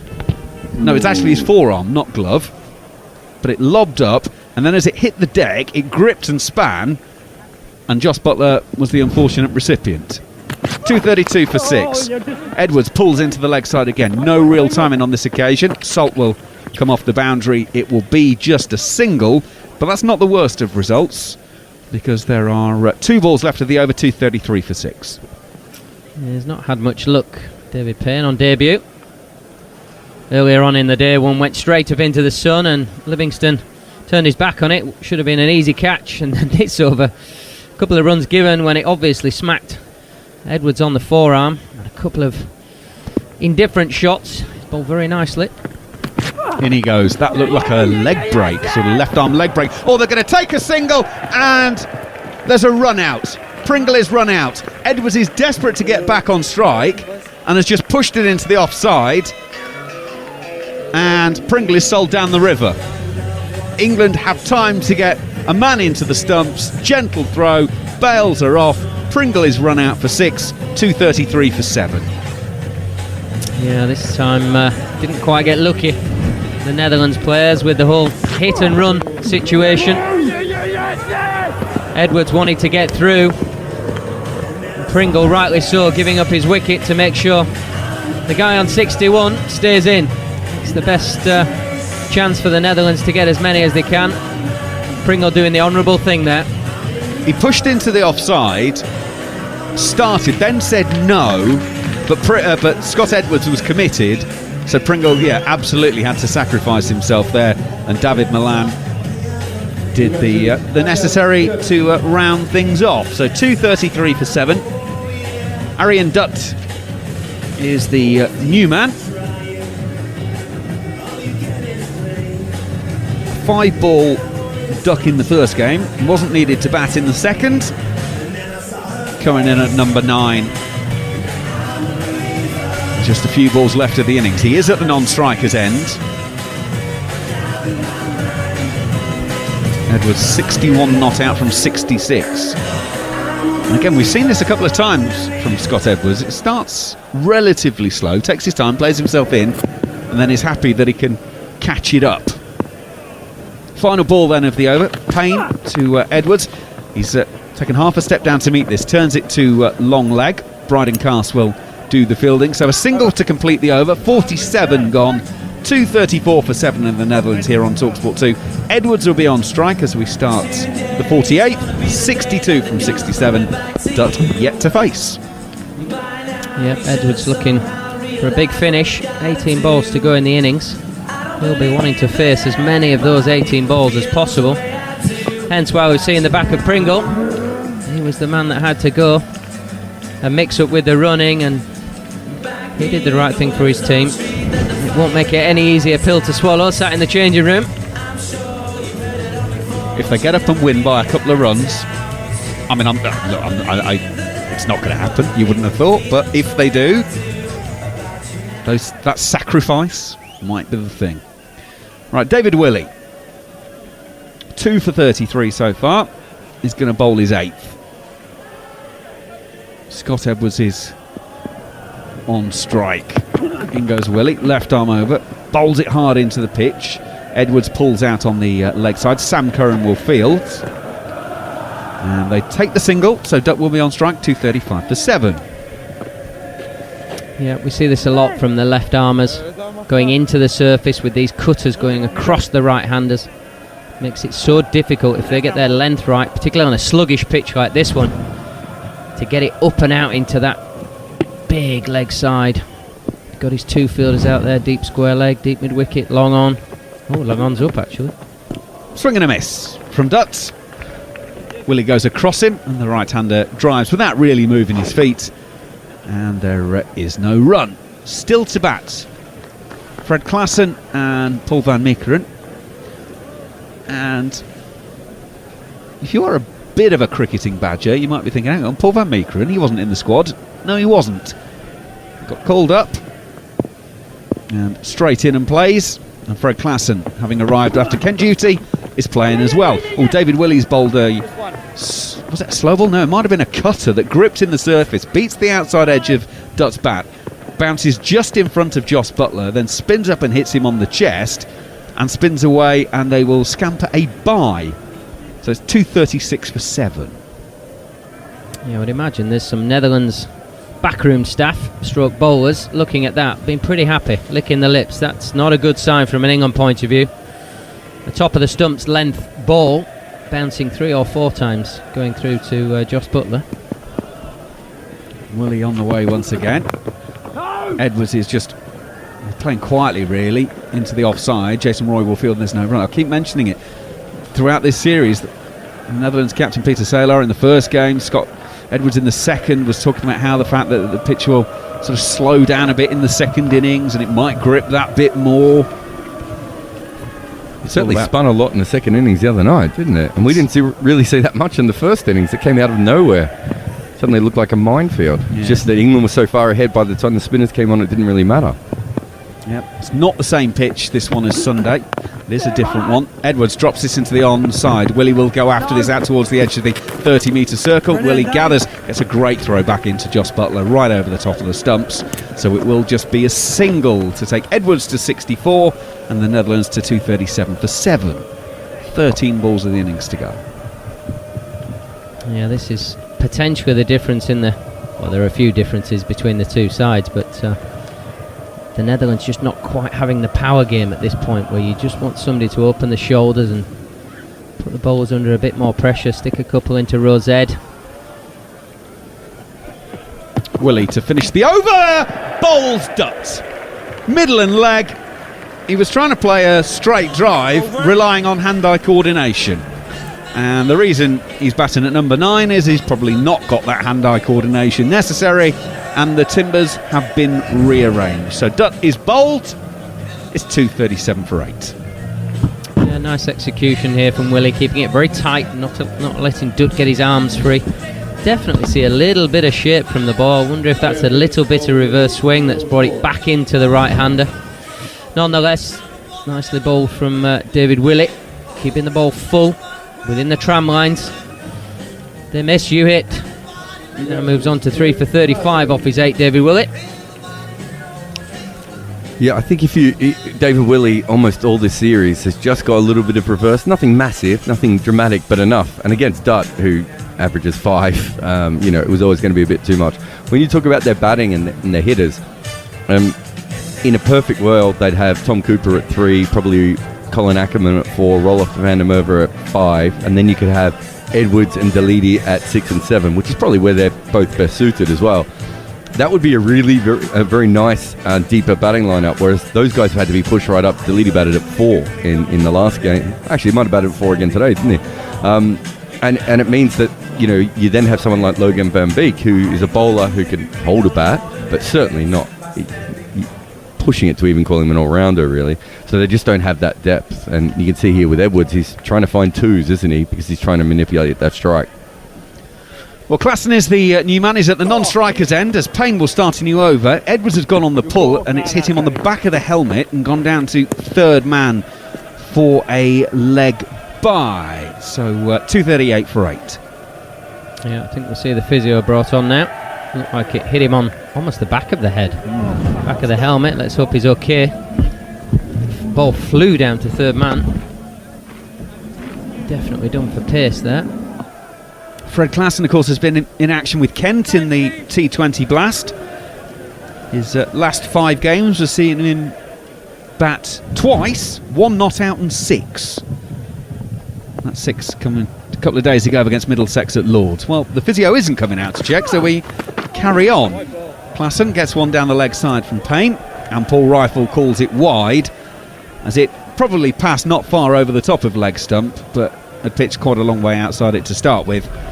We know that the umpires don't like it, that kind of line, so leg by and wide to start the penultimate over of the innings. 239 for 8.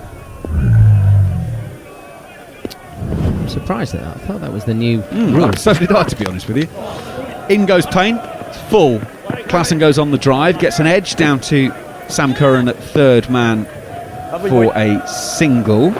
So Klassen off the mark, 240 for 8. And you can clearly see a white mark on the back of his helmet. The only explanation I can give is that the umpire thought it hit another part of the body, and the batter is obviously looks like he's okay, but interesting. Payne goes in. Edwards hits towards long on, doesn't clear though, and Jason Roy takes the catch, and Payne finally has an international wicket for England. The look on his face says it all. The relief is there. He has one in the column, 1 for 35, and he gets Scott Edwards out. 64 from 72 balls, and that's a good wicket both for Payne and for England, right off the toe of the wood. That's why it didn't really travel. And another one in the book for England. 9 down are the Netherlands in the penultimate over. Yeah, brave call from David Payne. It's the slower ball. Pulls his fingers down the side of the ball, going away from the right-handed Edwards. Holds in the surface a little bit. Edwards just didn't have the power to go over long mid-on. Brave decision from Payne to keep him in the circle. And that brave decision is rewarded with a wicket. Very well played, Edwards. But Payne, the man to show him off the field with a wicket. 1 for 35 off his 8.3 now. Well, he's got numbers 10 and 11 at the crease. A nice little chance to finish with a 2 for 240 for 9. 9 balls of the innings remaining. Klassen is the man on strike. Got 1 from the 1 ball he's faced so far. Payne goes in. Fair to Klassen. It's a nice little punch up to long on, all along the ground. Jason Roy does the fielding there. 241 for 9. Yep, and a really good little series, that one, for Scott Edwards. 72 not out from 56 on Friday, 78 from 73 on Sunday, 64 from 72 in this game here. Remember, of course, he's taken over the captaincy partway through this series as well. Van Meekeren underway, pushing backward of points. They will take 1 and come back for 2. 243 for 9. You just feel pain. Just needs to keep the ball within the tram lines that we see. The TV cameras put up. Keep it between the tram lines. If they miss, you're going to hit. One ball. Just one ball. Nice and straight. In Payne goes to end the over. It's a nice looking drive from Van Meekeren, straight on the bounce to David Milan at short extra cover, and there's no run. So 6 balls of the innings to go here on TalkSport 2. The Netherlands were put into bat by England earlier. 243 for 9 after 49 of their overs. Payne will finish having bowled 9 overs, taking 1 for 38. Not a bad day's work on your debut. No, nicely bowled. He bowled very nicely in the power play, got the ball swinging back in. That will be what the selectors stroke management will want to see from an England point of view. You're a left arm and you can swing the ball back in. With the new ball, you become a huge asset to any team. So nice start there, and then we saw at the end, those last few overs that he bowled, able to bowl the cutters going away from the right-handers, smart with his field setting, smart with his outcomes, mixed up with the odd pace on ball. Saw him rough up Edwards with a short ball. So no, he's done himself no harm today. Very nicely done. 3 wickets in 12 balls from England, that little spell there. Willie then to bowl the last over, and Klassen will be in behind this, pushing up to Moeen Ali, who's at a shortish mid-off. They take the single, 244 for 9. Klassen's got 3 from 3, and that's Van Meekeren to take over for the time being. So it looks like being around about a 5 and over target for England. Repeat again, doesn't sound that much, but it's not the easiest of pitches. Willie goes in, bowls Van Meekeren, who's aiming for Belgium. With that one, misses, and the stumps get rearranged, and the Netherlands are all out. 244, 49 overs, and 2 balls the innings has lasted. Klassen 3 not out at a run a ball. Van Meekeren 2 from 3 before he is knocked over. So the end of the innings for the Netherlands there. 245 is going to be the target for England. I'll take you through the scorecard. Vikramjit Singh made 6, Max O'Dowd 50 from 69, Tom Cooper 30 from 37, Baz de Leede 56 from 78, Scott Edwards 64 from 72, and unfortunately below that it somewhat fell away. Nidamanuru 4 from 9, Van Beek 0 from 3, Pringle 6 from 8, sacrificed himself with a run out, Dutt 0 from 3, Van Meekeren 2 from 3. The bowling figures, well, David Willey, the standout in terms of the wicket column, 4 for 36 from 8 overs and 2 bowls. David Payne 1 for 38 from 9 with a maiden on debut. Could have had a second and maybe even a third if more luck had gone with him today. Sam Curran 6 overs, 0 for 36. Bryden Cars 2 for 49 from his 8. And the spinners, Liam Livingston 1 for 40 from 8. Adil Rashid 1 for 41 from 10. Well, you would expect England to do well in games against the smaller nations in one-day international cricket, Gareth Batty, due to the very nature of the strength in depth that England have. So 244 isn't an enormous target, but it's at least one to make them think and keep them honest, if you like. Yeah, it's runs on the board, if nothing else. And that's the thing that the Netherlands need to look at. England have those runs to score. They've got a surface that potentially suits them, with it being a little bit sluggish in nature. Can you play, I suppose, can you play on the over-enthusiasm at times that England may have to hit boundaries? Can you just get the slowness, the turgidness of the pitch and make them have to work a bit harder? Can you make them hit in areas where the slowness of the surface just puts a bit more in your favour as a bowler? But I think, let's be brutal about it, if it's a good power play from England, it's going to be very, very difficult to restrict England here. Well, don't forget, during the interval, we will be speaking live with the recently retired Netherlands captain, Peter Saylor. So maybe we can find out from him, actually, whether they've deliberately picked pitches that are slightly slower and take some of the England quicker bowlers out of the equation. He's going to be in conversation with Neil Manthorpe, and that's coming next. Live and exclusive coverage of the third one-day international between the Netherlands and England here on TalkSport 2. On DAB+, online, via the TalkSport app and on your smart speaker. Big hitting live ball-by-ball commentary as the Netherlands take on England in the third one-day international. That was effortless. On TalkSport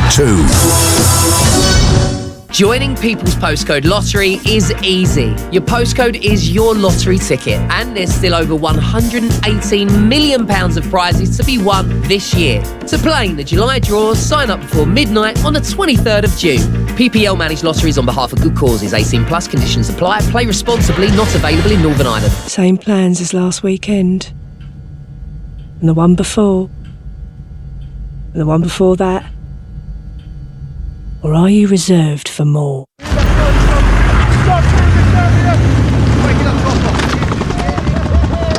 Reserve soldiers from your area are learning new skills every week in a team that will be by their side for years.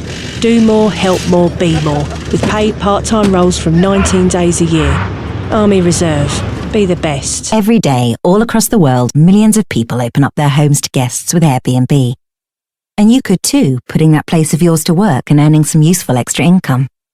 But we know taking that first step can feel like a big deal. So we've taken a step to put your mind at ease. It's called Air Cover. It's top-to-bottom protection every time you host. He's been amazing, the amount of energy that he's brought to the group, and his obviously knowledge of the game and knowledge of the club's been great for us to just keep going in the right direction. The amount of games I've been there for, every game I've been there for, he's been spot on. You know, he keeps it nice and simple. He trusts his team, he trusts his players to work hard. He's been very big on us not getting complacent and making sure that we keep working hard and training hard. He's a great man and a very good coach as well, so he'll be really enjoying his time, I'm sure. He's always been a great guy to have around and great with his words, so it's not really a surprise that his coaching's come up. 244 made by the Netherlands against England.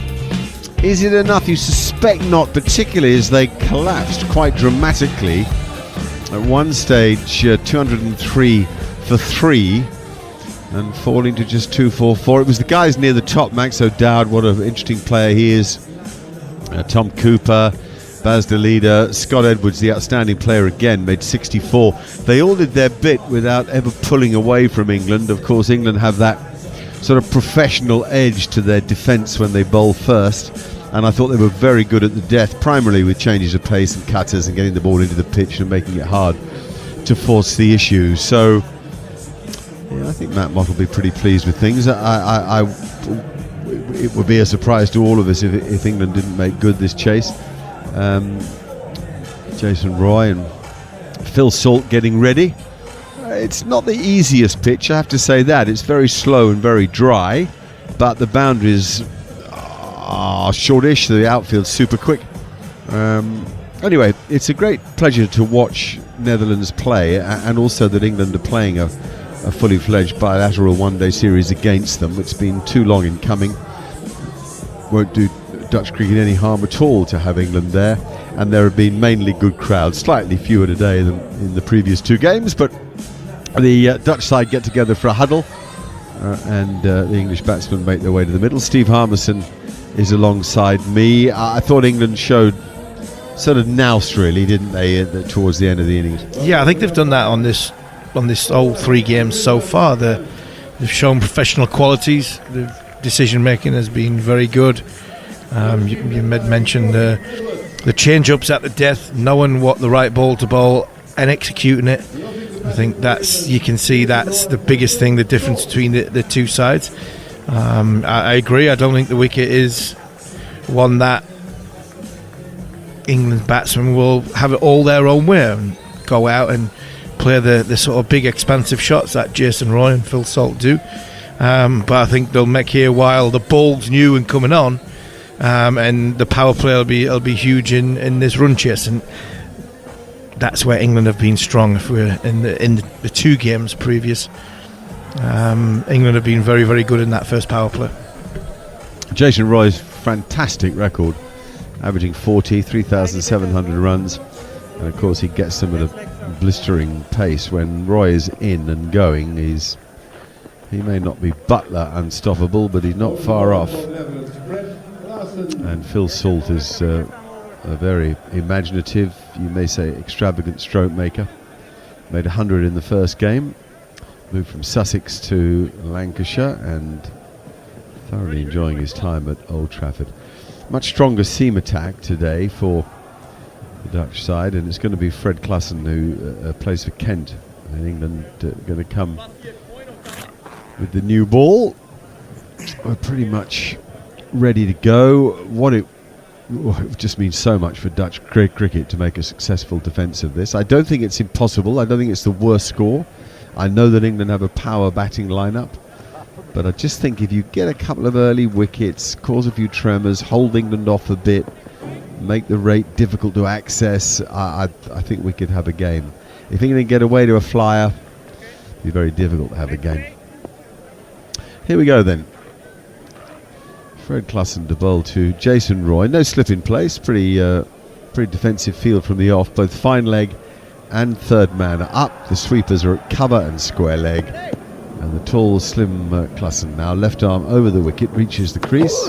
And bowls a full bunger at Jason Roy, which he hits straight back at the bowler, who thankfully gets a hand on it and saves a certain boundary. It ricochets away to mid-on, and there's a single. Roy... Oh no, there isn't a single. Salt sent him back. So very good stop. Yeah, good stop. Bit of swing. A little bit of swing. Gone for the full, trying to get it underneath Jason Roy's bat, but there's a little bit of shape there. Something I don't think David Willey or David Payne really got in the first innings. Klassen again. Roy forward and defends out to extra cover, no run. What did you think about a bit of swing with the new ball? Did it bother you? Did you prefer it not to swing and you could hit the pitch and get your line and length, and 2 or 3 overs later it started? I preferred it not to swing. I had real struggles earlier in my career about the control of the white ball. I preferred to hit the pitch hard, try and get the ball to bounce. Now Roy goes forward and drives, but gets a thick outside edge to the sweeper there. So this time he is off the mark from the third ball of the innings. And pitch dependent or not, I mean, there were some surfaces that however hard you tried to hurry your batsman and jar his bottom hand, it was just a dead surface, and then you probably did have to pitch it up. Yeah, then you did have to pitch it up, but everything obviously you go on this on one, for example, what would you do here? I would be looking to hit this pitch. Yeah. I'd be trying to hit this pitch back of a length, and I think the natural variation of the pitch will do the work for you. Oh, good take from... Oh, he did so well, Scott Edwards. That ball flew. Klassen hitting the pitch hard. The ball flying past the attempted hook stroke by Salt. The warning for 1 and over. But that was a brilliant bit of wicket keeping. Cross seam from Klassen. Going aggressive. Going into the pitch hard. We've seen England use this tactic. I think he's got away with one because I think it might have been close to a wide. But we've seen England use this tactic, the short ball route. Nice stroke. Got a lot of bat under that. Out to the cover sweeper again, who fielded the one from Roy a moment ago. So Salt is now off the mark as well. I've been impressed by Phil Salt in the way he's gone about both the 2 innings prior to this one. A lot of pressure on coming in, knowing that you're probably playing for a backup spot in either World Cup. No run as Roy pushes that out onto the offside from back of a length. 2 for no wicket at the end of the first over. Well, as I've said 1,000 times to those who aspire to get into the team, you can only be ready.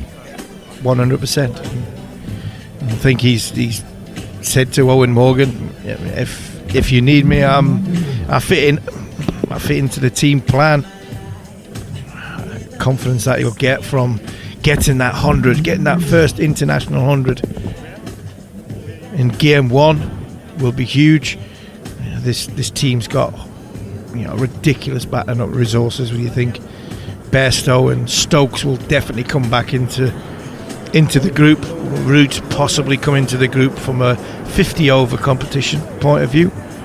And all you can do, Phil Salt, is do what he's done, which is 100 in the first game, 70 odd in the second one, and he's done it in such a way which keeps him in with the team plan, going hard at the top, and, really attacking that power play with Jason Roy, exactly what Josh Butler and Johnny Bairstow does when they're in the team.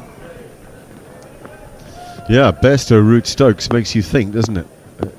When you add it to some of these guys. Swings a little, and he's done well as Salt because he hasn't tried to hit it too hard. He's lent on the ball, bottom of the bat it was in the end, but it still was only stopped a yard inside the rope, so they get 3 for it. Nice. I love the way he got very low to the ball there. There was nothing lazy about that shot. Bent that front leg and made sure he got as much on it as he could, because it really didn't bounce much at all.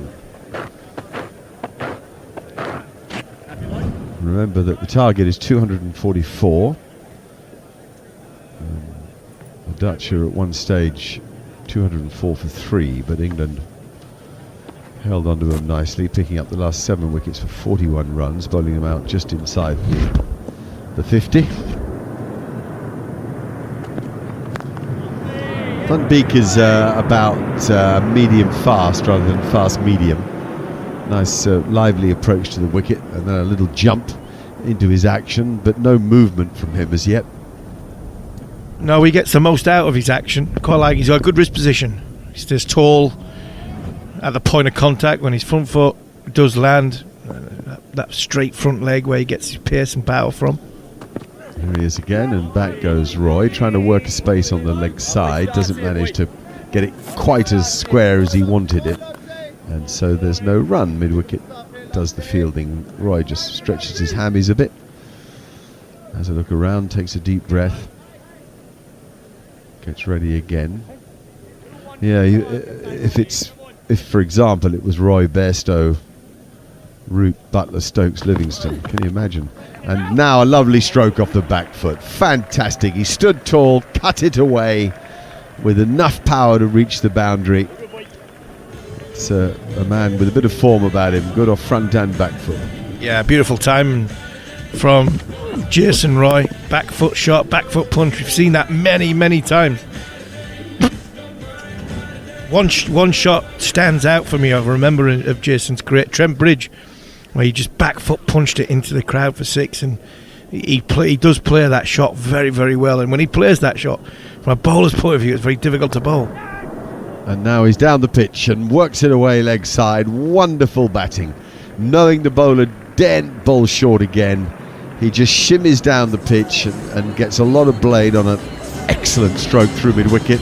There was a shout of catch because it was sort of in the air for a while, but he picked his spot. Oh, he's nailed that. That's out of the screws. There's no stopping that.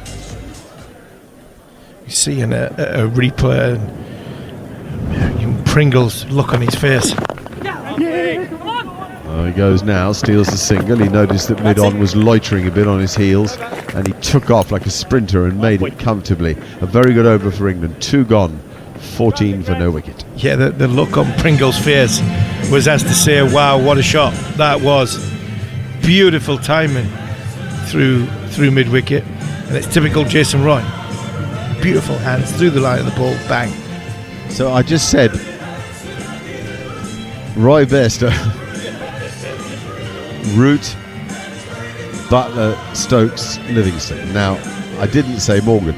You didn't say Morgan. So I'm thinking that's the 50 over side for the World Cup in 16 months' time.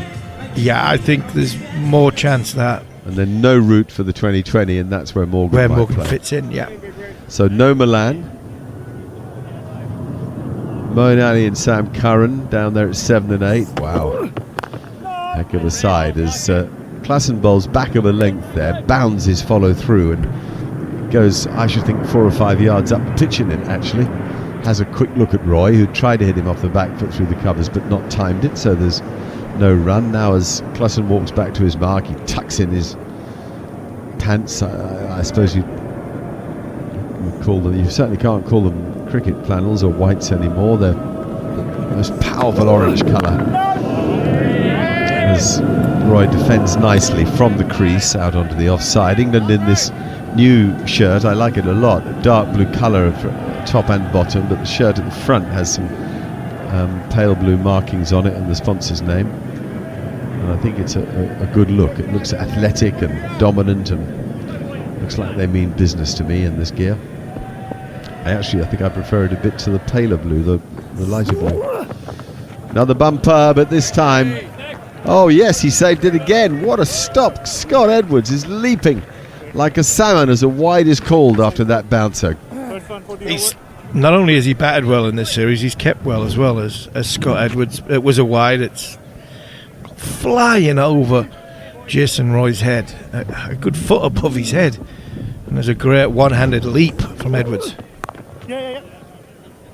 Oh, he's done brilliantly. Jason Roy, there was almost lag like a golfer's club as it comes down before striking the ball. The body started to move and the club lags behind you a bit, then accelerates through the ball. When he did that with the bat there to play a brilliant back cut in between the short third man and the backward point. 4 more for Roy.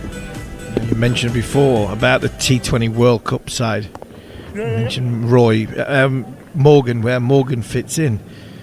But does Milan? Yeah, we got to find a place in 2020 for Milan. Klassen again, and now Morgan drives on the front foot, and he wants to come back for 2 because the sweeper, who's Vikram, has a long way to come there. So 2 more. England cruising along here. 21 from 2 overs and 4 balls. Roy's 16, Salt 4. I think there has to be some practicality about it. We know that Owen is one of England's greatest leaders in any sporting format. But time waits for no man as Root defends on the back foot into that backward point region for no run. And I believe that he will focus on the T20 World Cup and won't go on to the 50 World Cup a year later, which, as I say, is 16 months away from now. Yeah, and he's starting to pick injuries up. This is the second or third injury he's had in a short space of time, is Owen Morgan. Has he? Oh, that was quick as well. Another wide. The keeper had to leap up and pluck that one out of the air as well. So Scott Edwards is very busy. I mean, batted well today, made 60 odd. And he's now busy leaping around trying to stop these bumpers from flying to the boundary. Plenty of aggression from Klassen. Yeah, you don't mind the aggression, but he's got to try and keep it down. He's got to keep it in and around the sort of chest area of Roy. Roy comes down the pitch there, beautiful smooth move towards the ball, but it's a good length. He defends it to extra cover. There's no run end of the over. 3 gone, 22 for no wicket. Roy 16, Salt 4. Good pace from Klassen. Van Beek, 85 mile an hour. I was surprised about how quickly David Payne bowled. He was touching 85, 86 mile an hour. Thought somebody coming in making their debut. I thought he did very, very well in the power play, in the Holland power play. I think another one. I think the audition of all left armers coming over to Holland. I still think Reece Topley is the man in possession of if England are going to go down a left arm, having a left arm option. It's very full, and he had to dig it a bit, even though it wasn't straight. It was outside off stump. Would have been a good ball at the death, that, and Salt didn't get more than toe of the bat onto it, so there's no run out to backward point. Well, yes, I think Reece Topley's got the most options to bowl at the death. Yeah, and it's just his body. Can his body withstand a competition, which is you have to play 3 or 4 games in a short space of time? Nice stroke from Salt towards mid-on from a full ball, half volley I'd say actually, and there's no run because he picked out mid-on pretty accurately. Yeah, it's a pity time. You're talking 50 over cricket specifically. Yeah, I'm talking 50 over cricket. Because in 20 over cricket, I hope England will still be able to look at Tymel Mills. Yeah, and that's a good point. I think he gives you something extra, especially in Australia. Yeah, he can be quick, genuine, quick, speedster quick. But he's also got a lot of variety in his death bowling. And that's a top edge that flies one bounce over the boundary, just a bit short from Van Beek and a bit too leg side-ish. And really all Salt had to do was get something on it and help it along. He just shoveled it around the corner. Again, it's just sat in a little bit and he's had to wait for it. He's just trying to help it round the corner, fine leg inside the circle. So it's a free hit really. All you had to do was help it in the air. And he knew he'd get enough on it. And a positive start, a good start again by England. Yeah, Salt now sort of jabs down on the ball and works it to square leg, and there's another single. England now 27 for no wicket. The target to win 245 in Amstelveen, where 3 ODIs, this is the third of them, have been played between the Netherlands and England. It's great that they're happening, very good for Netherlands cricket, and a good sort of start, if you like, an aperitif for England's summer of one-day cricket to come.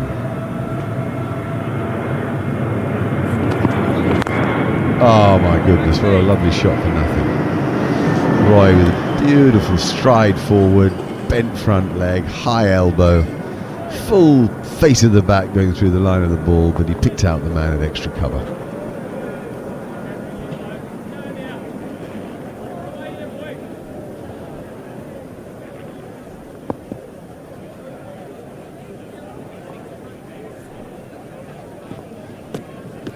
Looks around him almost as if he's not happy with his field. The captain's changing things around. He had third man back and cover up, but he's changed his mind now. He's happy to allow the single out to that sweeper position. Bangs it in and it flies over Roy's head. Nothing comes of it. It's the end of that over. 4 gone, 27 for no wicket. So England pretty comfortable at the moment. There hasn't been much to alarm them, and nothing's happened with the ball. Although I don't quite know why, because in that first over we saw a bit of swing from Klassen, but we haven't seen anything move off the straight since. No, we've seen a little bit of swing in that first ball of Klassen, and then since then, both Van Beek and Klassen has decided that the middle of the pitch is where they're going to aim it and not going to sort of try and pitch it up and give it a chance. And don't think they've quite got it right with the short ball. The execution has been, I don't think it's been as good as what England's was in the first innings. England was directed at the body and made sure that it was difficult for the Dutch batsmen. But I think Klassen and Van Beek have been far too short. No run as it's turned leg side by Phil Salt. It's fielded mid-wicket. Klassen's coming in with plenty of aggression and verve. He's not super quick, but he certainly likes the look of the short ball. He's a slim fellow. As he walks back with Mark, he's got those flesh-coloured what's the stuff called, you have in Tubey grip. Tubey grip, yeah. Thank you. You better hang around a bit if I can't remember Tubey grip. It's for the diving fielder, really, isn't it, to stop the grazing of the Yeah, arms. I didn't wear too many Tubey grips on my arms. No. If I couldn't stop it with my size 12s, then that was me done. All right. I don't believe that, actually, but anyway, Salt's back and knocks it leg side. Do they come back for 2? Oh, they do, easily. Well placed, beautifully done. He just took all the pace off that, almost stunned the ball into the leg side to get 2. I reckon I saw you dive on occasions. Wholehearted man. One or two times. If Fred was bowling, you wouldn't just wander around the boundary and try to stop it with your boot, would you? No, it was the big fella would. Exactly. My point entirely. He would have a go at me if I wasn't pulling my weight. Yeah. A drive to mid-on, finds the good stop. Full length dive to make sure of the stop from Van Beek. He did very well there at wide mid-on. Did you guys, the 4 of the summer of 2005, Flintoff, Harmison, Jones and Hoggard, ever get together? Jones, Hoggard, Harmison tend to see each other quite regular. But obviously Flintoff's doing his own thing and all different roles he's got now in the entertainment business. Down the leg side, wide. That won't please Klassen or his coach or captain at all. Fred's busy, but done very well in TV. Is Simon Jones still fit? He was always a very fit, athletic, gym fit type of guy. He's working for, believe it or not, he's working for a sports sports insurance broker. Okay. Especially somebody who had that many injuries. He's now working for that. And well, you've got to know about the business to work in the business, perhaps. Played off the back foot to mid-wicket for no run by Jason Roy. Then looks at his bat, looks it up and down as if to say, I like you. You do me well. It pings off you. I'm happy to keep you. And it is pinging off him. And Hoggard's got Hoggy's Grill. Teaches barbecue school. To corporate clients and others, and it's amazing. Name another sportsman who as Klassen bowls, and he has a go at the uppercut. Does Roy, and he's furious to miss out on it. Can't believe he missed a chance. He just swayed back from the ball and just tried to ramp it over where first slip would be and missed it. Name another famous sportsman for grills. George Foreman. Thank you. Name the. George Foreman has 10 children, I think, 6 of which are boys. Can you tell me their names? Oh, is that safe or is it cleared mid-wicket? It's cleared mid-wicket. He really didn't get it. Not dissimilar to one of the dismissals, Vikram, I think, at the start of the day. Anyway, it's 2 for Jason Roy. To add to England's total, it goes to 33. Roy now has 18. 5 overs gone. We've got 6 Georges, haven't we? Yes! Correct. Absolutely. And they've all got nicknames. That's the irony of it. The first one is George, the second one's George the second, and all the others have nicknames because, identifying them around the house. So you do think to yourself, why do you call them George in the first place? It's easy calling them, isn't it? If you shout, George, your dinner's ready, yeah, a procession comes through the door. And I think I'm right in saying his first daughter was Georgina. Georgina was And then there was a Georgie, and after that he moved to, Isabel and other something different. What a fighter. Well, I once met him in the green room of Christian Sport. He was on the show before me. And he was I think they had a difficult time with him during the show. I don't think he was playing ball too much.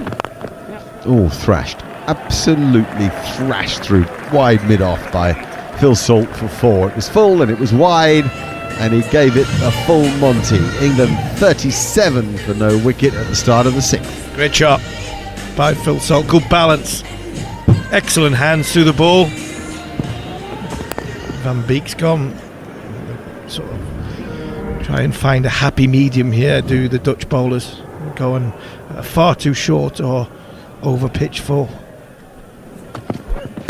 And now he looks to drive straight off another full ball, but a straighter ball, no run, as mid-on tumbles to stop and save. That's Deleda.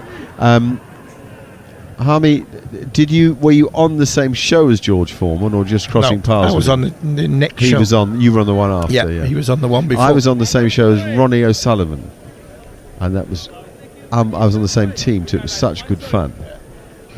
We were an Ali McCoy's team, and it was such good fun. We had so many laughs, and then a while after, as it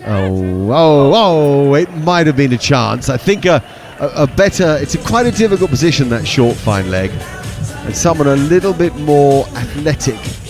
I haven't yet seen who the fielder was. Might have got nearer it, but anyway, it's glanced away for 4 by a stroke-making Phil Salt. Yeah, just a pick up. Just helped it round the corner again, using the pace of Van Beek, going down the leg side. Good shot by Phil Salt. I've seen a nice bit of footage here of Adil Rashid talking to. Yeah, isn't it good? We'll talk about that in a minute. Back goes Salt and hits it into the ground so hard off the back foot that it goes over the point fielder, and the sweeper has to come round. They get 2 more for it. England whizzing along, 43 for no wicket. Adil Rashid with the 2 young Dutch leg spinners in the nets, giving them a tutorial. Yeah, Shakib Ahmed. He's, I think he's got something. He's got a real talent. He gives it a little bit of flight. He looks to spin it, but a good googly. So fair play to Adil for talking to the young man and trying to help. Yeah, brilliant. That's very much Shane Warne like. Exactly what he would do. Terrific. Big bowls, and that's 4 more. A diving fielder can't get a finger to it. I really thought that looked like an opportunity, but no, just out of the reach of Deleda, who's the man. I think is the man of mid-on. So Salt 26 now. Suddenly he's shot past Jason Roy. barely a ball goes by without him scoring off it. Gets a lot of the face of the bat on that. Lovely stroke on the up. All really fearless batting. Ambitious, adventurous, fearless batting by England's opening pair here today. 47 on the board. Now he goes to pull it. Thrashes it out to the square leg boundary. Back-to-back boundaries. 30 to Salt. 51 to England from 6 overs. A word from Steve Harmison and Neil Manthorpe to take him. 18 off that Van Beek over, and Phil Salt's now just getting going. He's timing the ball beautifully. Shot down the ground the ball before. Ball just sitting in the surface, but he kept going with it. Mark Nicholas said he got a lovely piece of the middle of that. The bat. Nice timing, and then he's waiting for that short ball, or waiting for the shorter length from Logan Van Beek, and he didn't disappoint. Helped it into the leg side, and England off to, again in the power play, a fantastic start. 51 off 6 overs. Phil Salt's raced to 30. I must say, Harmy, I was really pleased, and I think just to look at Adil Rashid working with Shariz Ahmed, who we both fell in love with immediately, the 19-year-old leg spinner. New over begins from Fred Clarkson, and that one hits the inside edge and disappears past the left glove of Scott Edwards. So good delivery, and a false shot from Jason Roy earns him 4 runs, and maybe not earns him 4 runs, gets 4 runs. Thick inside edge past leg stump. There's probably a lot more of that's gone on that we haven't always seen, and it would be very typical of this England team if they were sharing their knowledge and skills and working with some of the younger Dutch players, all of the Dutch players. Why not? This one in at the pads with Jason Roy. He works it out to short, fine leg, and they go through for another single. But Shariz Ahmed, and was that Philip Boissevin as well in the nets? Boissevin, yeah. It's something you see a lot with the spinners, though, isn't it? I remember there was a test match in Pisara, and Graham Swan took Randeep, the Sri Lankan off spinner, aside, and they were sharing in both directions. I think he was trying to work out. They were trying to work out. Bouncer, short one from Clarkson. Hook shot. Phil Salt gets a top edge, and it goes over the keeper's head. And not quite sure whether it bounced once before it went over the rope or whether it went all the way. Pretty sure that was a 6. Was it? Yeah, I think so. They'll have a look at it. But yeah, so you do see it a little bit more just with the spinners. It almost feels like there's a natural connection that they all have, and they get together. One of my favourites, I was in St Lucia, Manas, when I was working for the St Lucia Stars, and Imran Tahir took KS Ahmed, the young Afghanistani, into the middle after the game. And you're like this, Harmy, the ground crew is obviously trying to fix the pitch and get everything done. And Imran Tahir came up to me because I happened to be standing near. He said, "Can you just tell them to keep the lights on and not do the pitch?" And you can imagine there's about 30 guys around me all trying to do their job, all wanting to get to bed. It's about 1 a.m. in the morning, and Imran Tahir is in the middle of the ground taking KS Ahmed through the wrong ends and how he held the ball in the back of his little finger and everything. So they love getting together. They're going to switch the lights off. Yeah, they did eventually switch the lights off while we were still out there. It's a victim mentality that spinners have. Binds them together. Here's Fred Clarkson once again, pitches it up, and Phil Salt accepts the invitation to drive and hits it very sweetly. Isn't he going guns? Yeah. Phil Salt's 34 off 18 balls. Oh, he's batted brilliantly. We've talked a little bit earlier about the depth and talent that England have in the white ball game, 50 over competition, and in the T20 competition, and all he can do is score runs when you're given your chance. And boy, has Phil Salt done that. Really pleased the way the guys took his opportunity and performed.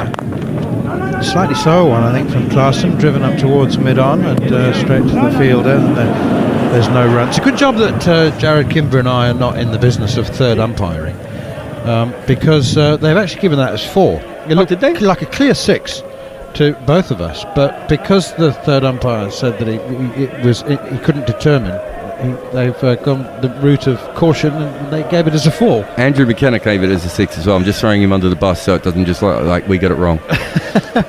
Earlier, here is Clarkson in once again. I have to say he's looked the part mostly as Fred Clarkson. That's a short ball, pull shot, missed by Phil Salt, and it goes through to keeper Scott Edwards. Keeper and captain Scott Edwards. 60 without loss, 7 overs gone. current scoring rate for England over 8.5 and over. When was the last time? I was going to ask you a question. But You can always ask me a question, man. I just wanted to know when the last time we had an ODI with 2 wicketkeeper captains. I'm going England and Pakistan, 1980. 87, 88. Did Taibu and Dhoni ever go up against each other as captains? Tatenda Taibu from Zimbabwe. Cool. That's a Only very because I was good just call. talking to you about Tatenda Taibu 5 minutes ago. No, that's a very good call. That'd have been around 2010, I reckon. I was just going to say on Klaassen that if you're an England fan, you probably would have seen him. He obviously plays for Kent. He played for the Manchester Originals as well. He's kind of a late bloomer. He's not played a lot of cricket, but a very good strike bowler in T20 cricket where he averages 26. Paul van Meekeren into the attack now, and first delivery, bang on target. Good length, off stump, hitting the top of off, and defended by Jason Roy, who just has a steely glint of determination in his eye. Jason Roy, he's not played with the carefree abandon that some people think he plays with. He's of course the tour began, you would have been head down working with the team somewhere. Gareth Batty has joined me. He's taken over from Steve Harmison. Van Meekeren in once more, turned away through square leg. They're running the first hard. They'll come back for an easy second as Fred Klaassen does the fielding from deep backward square leg. But in the first game, you would have heard about it if you didn't see it. He was bowled first ball of the second over by his cousin, and he went on to have a almost comically a comical game in which everything went wrong for him. He had a couple of really difficult catches, and he couldn't hang on to. A couple of bad bounces in the outfield, a couple of misfields as a result. Next one is flicked away again out towards deep square leg for another single. And then in the second game on Sunday, you just would have put your last pound on him scoring 100. And it came as a real shock when he didn't score 100 and was dismissed. But at this time, I think he would have, possibly said to himself, we've got 3 games against the Netherlands. If I don't score 100, there's something wrong. Short, pulled away by Salt, out towards square leg for 4. That's a powerful pull shot, back of a length delivery from Paul van Meekeren. And Shane Snater is his cousin, by the way. Their mothers are sisters from Southern Africa. Shane Snater's mum grew up in Harare in Zimbabwe, and Jason Roy's mother in Durban in South Africa. But so he got bowled by his cousin, and then you know as well as anybody, better than most, he can score 100 today. He's playing within himself, isn't he? Blimey, I don't have a crystal ball. That's why I changed my question. Van Meekeren in polite inquiry as the ball hits him high on the thigh pad above the stumps, and they decide against. Scott Edwards immediately says you're not having a review for that, mate. 68 without loss. The one thing I would say, he played the sort of 4 or 5 rounds of blast for us. I think it was about 6 games, and as he got to the end, his last 2 or 3 knocks, he was starting to move as Jason can only move. He was getting in some great positions. He got a couple of good scores for us. Van Meekeren in short, pulled away by Roy through mid-wicket. Savage that. It's an easy 4 runs for Jason Roy there. I mean, there wasn't even an element of risk about that. Just savagely heaved through mid-wicket. And so it's a shot to me which says to the KNCB, if you want to prepare a slow pitch with no pace in it and then bowl back of a length, you can expect to be brutally treated. I think it's the shot of a man that is in supreme form. He's moving well, he's confident in where he's at, and he trusts his ability. He's in the peak of his career. He's already ticked off his bucket list a lot of things that people would wish for all their lives. A World Cup winner, scoring 100 ODIs now for England. He's in a wonderful place in his life. And he's batting as well as he ever has done. He came into this series in wonderful form, as I said, and this is kind of his moment, if there is such a thing in a career. He's getting to that perfect age of that early 30s. He understands risk, he understands what he can do, and he just needs to keep turning that into big performances, which I think in the last year he averaged sort of mid-40s for England in ODI cricket. Tim Pringle, left arm spin, he's into the attack now, inside the power play, 9th over. First one is flicked away to deep square leg for another single. I didn't go through all the games, but I did remember one that was pretty big where we had a wicket-keeper captain on either side. 2011 World Cup final, Kumar Sangakkara and MS Dhoni was a pretty big one. Dhoni kept wickets and captained it 200 times, Sangakkara 45 times, De Villiers 30. Those are Andy Flower was 46 as well, and Sarfaraz. That one driven, Pringle pitching it up, and driven by Jason Roy for a single to deepish mid-off on the edge of the circle. So there's quite a few there, Manners, that we forgot. Brendan Taylor also did it for Zimbabwe. Yeah. Here's Tim Pringle. Oh, lovely drift into the right-handed Philip Salt, who drives it wide of mid-off, and they go through for another single. England 75 without loss inside the power play. The target is 245. We never expected them to be seriously challenged, and they haven't been so far. All 10 wickets in hand as Jason Roy and Philip Salt on 30 and 40 apiece. Left arm spinner Pringle in once more, flicked away through the leg side, through for another single. Jason Roy 31, and this after the Netherlands were bowled out in 49.2 overs for 244, with David Willey taking 4 wickets. That's a horrible misfield. That was a good ball from Pringle, pitched up on off stump, getting the drive with a slip in place, didn't find the outside edge, but it's driven straight to Tom Cooper and straight underneath him for 4. Ryan Tenduskarta is alongside me. If they are going to put some pressure on the English, that's the kind of thing to be avoided, Tendo. Yeah, and especially from a senior pro like Tom Cooper, it's one you want to forget. It's been a real turnaround in fortunes just since the 40th over of the Dutch innings. Pringle in once more with a quicker one, bowled into the surface and punched off the back foot for a single to Cooper, who tidies up at mid-off without incident on this occasion. 9 overs gone now. England, well, they're 81 without loss, and you just kind of get the sense they're still in third gear. Yeah, I think tactically this is a pretty strange setup the Dutch have chosen to go for here, the nature of the wicket, and they've played sort of the 3 best fast bowlers that they have at their disposal. I'd say Van Meekeren's probably the quickest that they have. Logan Van Beek's mid-130s. And this wicket does not suit them. Every time they've bowled short, obviously the English guys are well up to the task and have put everything away. And it's 9 and over for the first 9. It's a great power play and not a matchup you'd necessarily want to get into with this team. Paul van Meekeren to continue. His first over cost 11. And Philip Salt has had a fabulous series, hasn't he, already, and he might even add a second 100 here. That one is full and straight and driven down the ground for 4 more.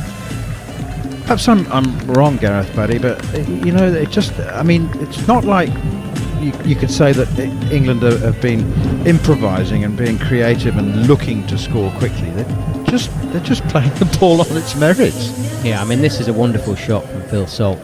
I'm not sure it's a long half volley. It's a fraction fuller than Van Meekeren would want, but the ease and disdain that he put that ball away is in wonderful touch, and he's a destructive player.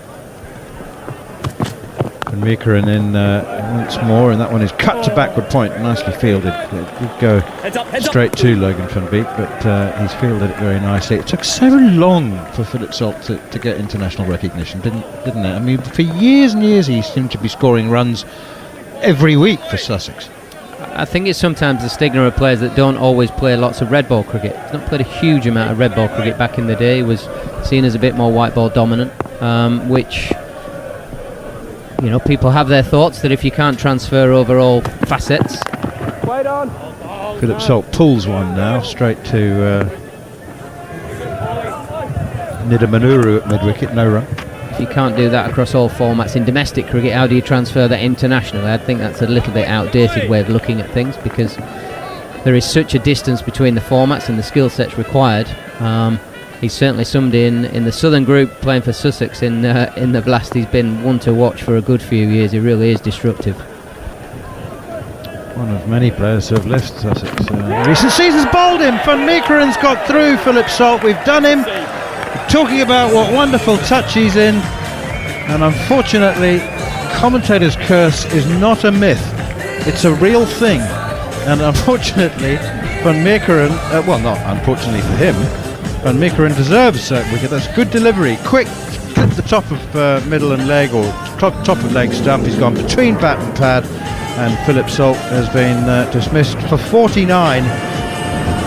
Dutch have a breakthrough. England, I have to say, a long way from trouble. 9.4 overs gone, 85 for 1.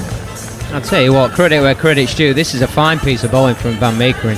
He's held his length, and that's the key to quality players like Salt. He's held his length at the top of the stumps, almost bail height, and it's nipped back. It's nipped at least a couple of inches back in to Phil Salt and hit the middle and leg stump.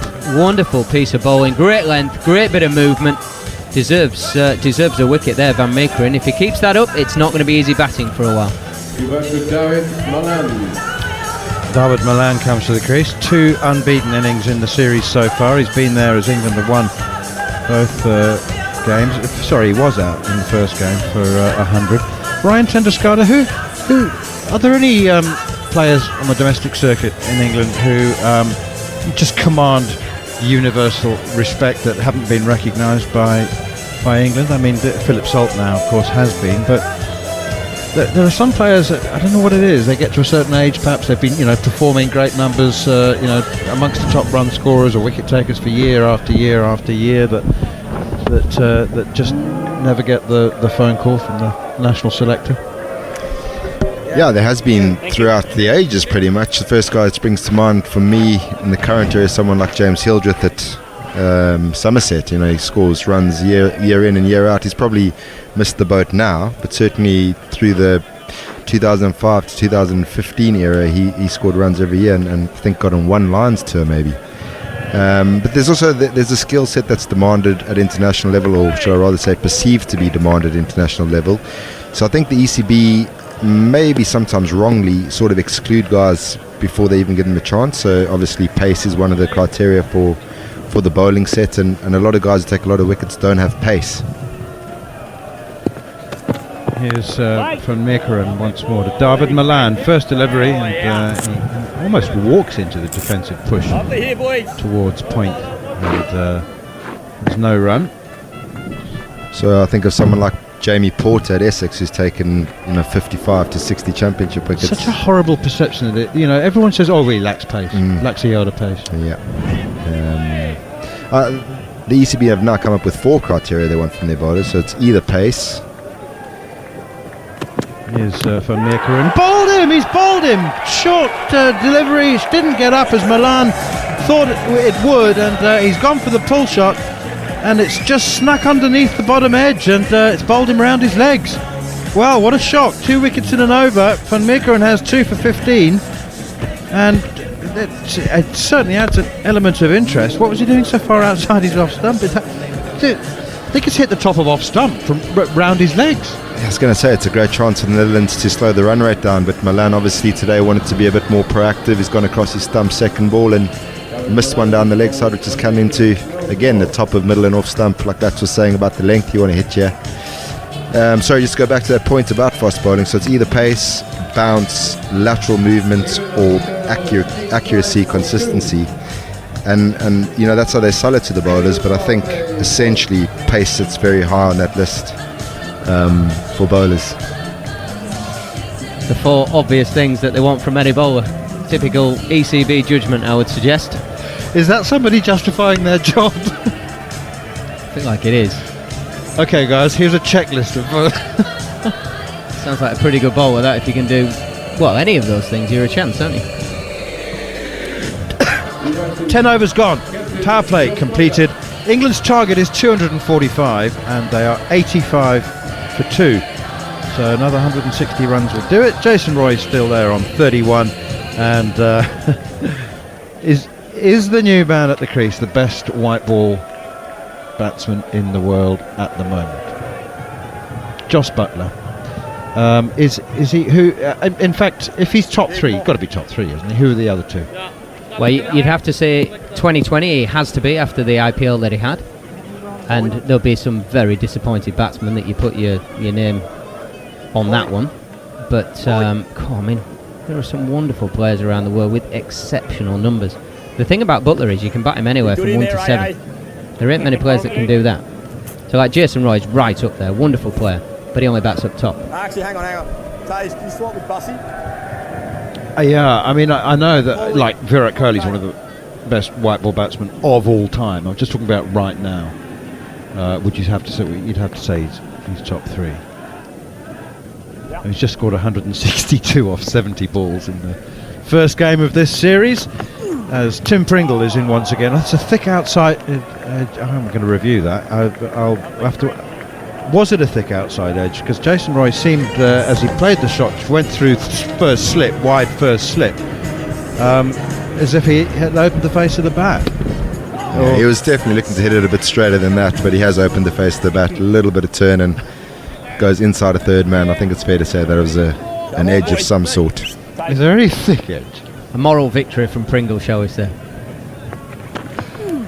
That's punched off the back foot by Jason Roy for a single to long on. I can't believe that former great spinner like yourself, Gareth Batty, talks about moral victories.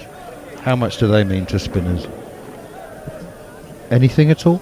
Absolutely nothing. No, exactly. It just depends how much dirt you're kicking in the footholes. 4 runs to Jason Roy and then a single. Has seen England move on now to 90 for 2. Paul van Meekeren with 2 wickets in the last over, the 10th of the innings. We're into the 11th now. England's target is 245. David Willey, pick of the England bowlers, with a 4-wicket haul, 4 for 36, and 2 to Bryden Carse. Here is Tim Pringle, left arm spin, son of New Zealand international Chris Pringle. That's pushed up towards Vikramjit Singh at mid-off. But good bowling from Paul van Meekeren. Yes, watching the highlight. And he's gone cross seam again on that delivery. Both the dismissals were cross seam balls, and probably stands out even more is how he celebrates, how pumped up he is. I know he's moved counties this year and he's hardly had a go at Gloucester. He's someone who always feels he's fit. And me and Bats were chatting about it off air a little bit, how physios are holding him back. But he's certainly got a point to prove here, and he's dying for a bit of game time, and this is a great stage for him to show that he's up to speed. Tim Pringle, I thought he made his debut in the last game, and he impressed. Obviously he didn't change the game, but he certainly impressed with his control, and he's got nice drift as well into the right hander. The last ball of the over is punched down the ground for another single, with Jason Roy moving on to 37, and Josh Butler's face just at the 2 balls, he's got 1 run. Philip Salt and David Milan both bowled by Paul van Meekeren for 49 from 30 balls, and Milan for a second ball duck.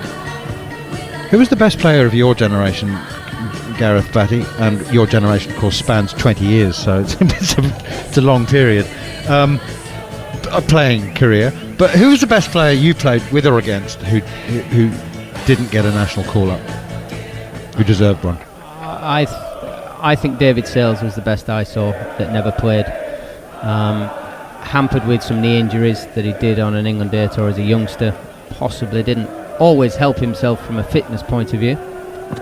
Van Meekeren looking for a 3rd wicket, turned away by Jason Roy.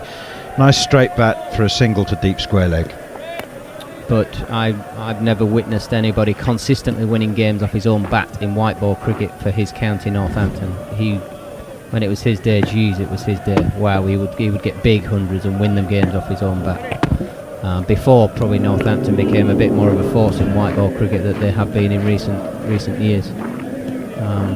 Whether it was injury, whether it was his own doing, I don't know. But wow, what a player he was. 93 for 2. Jason Roy 38. Josh Butler on strike now. 1 off 2 balls. How many games for England did Philip Newport play? How many times was he? Was it only 1 or 2 maybe? Yeah, I was thinking 2. I could be wrong with that. He was amongst the top 5 or 6 wicket takers for about a decade in the county championship. Yeah, he was a wonderful bowler for a period of time. Yeah. A slip and a gully in for the Dutch now as Paul van Meckeren is in once more. Oh, that's a glorious drive from Josh Buttler. As Van Meckeren left that ball left his hand, he probably thought that's exactly where I wanted to bowl it, and Butler's just hit it before the top of the bounce. He reached out and cover drove it. Just a single to the sweeper, but a glorious looking shot. Everything at the moment just seems to be coming out the middle of Butler's bat. It's almost one of those where you sat in the chair here and you want to just go absolutely bonkers about a shot that he's just hit for one. You go, wow, what a shot that is. It's still only one to the cover boundary. Jason Roy turns it away behind square leg, and they go through for another single. He's just, I'm glad it wasn't just me that was so immediately excited by that shot. He's hit it straight to the sweeper, and it's only one run, but given that it was the third ball he's faced, and it's just the ease and grace. It's the good and the bad of Van Meekeren at the minute. His extra pace that he's showing here is probably what these boys want on the ball, but it could be their downfall in the process. Full and straight in at the pads here, and punched up towards mid-on by Josh Buttler. With the pitch being a fraction slower, that extra pace from Van Meekeren, which I think it'd be fair to say has been the quicker bowler on show so far. It allows you to at least be free-flowing with your stroke play, but it's also been the downfall of two players. Indeed. Philip Salt and David Milan, both bowled by Van Meekeren. He's up to the crease now again, goes full and straight, attacking the stumps and line of middle and off, and defended up towards mid-on. So Ryan Tenterscott, Paul Van Meekeren was at Somerset, wasn't he, for 2 or 3 years, I think, pre-COVID, 2018, and he's now at Gloucester, but struggling to get a look in. Yeah, he was released pre-COVID. He had a little spell at Durham last year where he bowled quite nicely, actually. All the feedback was good. But one of the issues around him is that he struggles to stay on the park. He's got a lot of injury issues.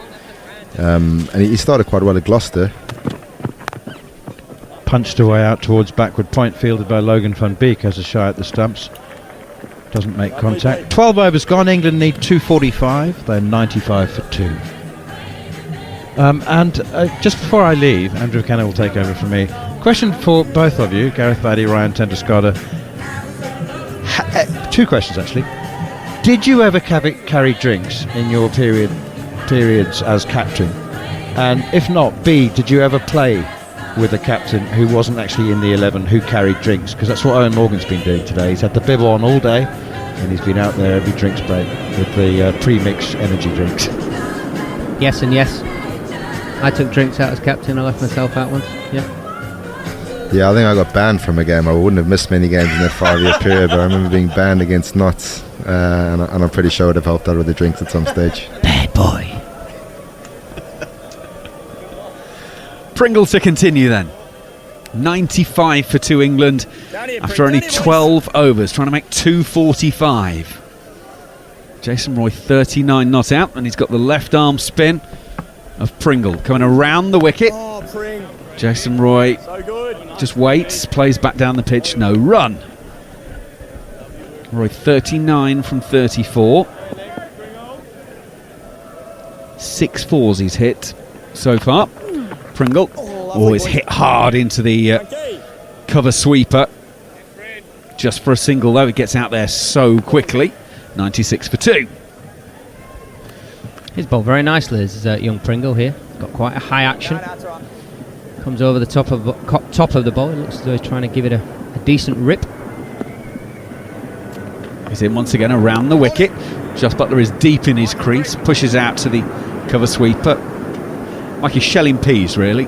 Nonchalant from Josh Buttler. And it's out there. Single taken, 97 for 2. Yeah, you probably don't know much about him. Bats was just a young guy. He played New Zealand under 19 last year. He's only played a handful of games. He played in New Zealand 11 against the Dutch side when they were over there. He's in and bowling to Roy. Finds delayed at extra cover, no run.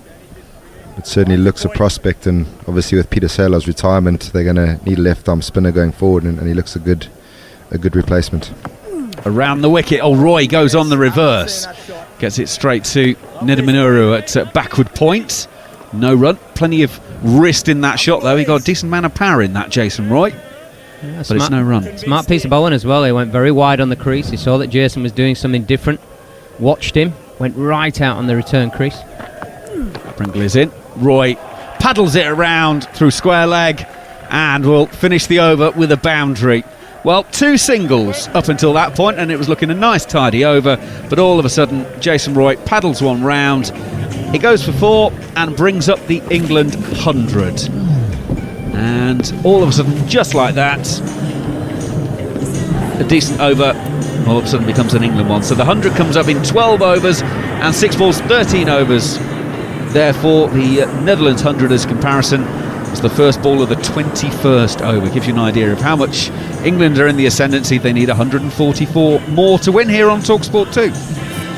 It's the harsh reality for young Pringle, bowling at 2 of the world's best players. Jason Roy, the ball previous to the boundary, wanting to get him through the offside square, then he goes across his stumps to free up that leg side. Very, very difficult, and he knows he can't bowl any step hit balls. He's got to bowl that back of a length. He can't be bowling it too full at these 2. Van Meekeren in. Jos Buttler jumping in behind this one, drops it into the offside. No run. Now, pretty much you can't go a week in cricket at the moment without somebody announcing a new competition. So it's Wednesday, therefore it's probably time for enough. We've had one. There is a new competition starting in the Caribbean called the 60. Now, see if you can see where we're going with this one. 10 overs per side. Yep, 60 balls. It is going to be played in St Kitts. I'll tell you more on that in a moment. Van Meekeren is in, hammered back by Jos Buttler, just wide of the bowler. Mid-off, can get a hand to it. Has he taken enough pace? No. It will go away for 4. England go to 105 for 2, and Buttler goes to 7 from 9 balls. Yeah, so this tournament, the 60, will be played in August in St Kitts. Now, each team, when they're batting, they don't have 10 wickets to fall anymore. It's 6 wickets. And you can have an extra power play as a batting team that you unlock if you hit 2 sixes in the first power play period, which lasts 2 overs. You can then also, you bowl 5 overs from one end, then 5 overs from the other end.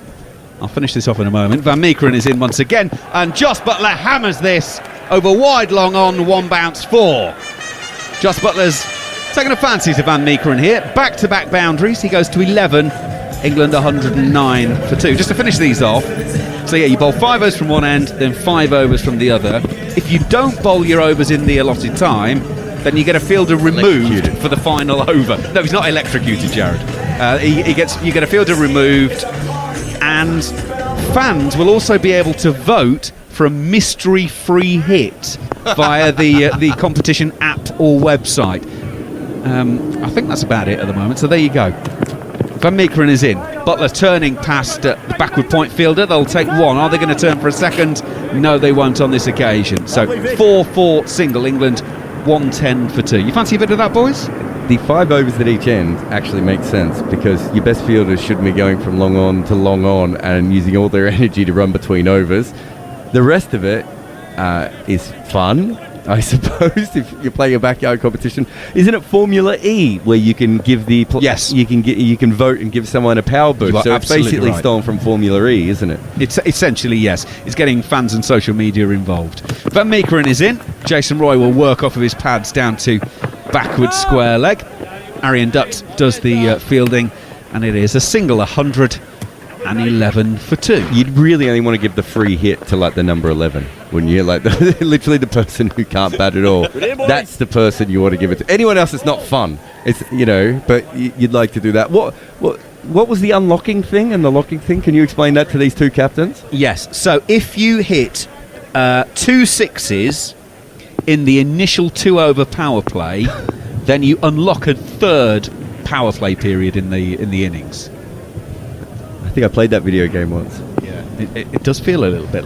It feels like a Generation X kind of cricket, doesn't it? In goes Van Meekeren off the inside part of Jos Buttler's bat, rolls up to mid-on to complete the over. 14 gone. here on TalkSport 2. So 111 for 2, trying to make 245. Right, Gareth Batty and Ryan Tenderscott have just had a couple of moments to digest that. And I've got to be honest and say both look pretty glazed over at me as I turn to look at them in the commentary box. Ryan, let's start with you.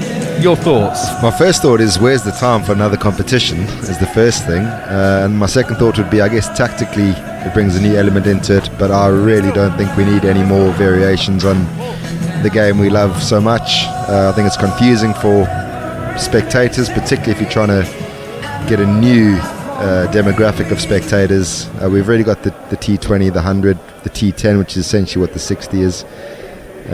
So without being a party pooper, it's a no from me. Bats?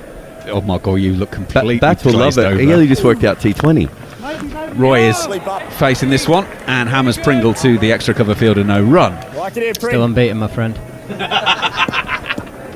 No, I'm struggling to come to terms with that right now. Pringle in, off the back foot is Roy, again hammers straight to the leader at short extra cover and there's no run. I think there's enough crossover with One Day Cricket 2020, 4-day cricket, and then there's a couple of others chucked in where I don't need another. Roy goes inside out to long off on this occasion for a single, one more to the total, 112 for 2. I mean, the cynic in me says that this is people trying to come up with something else so that they can register it and therefore sell TV rights for it. Pringle goes in. Jos Buttler doesn't move his feet whatsoever on that one, entirely relies on hand-eye coordination and guides it using the outside half of the bat to third man for 4, 116 for 2. Buttler goes to 16 from 13 balls. Oh, the skill involved in this shot is through the roof from Jos Buttler. Holds his weight on his back foot, waits for the ball to come alongside him, and then just a delicate, effortless opening of the face, and it runs past sort of short third man backward point for 4. Wonderful skill. Buttler, weight on the back foot on this occasion, whips it past the short mid-wicket. Vikramjit Singh will have to go all the way round from long on to wide mid-wickets, and they'll take 2 more, 118 for 2.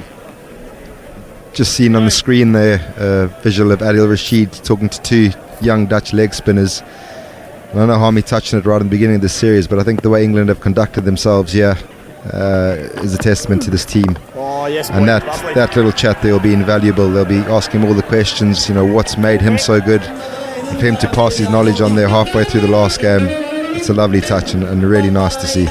So he's been doing that for about 20 minutes or so at least. So there's a real good conversation going on there. 118 for 2 at the end of 15 overs. 245 the target for England. By the way, last game of this series, but by no means the last of the cricket coming your way on TalkSport 2, because on Sunday Ireland take on India, and the Indians are in town ready to go, and that will be exclusively live here on TalkSport 2, so don't miss out on that one. Sure to be a good series. India, well, whatever side they send to whatever part of the world, it's going to be strong, isn't it? So it'll be a good cricket. Van Beek's going to start his 4th over, and he starts with a little off-cutter that Jason Roy doesn't time, and he ends up yanking to mid-on, and there's no run. 118 for 2. Just to finish off on the 60 marker, having seen Adil there, I'm pretty sure there's 2 tired old coaches here that if the 60 are after 2 guys to run a couple of teams with the right zeros on it, we are there. We would love to give something back to that competition. Did they name the analyst? Van Beek is in, and Jason Roy goes for long on, doesn't get it, and it will land a few metres inside the rope at long on. And that's very well fielded by Basil Lader. Gets round, stops it, and gets the throw in all the way to the wicket-keeper's end. And they'll take a couple, 120 for 2.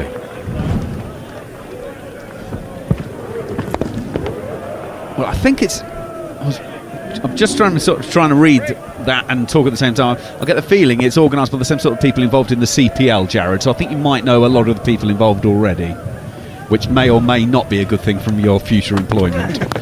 On this occasion, Jason Roy, 48 not out, is just trying to drop Van Beek into the offside. It's taken the inside half of the bat, and it goes to shortish square leg. They'll take a single. Roy will go to 49 from 46 balls, 121 for 2. We're halfway through the 16th. CPL's run by an Irish company, isn't it? Is that a former rugby international? That rings a bell, yes. That does ring a bell, yes. Damien O'Donoghue? Is that a rugby player?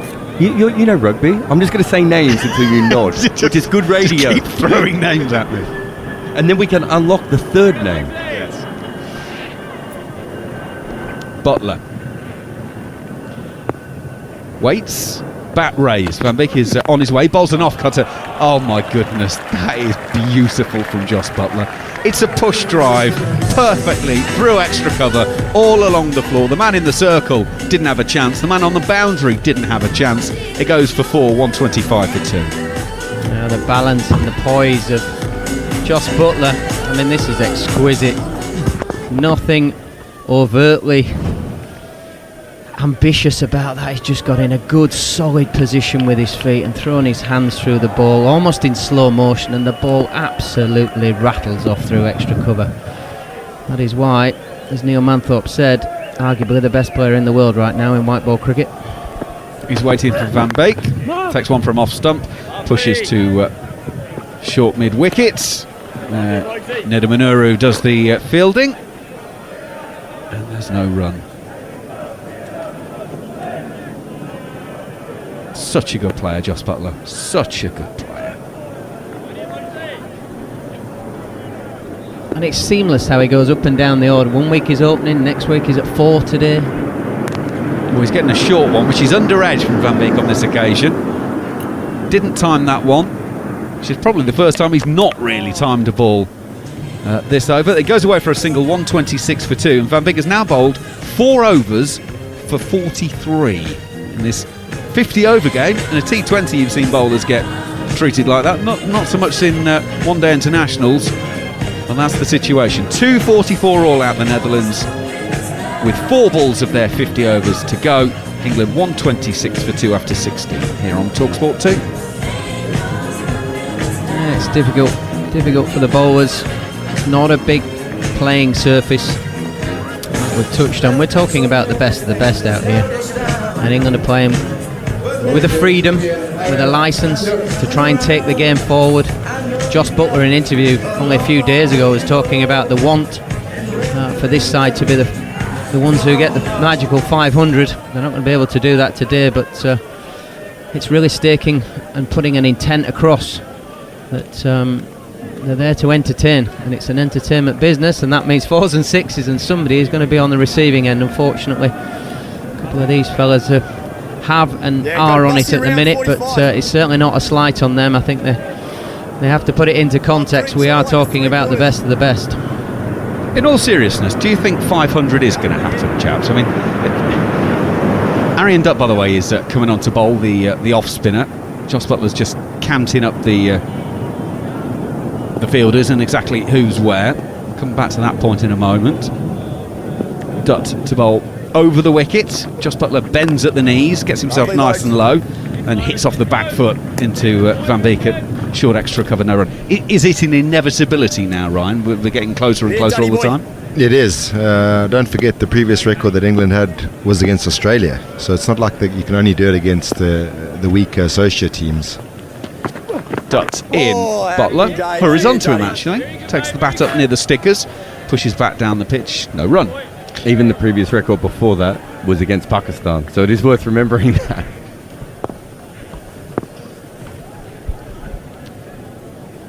Dutt waits at the end of his mark. Buttler is going to get down on one knee and paddle that around. He misses it, takes him on the pad, and I'd say his front leg is about 8 inches outside of off stump there. I can see so much daylight that the appeal might be best described as optimistic. They have run, and as a result, we're not going to get a signal from the umpire just yet until the potential for a review is scrubbed off. And now we've gone past the 15 seconds, and as a result, leg buys has been signalled. 2 of them. 128 for 2.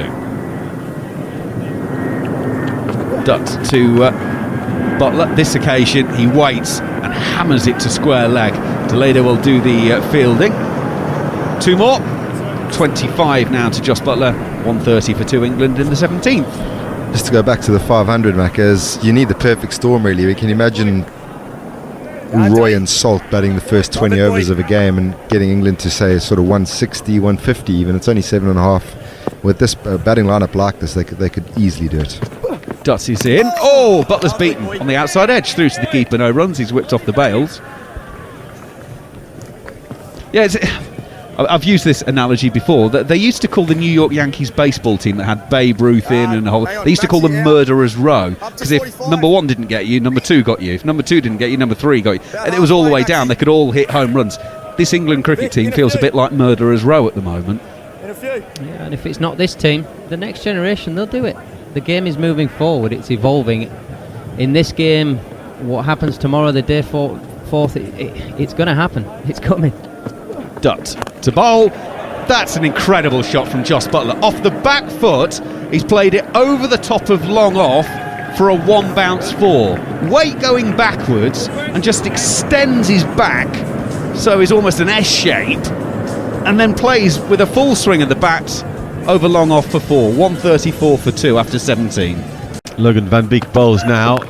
Back goes Roy and beautifully places the ball out onto the offside. A rather an elegant stroke. Normally you think of him more as a brutal player, but that was an elegant stroke, and it takes him to a lovely 50. An innings of great style and calm, and he looks like a man in control of himself and his game. Lovely stuff. 47 balls that 50 came from.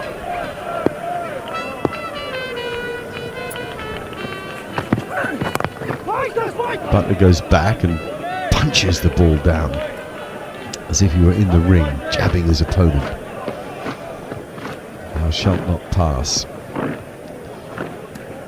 Two very good-looking attacking players here. Both have their strengths. You'd say that Roy looks the more brutal of the players and Butler the slightly more cultured, but of course Butler also has the ability to do crazy things like that. He goes against Van Beek, who's probably an 80 mph bowler. He goes down and looks to paddle him over the wicket-keeper's head off a length ball, but Butler ends up 2 yards outside off stump, having missed it. The keeper takes it, and the whole scene looks so unlike anything that cricket used to look like in the days of black and white. The history of the game being changed by these guys. Now Butler plays that ball much more orthodox, on the up through extra cover. It's a single out to the sweeper. Yeah, Butler, in a way, the easier on the eye of the two, which isn't to say that Roy isn't easy on the eye. No, yeah, he's in sublime touch at the minute, from IPL through to this series here, and I think that example of the game changing and what's evolved, I think that's what's changing the game, the innovation in the game now. No. Yeah, I was saying that he's in a way the more orthodox looking, but particularly when he hits straight. I've seen very few players in my whole life with the game hit better down the ground than Jos Buttler, but then he'll suddenly go for this remarkably innovative mind that he's got for stroke making. It's probably not as so defended on the back foot, goes back down the pitch. In fact, Roy ended up flexing his knees and having the toe of his bat on the ground, as if to say, kept low. 18 have gone, 136 for 2, England needing 245, so they're closing in well here, just 109 needed from 32 overs remaining. Roy 50 from 49, Butler 30 from 25. I said the other day on air, Viv Richards, A.B. de Villiers. I'm trying to think of any better hitters down the ground. Daddy boy! Viv probably carpets them all, but Butler's right up there. Yeah, A.B. de Villiers down the ground was special, wasn't he? He hit the ball beautifully down the ground. And then got into that extraordinary sweep shot of his from outside off stump. He'd end up on one knee as Butler goes back, works it to mid-wicket for no run. And the bowler, by the way, is getting just a little bit of extra bounce here. Arian Dutt is the bowler.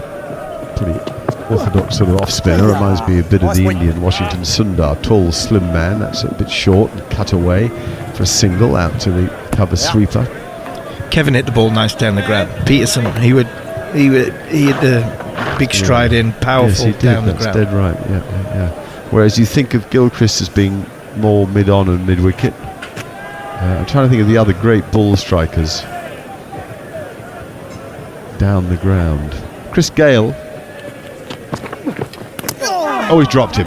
Definite edge from Roy, and Dutt clearly disappointed. Head in hands, it ricochets off the wicketkeeper's gloves, who's otherwise had a good series, Scott Edwards, and goes for 4. Yeah, he has had a good series. It was a carbon copy of one in the first innings. I think it would have been Matthew Dowd, was it? Just got a little front edge to Liam Livingston. And that one there, Jason Roy, just got enough on it to get it past Scott Edwards. Ooh, goes to pull that and hits it hard out to the man at mid-wicket. I love the way that Roy stays low on his shots. Do you know what I mean? He doesn't come up and out of them. But generally when he's in good form, I think it's something he looks to me like he's worked on in the nets. I was lucky enough to play with Robin Smith. He did the same thing. Stayed low on his cuts and his pulls. Butler! Joss Butler. 6 more. England now have taken the target to fewer than 100. Carbon copy to the shot just before for Jason Roy, but I mentioned about Roy staying low and trying to get over the top of it. There was no intention for 1 second there that Joss Butler was trying to keep that down. He was going for the maximum. Now he goes over mid-off. That's a wonderful shot. 1 bounce 4. Only about a foot inside the rope. He goes back to the off spinner and hits him off the back foot over mid-off. Back-to-back boundaries. 6-4 Butler. He's got 41 from 31. England are rocking. Wow, what a shot. What 2 shots. We have just seen a pick-up ball into the leg side for 6, and then similar-ish ball, a little bit fuller. And he sort of led back foot, punched it nearly all the way down the ground for 6. This is a high-class execution of boundary hitting by Joss Butler. England need 93 now, that's all. 186 balls remain.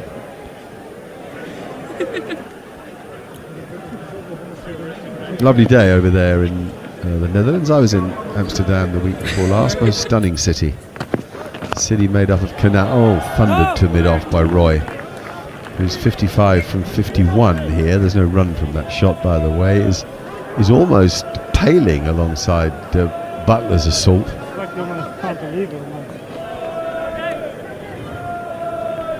Yeah, I loved it. I hadn't been to Amsterdam, well, once briefly, but many years ago for a World Cup match in 1999, but only in and out on that day. It must have been on this ground, I'm sure, that match. I think South Africa were playing Holland. Anyway, the 153 for 2. The decision to bowl first is looking good now.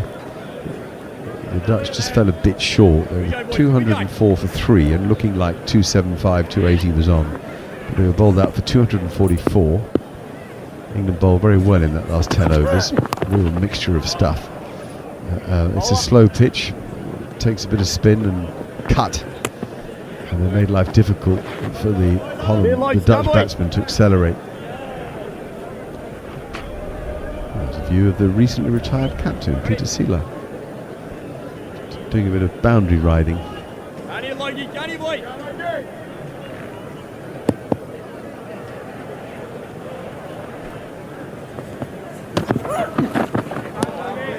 Another bouncer. We've seen a lot of bouncers bowled today. That one was missed by Roy. He sort of flapped at it a bit.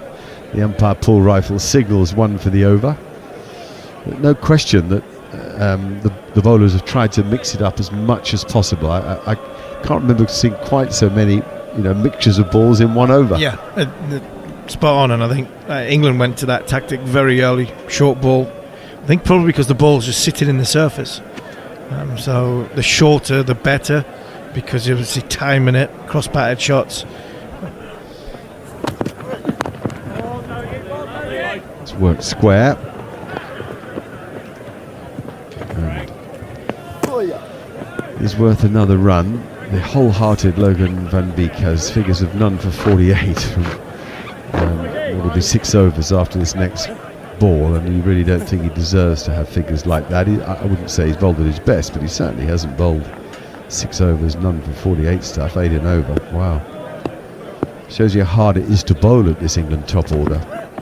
It's a tad short. Butler goes back and tries to work a space offside, but it cramps him for room as it nips back, so there's no run from it.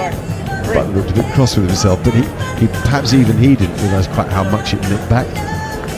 155 for 2 off 20. Yeah, that is from a bowling point of view, you've got to nail your lengths. You've got to, if you are slightly off against this batting unit, you will get punished. Seen in the over before the last one there, Josh Butler is so destructive when he gets going, and the off spinner he was slightly too short in both the fourth and fifth, the fifth and sixth ball of the over, and they just get punished. And I agree. I think Logan van Beek has bowled nicely, bowled okay, but every now and again he chucks in a ball which is either slightly overpitched or a bit too short, and players like Roy and Butler capitalise very, very quickly.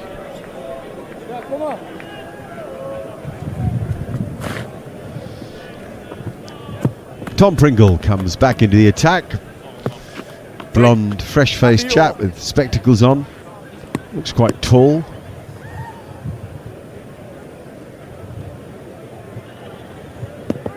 Here he comes. Studious. He looks academic. He bowls a really flat, slightly round arm ball in the middle and leg. I don't think we've seen him give it much air. This is his fifth over. Figures of none for 29 or none for 30 now in total. After that single worked away on the leg side by Roy, so Butler's on strike. Oh, don't overpitch to Joss Butler. He can work with this angle, this slightly round arm angle. He doesn't. He gets it into the pitch. Butler goes back and drives it easily enough out to a deep extra cover for a single. And then just trots down the pitch in control, a modern master. A man you'd pick in any World 11 for one-day cricket, Joss Butler. Jason Roy now on strike. Oh, lovely. And he waits and again picks it off on the offside for another single. England just tiptoeing along here. They know they're in complete control. Only 88 needed to win the game.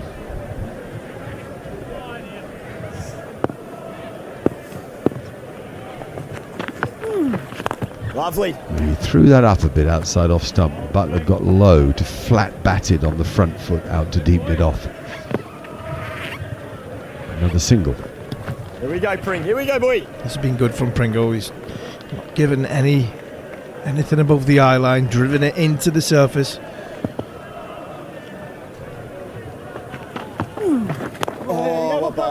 That was well played because outside leg stump in the end was Roy, and he got inside the line of the ball and then used his hands and arms to open up the blade of the bat and get a single out to that cover sweeper.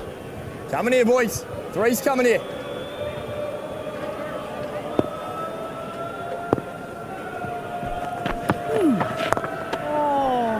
So Lovely, nothing Paulie. for that shot. A miscue by Butler out to mid-wicket from a very full ball. So far, no, that's the end of the over. Yeah, well done. 5 singles and a dot. Well bowled, Tim Pringle, given the quality of the players you're bowling at. 160 for 2.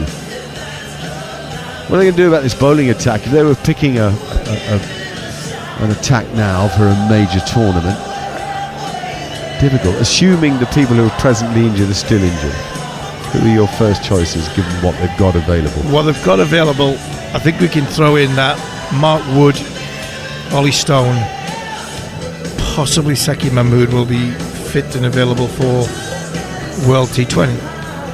I don't think Jofra's going to be available. I'd pick Wood. I'd pick Topley. If you're in a world tournament, Ben Stokes is going to be in there.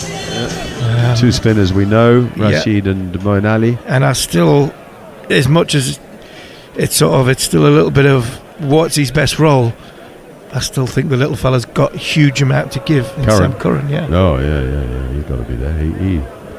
He can whack him too. And he can whack him, yeah. He's hit number 8 or number 9, whichever one he comes in at. It's Sakib I like the look of. I like the look of Sakib. I think I'd go pace-wise, I'd go with Wood. Klassen coming round the wicket. His left armers are around the wicket. And he bowls to Jason Roy. Hits probably the inside thigh and goes out on the offside for no run. Dowden thought he had half a chance of a run out there because Roy had come for the first part of a single but had been sent back by Butler and was a yard or two out of his ground anyway. It's all's well that ends well. I don't think Wood's too far away from being fit, so I think he'll probably start playing white ball cricket. Go, I feel for Woody. Bowled nice and straight, and Broy wants to make room, go offside and can't. He cramps him.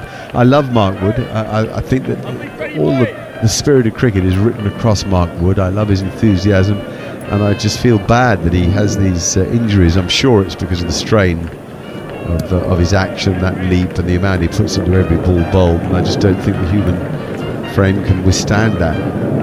He's not a rhythm bowler, he's an effort bowler. He's an effort bowler, but he's somebody who can just, from ball one, get going. It's a nice clever change of pace there as well, and it hits the thigh pad, so ricochets out on the leg side and Roy can get a leg by for it. But up until the recent past, he's had a good run at it. He's put some runner games together, and when he's put some runner games together, he's been very effective for England. So hopefully this little elbow problem he's got come out the other side of it, and then he'll hit the back end of our summer, potentially available South African Test matches, and then obviously going into the World T20, which I think England will be desperate to get him fit for. Good solid block by Joss Button with the full face of the blade, and so well does he time it. Until he used to do that out to mid-off and mid-on for a singles. Graham Gooch, incredible. He just sort of go half or fully forward and just block it. Just timing's ridiculous. Butler's timing is just ridiculous.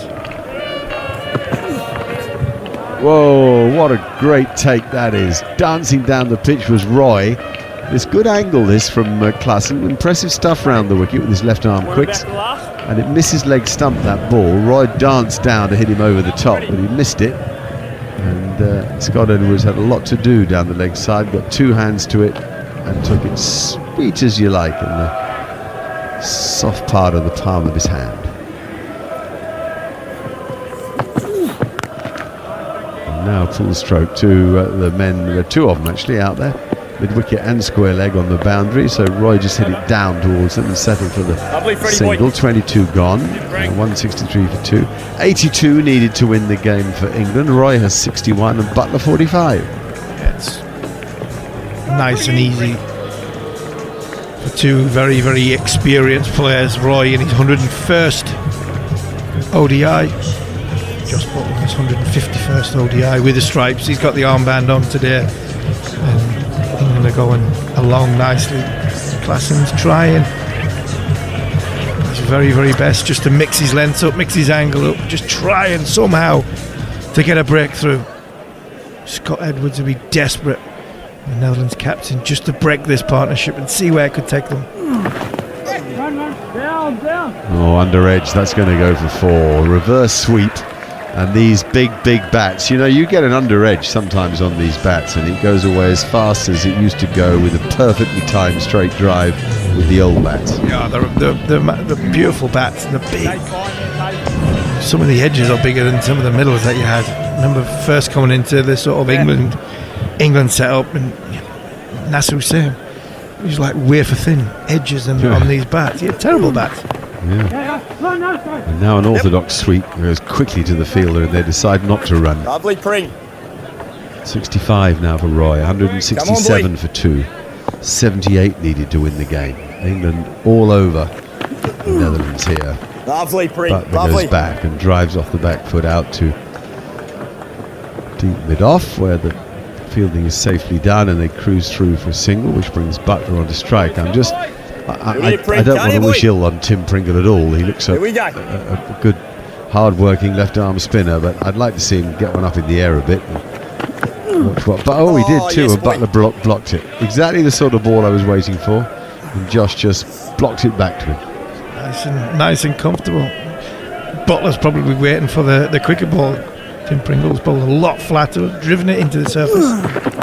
Again, Butler quite happy to take the single. He goes back this time, nudges it leg side and trots through for one. I think that, again, we're talking about change in ODIs. I think the guys that play now, the bats that they've got, how good they are and the trust they have in their equipment, I think that's what's changed and took the game to a whole new level as well.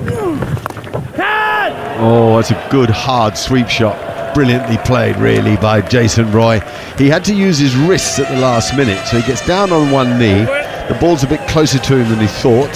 Can't really get his arms working, so he wrists it like a shell. It went behind square for four.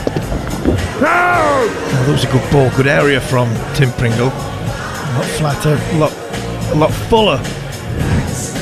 Determined sweep shot by Jason Roy, and because he's got so quick hands, so good hands, managed to get enough on it, even though it went in the air. It went behind square and away from the Dutch fielder.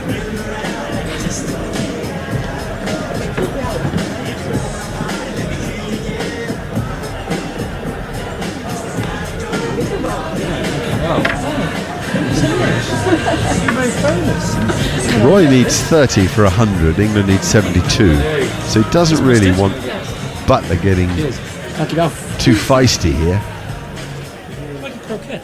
God, Roy has made some brilliant one-day hundreds, hasn't he? Big ones too, a couple of 160s.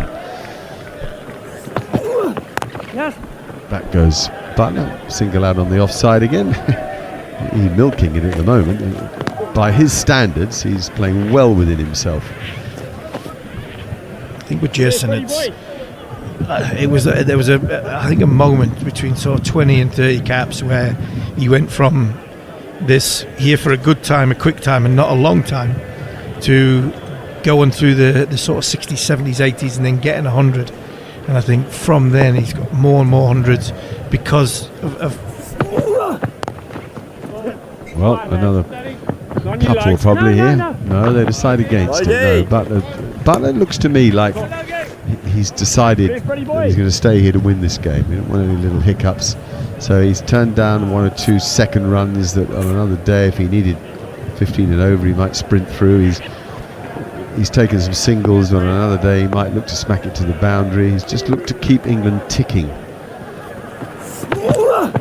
And he does it exactly that again, but this time doesn't actually find a gap. And there's a sharp fielder from backward point who comes in, does the fielding, so there's nothing from that ball. Classen's figures are good, by the way, impressive. He plays for Kent. They think a lot of him down there. None for 28 today, halfway through his 6th over. When he runs in to begin with, he looks a bit like Marco Janssen of South Africa. And that's a poor ball. It was a commentator's curse. It goes way down the leg side and is called a wide. He has his ball nicely. His change-ups have been good from around the wicket, the angle that he's tried to cramp the two England batsmen. His bounce has been at the start it wasn't that well directed. It was too short, gone a bit high, but gone into his spell nicely. Back goes Butler and knocks it leg side and gets a single. So that's all good. 177 for 2.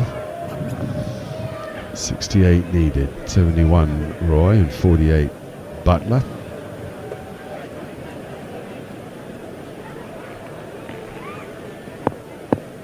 India and South Africa, of course, coming this summer. Clever turns a leg glance away and ought to get 2 for it, I think. Yep, trots back for a second, goes to 73. Some good cricket in this country this summer. When you think the bowling attack that South Africa have, both in tests and one-day cricket, is up there as good as, especially from the seam bowling department, up there with as anybody in the world. Actually, and spin. And spin, yeah. The spin twins of Simon Harmer and Keshav Maharaj, very good. Single off bat and pad as Roy goes back, and it's the end of the 24th over. 180 for 2, 65 needed to win. Harming will now be joined by Neil Manford. Thank you very much indeed, Mark Nicholas. Well, what a canter for England. Again, they really don't seem. Occasionally, I think they've slipped into fourth, but honestly, don't think we've seen fifth or let alone sixth gear. And yet they are absolutely galloping along to victory after 2 wickets in the same over from Paul van Meekeren, who bowled Philip Salt for 49 from just 30 balls. And David Milan's second ball walked across outside the off stump, tried to pull one, was bowled leg stump round his legs, which was a real shock. Talking of Paul van Meekeren, he's being brought back into the attack. 2 for 28 from 4 overs, and he's up to the crease now. Bowls to Jason Roy, opens the face of the bat and runs it away behind square. We're talking of third and fourth gears. Jason Roy, by his standards, I think might still be in second gear. He's scoring it just a fraction over a run a ball, which for him, with respect against this attack, he's almost hopping on one leg. Jason Roy, 74 off 71 balls. He wants 100. That's my theory, and he'll do whatever he has to. Well, he's come down the pitch now on the charge to Van Meekeren, and just played a running pull shot for a single out towards wide long on. He had his left ankle quite heavily strapped, quite a bit of strapping right on the Achilles itself, which to me looks like blister treatment, and then a thicker bandage just to hold it in place. New boot syndrome, something that Steve Harmison will know all about. Here's Van Meekeren in once again, and pushed away behind square on the offside. Alan Donald, before you might even know, when he was playing at Warwickshire, there's a boot manual. Yeah, he makes them by hand. Yeah, well, I had some. Can't remember his name now. Come on. They were back then, back in the day. You had to go to 20 his years house ago. and get into his garage. I had to go down to the house and Yeah. garage. Wakar Shoaib had some. Andy Caddick used to wear them. Oh, what was the guy's name? About £450 a pair. That's a slower ball from Van Meekeren, and it's pulled viciously by Jos Buttler out to square leg. Bas de Leerde does the fielding. I remember, Alan Donald was in his very early days at Warwickshire, and somebody said they're over £400 a pair. Oh, that's 40. That's 50 for Jos Buttler. Quick single into the offside, and 50 for Buttler off 44 balls. England 183 for 2. And with Jos Buttler, he too is just trotting along, really. A brisk walk rather than a trot. 50 off 44 balls, and his 100 came off that many in the first game. That's down the leg side from Van Meekeren, but it's not called a wide. Anyway, before he had them handmade, before he could afford them, somebody told him as a joke that what he needed to do when he bought a new pair of boots, or was given a new pair of boots, was soak them in a bath of warm water overnight. That didn't work. They rotted. Yeah, they were good shoes. They were good boots, if I remember right. I can't remember the guy's name. Well, we should give him a punt. It'll come to you.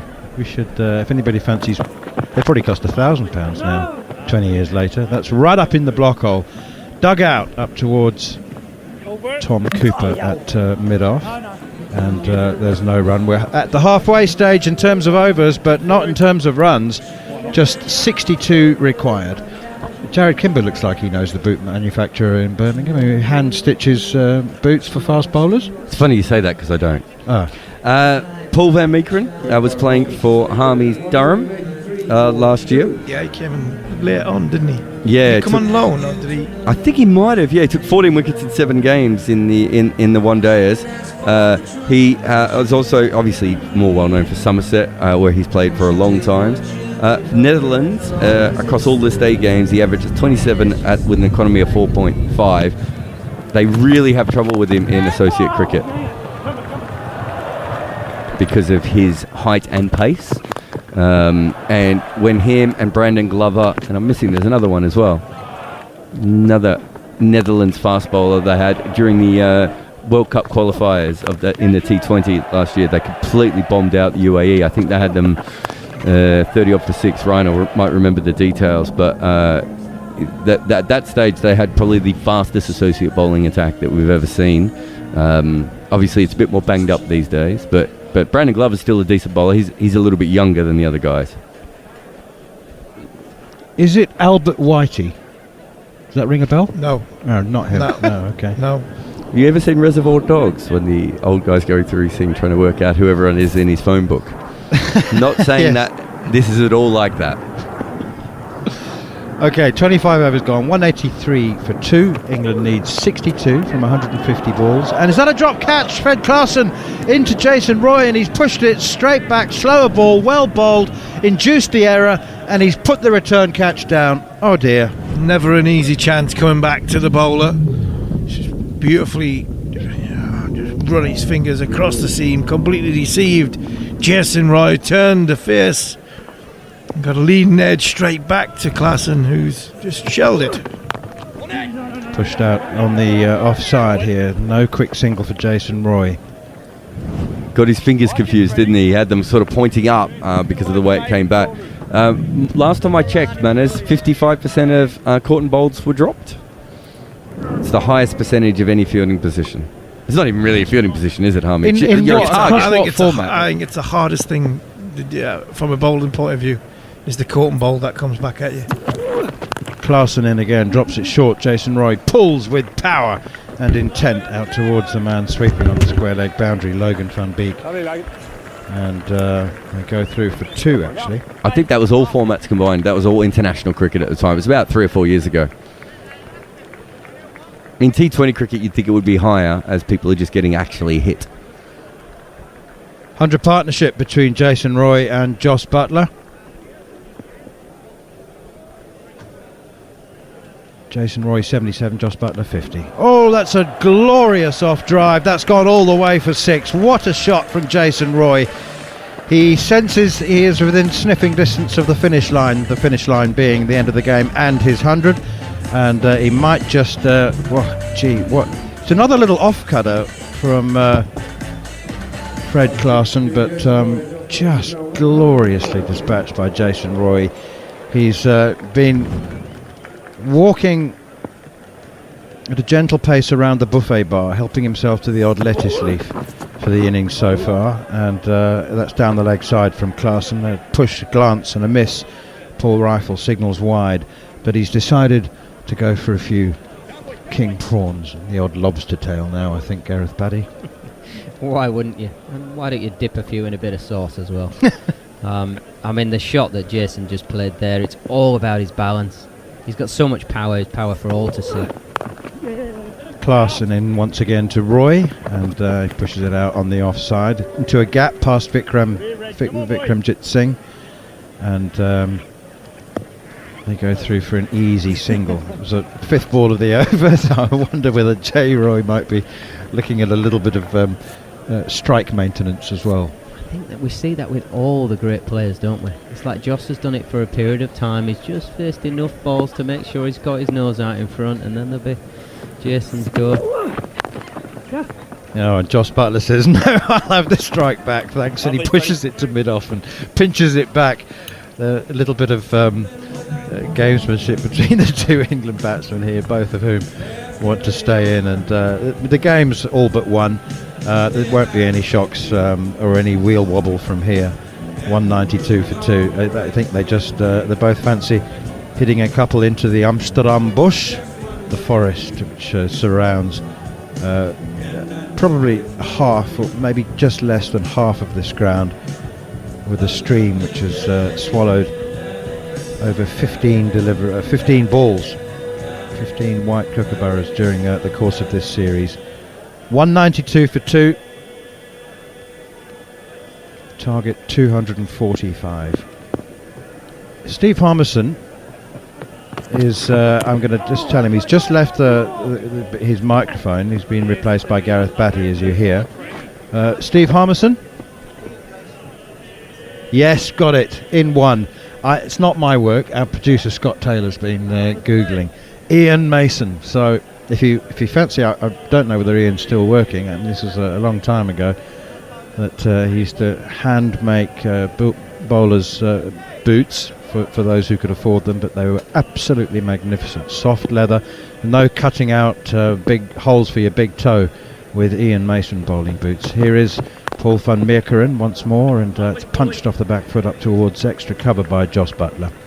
Are you aware of Ian Mason's fast bowler's boots? Yeah, absolutely. Andrew Carrick used to wear them. I'm sure Harmy would have informed you. But they had quite a big sole, almost like a Nike Air sole, without the window to see what's underneath. But that nice bit of sponge in the beautiful soft leather. And they were a real craftsman piece of kit, absolutely.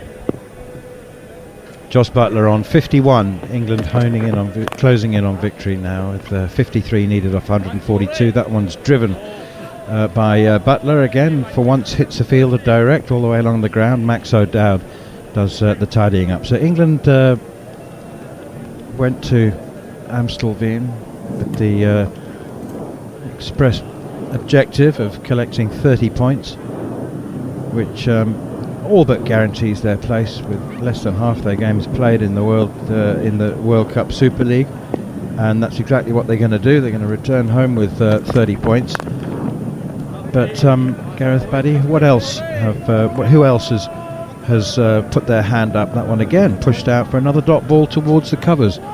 David Payne, Phil Salt. Yeah, I mean, the first name that sort of springs to my mind is David Will. He's not done himself any harm. He hasn't over the last period of time. What he did wrong in the first instance, who knows? To be left out of the World Cup stuff back in the day. That's a couple of years ago now. But he's never really let England down. Phil Salt certainly hasn't let himself down. Here's Van Meekeren once again over pitches on leg stump, and it's flicked away by Buttler for a single to Bas de Leerde, sweeping on the leg side. My understanding was it was just that Jofra Archer had to be fitted in, and David Willey just drew the short straw, didn't he? Yeah, but bizarrely, drawing that short straw meant that he was out of the sort of system for a period of time, which for a guy as and when he had been asked to perform, he'd done relatively well.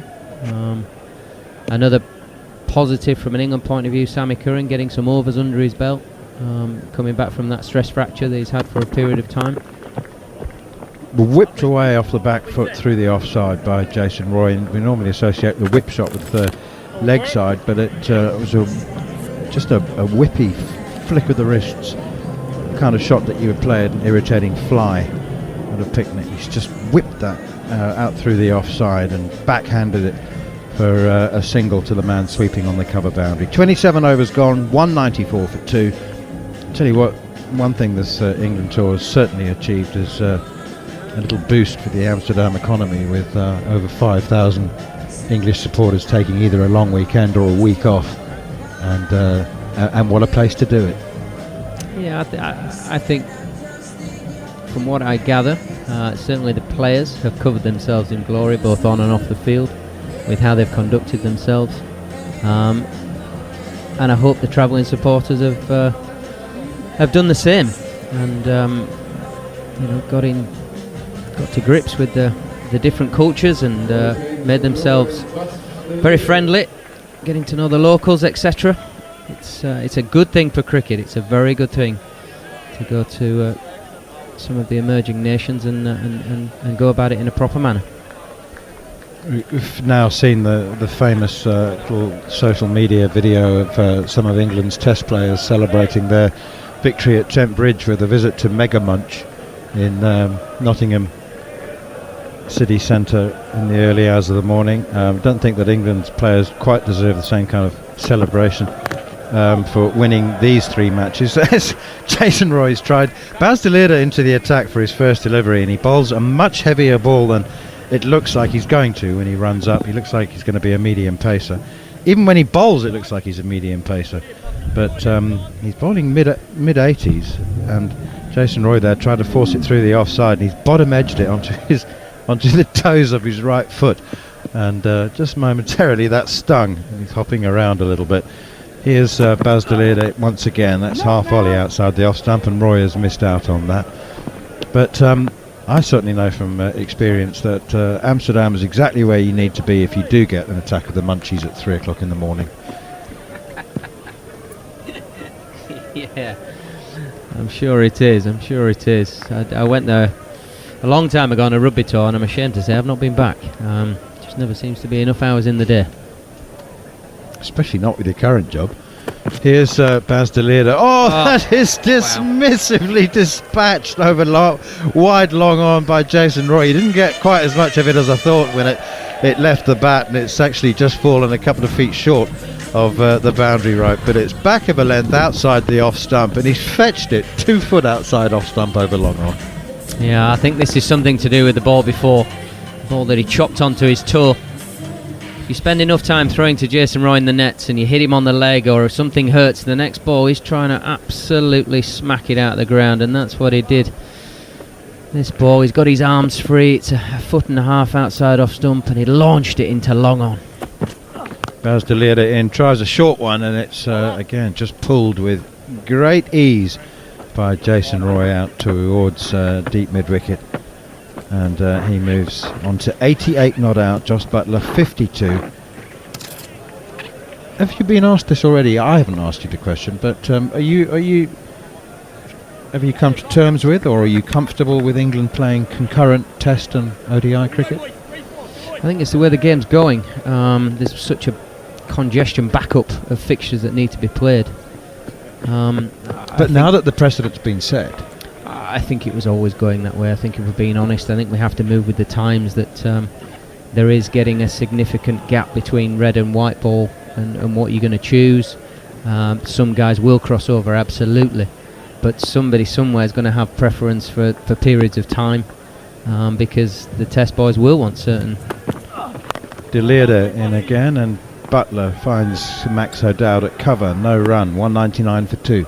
Certain players that are playing in the ODI team or the 2020 team and flip it backwards and forwards. We've seen possibly the white ball setup with England getting preference with players for a period of time. Is this reset that we're seeing with McCullum and the Test team with Stokes going to just flip that back around? Who knows? On the back foot here, and Josh Butler finds an easy single out to deep mid-wicket. It's fielded by Fred Clarkson. That brings the 200 up for England. They need just 45 more from 132 balls. Jason Roy's 88, Josh Butler is 53. The 2 men out, Phil Salt for 49, David Milan for a duck. I don't think that every nation will be able to adequately staff a Test team and a white ball team at the same time. We don't maybe not have enough depth, but England, India and Australia, all of whom have done it already, I think will probably continue to do that. Yeah, we have to. It is our duty to the game to get people to manage it in an appropriate manner, to have the difficult conversations that require to be had about where players are going to be at what period. You can almost map out, certainly monthly you can map things out. And from what I understand, I think the current management are very keen to do that. Paul van Meekeren continues. That's a short ball outside the off stump, and Josh Butler plays an overhead smash up towards the sweeper on the cover boundary for a single.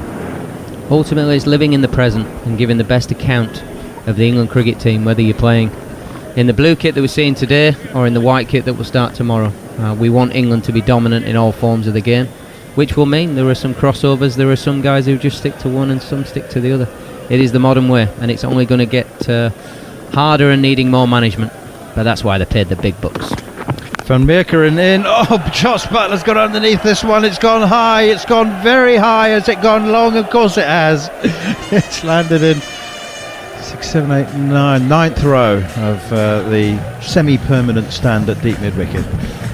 I've been told I am allowed to refer to it as a semi-permanent stand because it stays up for the whole summer for 6 months, and it comes down in the winter when dog walking becomes more the preferred activity to the VRA ground. What a shot from Josh Butler. Smacks it into wide mid-wicket.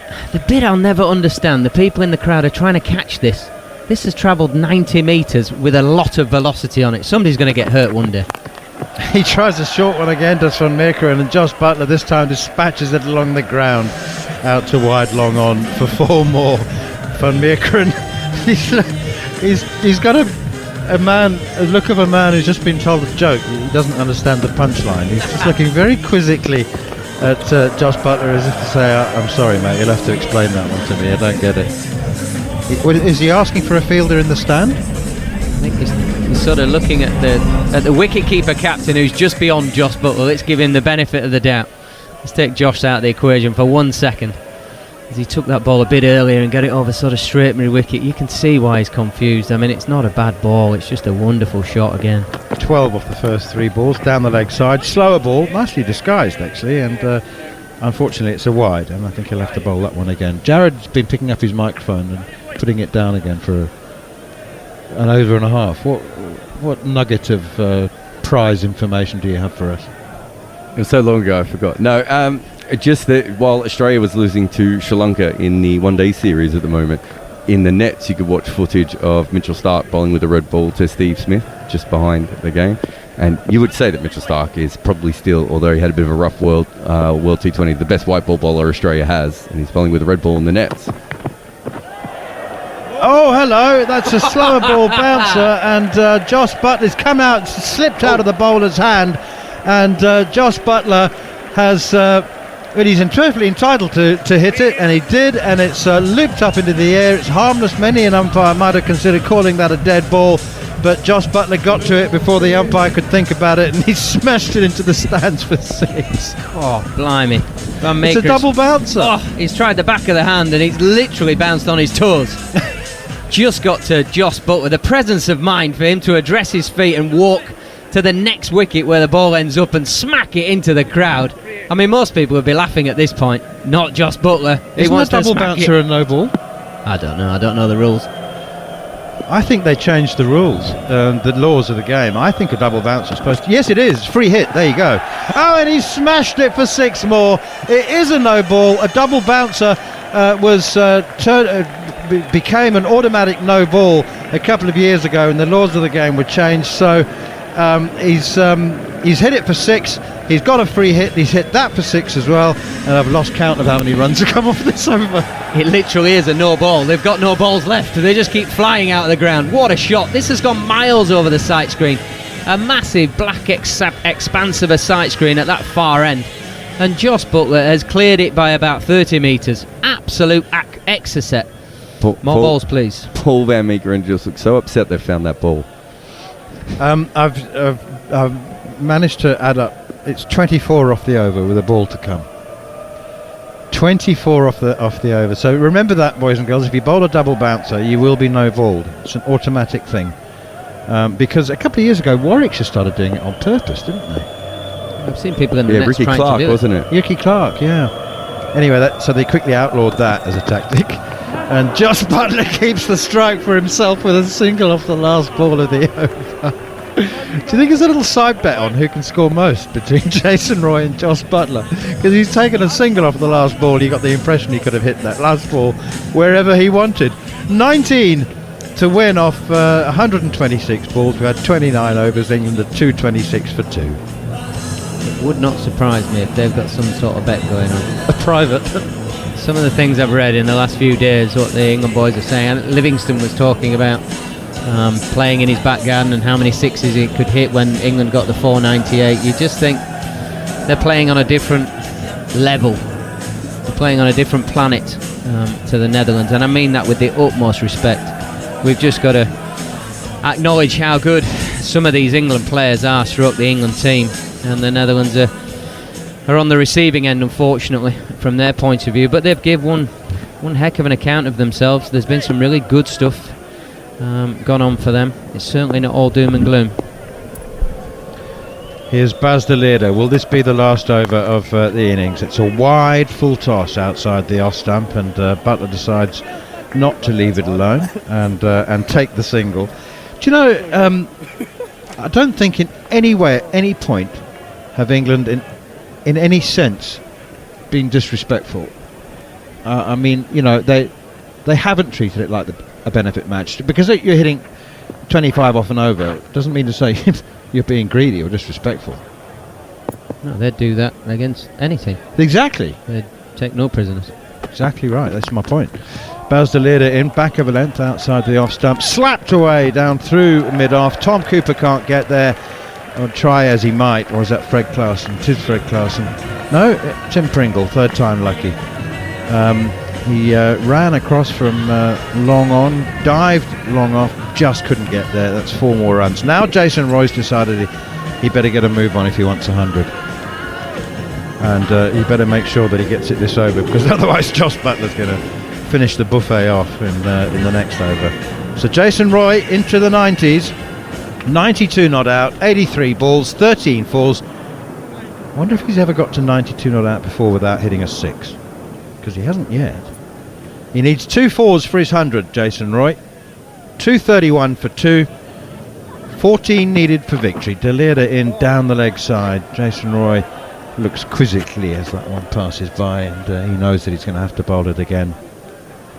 It's been more than just a clinical performance by England. It's been brutal with the bat anyway. It was clinical with the ball, a little bit untidy in the field, if we're to be picky. Yeah, I think the standards that they would say you've been kind by saying a little bit untidy. It wasn't very good in the field at times. Baz de Leerde runs up and 3 yards short of getting into his gather and delivery, realises he's got his run up wrong. So turns and walks back to start all over again. Josh Butler's not going to get to 100. There aren't enough runs needed. He's 79 from 62 balls. Quite pedestrian by certainly the standards of the first game. He made 162 off 70 balls. That's smashed through extra cover by Jason Roy, all wide mid-off, and down to the boundary for 4. He's up to 96. I did say when he was on about 25 off as many balls that he had a steely look about it. That was when you were asking for my crystal ball, wasn't it? Yeah. I think I asked you on 30 whether he'd score 100. But he has played magnificently well, and you would say that he's had that air about him the whole innings. He's not been rash in any way, shape or form. He's been very clinical. He's played beautifully. De Leerde in once more, and Jason Roy clips it up towards mid-wicket, just to the right of Vikram Singh. They take the single. So now, serious question, 8 to win, 2 balls left. Would Josh Butler hit them both for 4 and deny, or would he let Jason Roy get to his 100? Seriously. If he got 2 long hops now, would he hit them for 4 and win the game? Yeah. And leave Jason Roy 97 not out? Well, we'll see. De Leerde in, and we'll never know, because he pushes this gently out down towards long on Pringle Fields, and they go through for a single. But your answer was yes, he would have. Because you said 2 long ups. Yeah. He might not go looking for it, but if you bowl a long up, it's going out the ground. If you bowl a good ball, so he wouldn't have blocked. He may not go looking for a top of the stumps good ball. Ryan Tenduskarte, I'll ask him the same question after this, because still 7 to win, so it won't end with this delivery. Driven, smashed down the ground. Beats mid-off and beats Pringle, running around from long off. And there's 100 for Jason Roy. His 16th 4, 101 not out from 86 balls. Beautiful, beautiful innings from Jason Roy. And you might even say an innings, by his standards, of some restraint. That sounds ridiculous. He scored 101 from 86 balls, but for most of it he scored at a run a ball. He was 71 off 73 balls, so he has accelerated in the closing stages, but delight for Jason Roy.